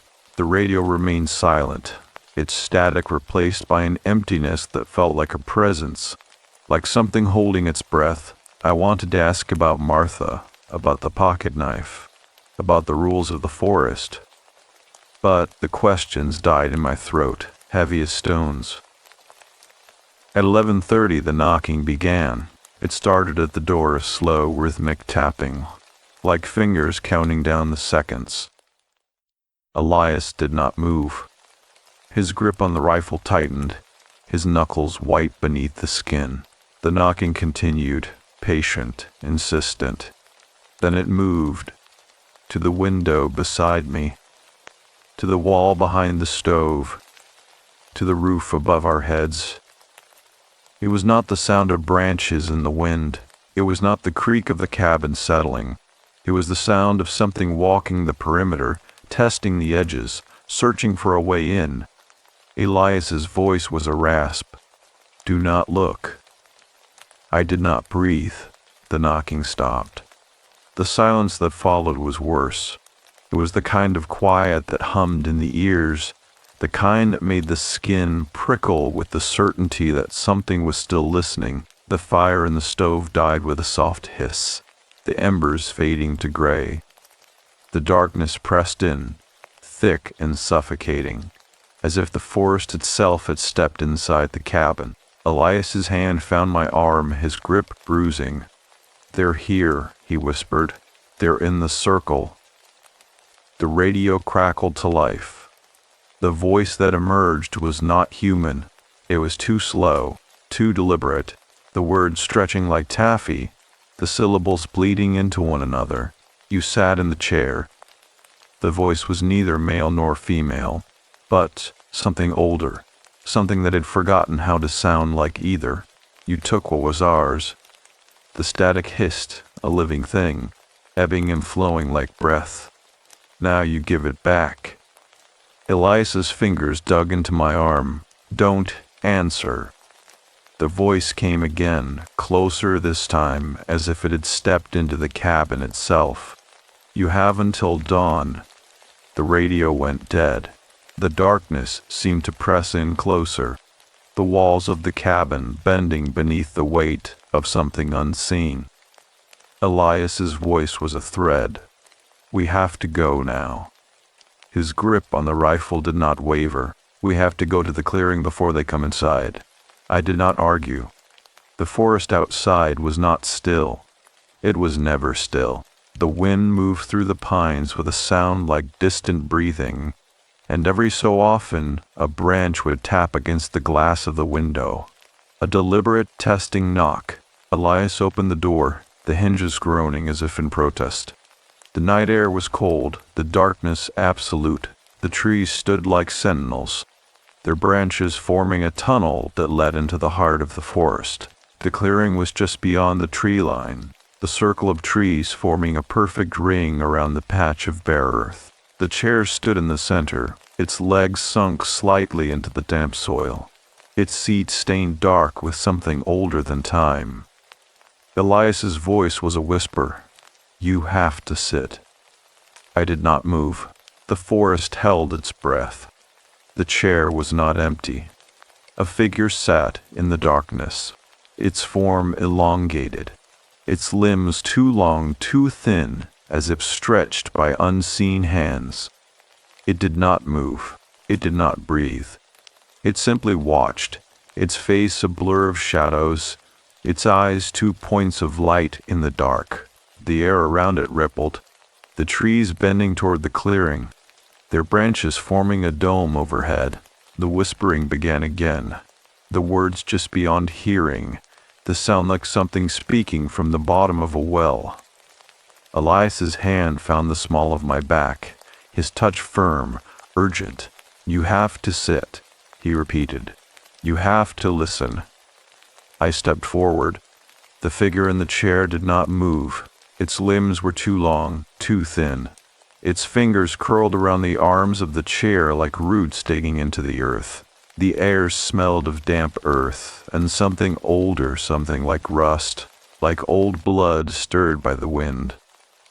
I reached into my pocket, my fingers closing around the bone handle of the pocket knife. The blade was dull, but it felt heavy in my hand, as if it carried the weight of something long forgotten. I sat. The chair was cold beneath me, the wood hard and unyielding. The figure across from me did not speak. It simply watched, its eyes fixed on mine, its breath a slow, deliberate rasp. The forest seemed to press in closer, the trees leaning forward, the branches forming a cage overhead. The whispering grew louder, the words almost discernible, the sound like something speaking from the bottom of a well. You have until dawn, the figure said. Its voice was not a voice, but a sound like wind through dead leaves, like something remembering how to speak. You have until dawn to give it back. The pocket knife felt heavy in my hand. The forest waited. The figure in the chair did not move as I sat, but the air between us thickened, as if the forest itself had exhaled. Its limbs were too long, too thin, the joints bending in ways that made my stomach clench. The light from the moon, what little filtered through the canopy, caught the edges of its form, tracing the outline of something that was not quite human, not quite anything I had seen before. The whispering grew louder, the words now clear, spoken in a voice that was not a voice but a sound like wind through dead leaves. You took her from us. The words hit like a physical blow. My sister's face flashed in my memory. Her smile, the way she used to braid my hair when I was small. The last time I saw her standing at the edge of the woods, her eyes fixed on something I could not see. The figure's fingers twitched, the movement too deliberate, too slow, like something remembering how to gesture. She was ours before she was yours. The sound was not angry. It was not sad. It was something older, something that had long since moved beyond either. I clenched the pocket knife in my fist, the bone handle digging into my palm. The blade was dull, but it felt sharp against my skin, as if it had been waiting for this moment. "I didn't take her," I said.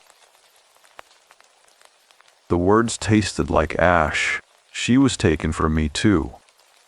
The figure tilted its head, the movement unnatural like a bird studying prey. "You left her behind."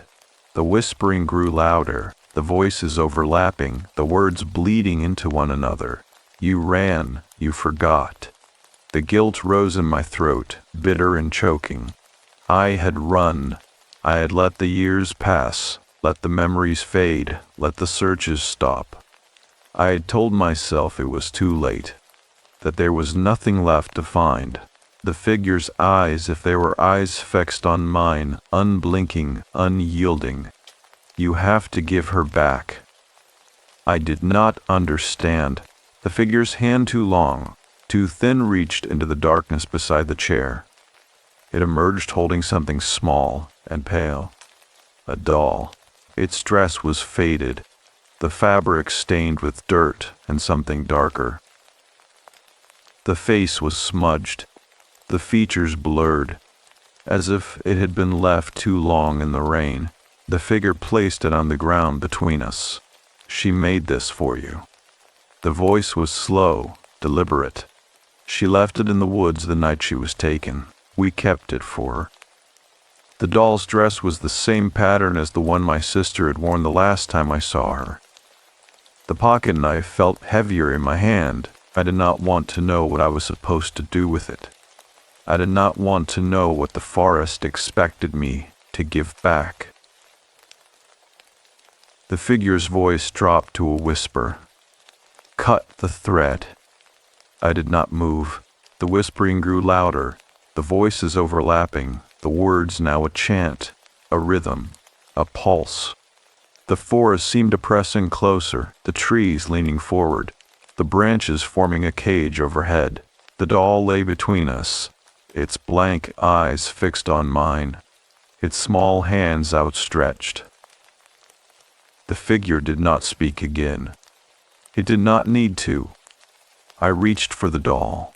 The fabric was damp, the stitches rough beneath my fingers. A single thread red, like dried blood, held the dress together at the shoulder. I hesitated, the pocket knife trembling in my grip. The figure's breath was a slow rasp, the sound like something remembering how to breathe. "Cut the thread," it repeated. "Give her back to us." I pressed the blade to the fabric. The thread snapped with a sound like a held breath released. The forest exhaled. The doll's dress fell open, the fabric parting to reveal something tucked inside, a lock of hair, pale and fine, tied with a strip of faded ribbon. My sister's hair. The color had not faded. The ribbon had not rotted. It was as if the years had not touched it, as if the forest had kept it just as it was the night she vanished. The figure's voice was a whisper. "Now you remember." The wind moved through the clearing, stirring the branches above our heads. The sound was like a sigh, long and trembling. The figure's form began to dissolve, its edges blurring, its limbs stretching, thinning, until it was nothing more than a shadow against the dark. The chair was empty. The doll lay between us, its dress open, its small hands still outstretched. The lock of hair gleamed pale in the dim light, the ribbon a streak of color against the dirt. Elias's voice cut through the quiet. "We have to go." He stood at the edge of the clearing, his rifle held loose in his grip, his gaze fixed on the trees. Now. I did not argue.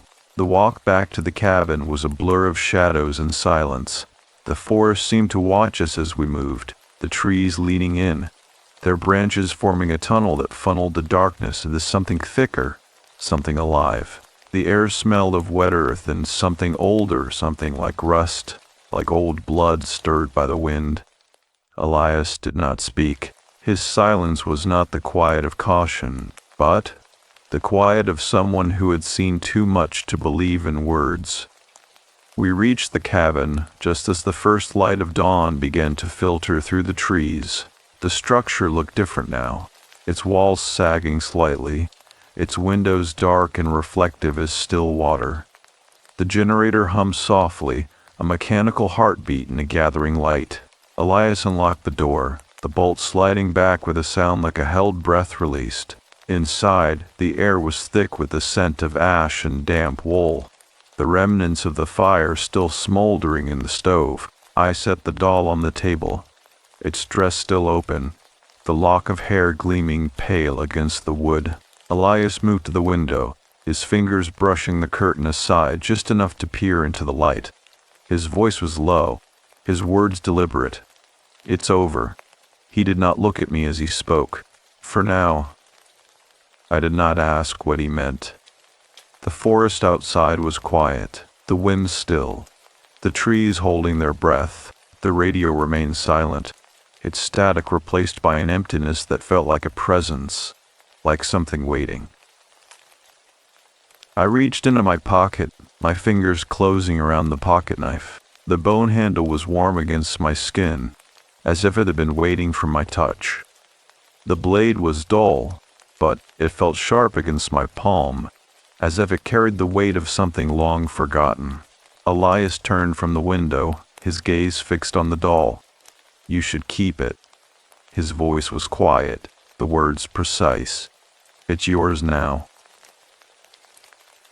I did not answer. The lock of hair gleamed in the pale light, the ribbon a streak of color against the dirt-stained fabric. The forest waited.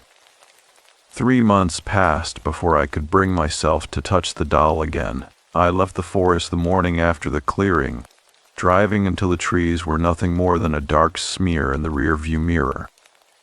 Elias did not ask where I was going. He only nodded when I told him I would not be back, his expression unreadable, his silence heavy with the weight of things unsaid.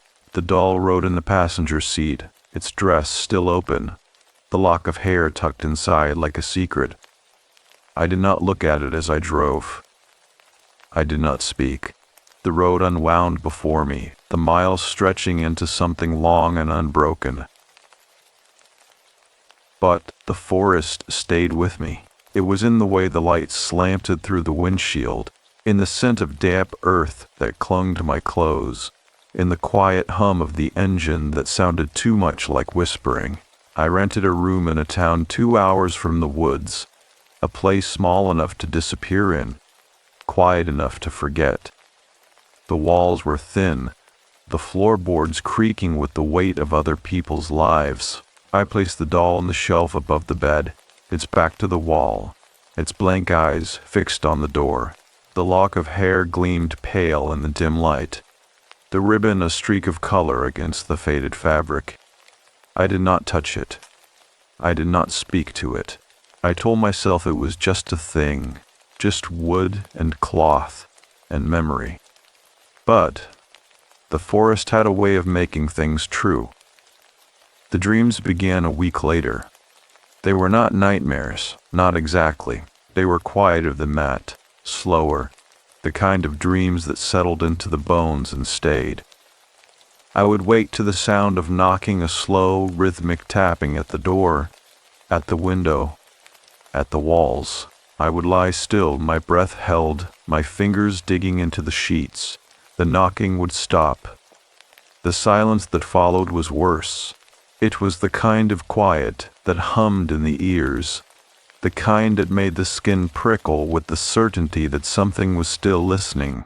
The first time I dreamed of the clearing, I was sitting in the chair, The forest pressed in around me, the trees leaning forward, their branches forming a cage overhead.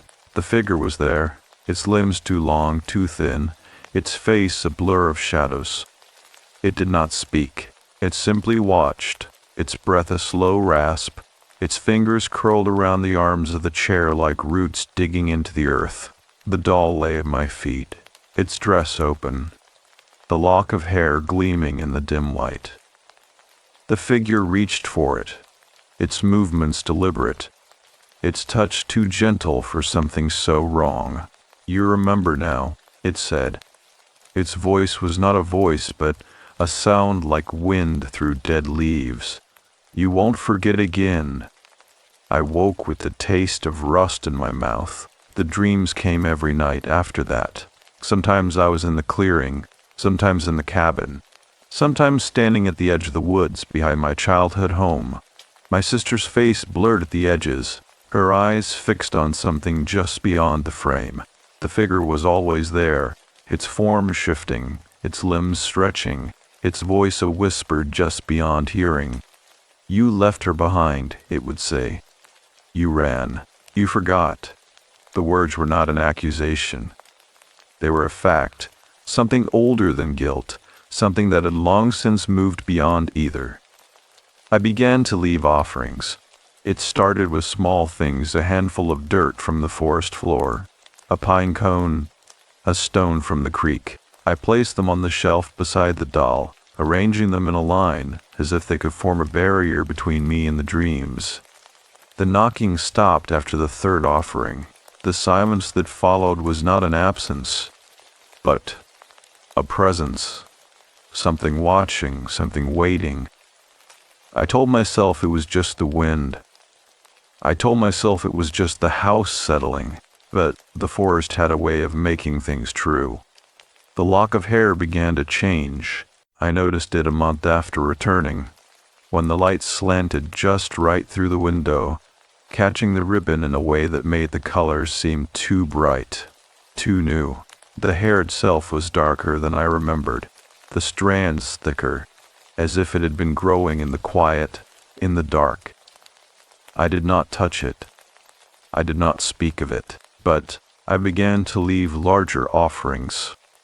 A silver locket I had worn as a child, a photograph of my sister and me standing in front of the house where we grew up, a letter I had written to her the year she disappeared, the ink smudged with old tears. The dreams shifted after that. The figure still appeared, its limbs too long, too thin, its face a blur of shadows. But it no longer spoke of forgetting. It no longer spoke of all. It simply watched, its breath a slow rasp, its fingers curled around the arms of the chair. The doll lay at my feet, its dress open, the lock of hair gleaming in the dim light. My sister stood just beyond the tree line, her face clearer than it had been in years, her eyes fixed on mine. She did not speak. She did not smile. She simply waited, as if she had been waiting all along. I began to write the account 3 weeks later. It started as a way to make sense of the dreams, to give shape to the quiet, to the weight of the forest that had followed me home. The words came slowly at first, the sentences stiff, the memories raw, but the more I wrote, the easier it became, as if the story had been waiting to be told, as if the forest had been holding its breath. I wrote of the cabin, of Elias, of the clearing and the chair and the figure with limbs too long, too thin. I wrote of the doll, of the lock of hair, of the way the ribbon seemed to glow in the dark. I wrote of my sister, of the night she vanished, of the way the woods had always watched our house, as if they had been waiting for her to step inside. The title came to me just before dawn, the words rising like a held breath released, the shape of what was taken. I set the pen down. The doll watched from the shelf, its blank eyes fixed on the page. The lock of hair gleamed in the pale light, the ribbon a streak of color against the dirt-stained fabric. The forest waited. I returned to the woods on the first day of spring, the air thick with the scent of damp earth, and the quiet hum of things waking after a long sleep. The road to the forest was still there, though the ruts had deepened with the winter rains, the dirt dark and soft beneath my boots. I did not drive all the way to the cabin. I stopped where the trees began to press in, where the light dimmed and the air grew colder, as if the forest itself were holding its breath. The doll was heavy in my coat pocket, the lock of hair tucked inside its dress, the ribbon now a deep, unnatural red, the color of dried blood, the color of memory. I did not go to the clearing.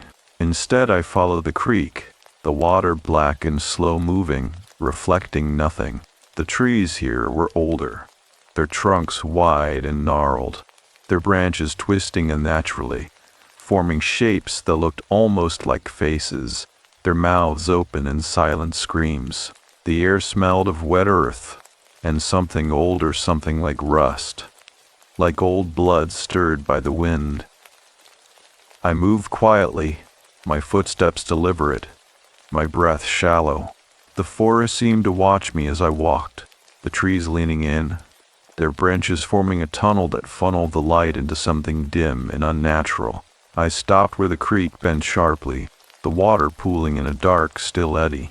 This was where I had last seen her, my sister, standing at the edge of the woods behind our childhood home, her face blurred at the edges, her eyes fixed on something I could not see. The memory rose in my throat, bitter and choking.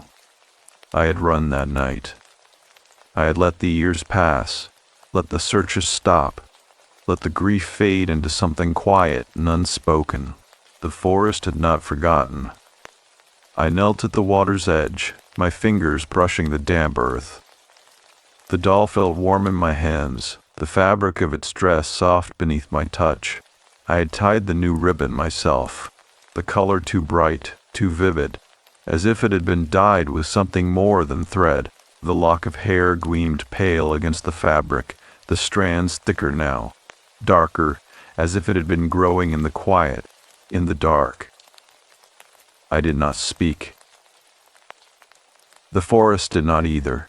It simply watched, the trees leaning forward, the branches forming a cage overhead. I placed the doll on the bank, its back to the water, its blank eyes fixed on the woods. The lock of hair lay inside its dress, the ribbon a streak of red against the dirt-stained fabric. I did not say goodbye. I did not ask for forgiveness. The forest did not want words. It wanted memory. It wanted truth. The wind moved through the trees, stirring the branches above my head. The sound was like a sigh, long and trembling. The doll did not move. The creek did not ripple. The forest held its breath. I stood. The woods did not let go easily. The trees seemed to press in closer, the shadows deepening, the air growing colder with each step. I did not look back. I did not need to. The forest had a way of making things true. The knocking began that night. It was not the slow, rhythmic tapping of before. It was softer now, quieter. The sound of fingers brushing against wood, against glass, against the walls. I lay still in the dark, my breath held, my fingers digging into the sheets. The knocking stopped. The silence that followed was not an absence, but a presence. Something watching, something waiting. I told myself it was just the wind. I told myself it was just the house settling. But the forest had a way of making things true. The dreams came again, but they were different now. I was not in the clearing. I was not in the cabin. I was standing at the edge of the woods behind my childhood home, my sister's face clear in the dim light, her eyes fixed on mine. She did not speak. She did not smile. She simply watched, as if she had been watching all along. The figure with limbs too long, too thin, stood just beyond the tree line, its form shifting, its breath a slow rasp. It did not reach for her. It did not reach for me. It simply waited, as if it had been waiting all along. The knocking stopped after the third night. The silence that followed was not an absence. It was a presence, something quiet, something patient. The doll was gone from the bank of the creek. The lock of hair was gone from its dress. The ribbon lay in the dirt. Its color faded to the pale pink of old blood, of memory. I did not return to the woods after that. The forest had what it wanted. The grief was no longer a shadow. It was a shape. It had edges. It had a name. I stood at the tree line one last time, the woods no longer watching, but waiting. The wind moved through the branches, the sound like a whisper, like something remembering how to speak. The forest exhaled. The story was over. The woods were not.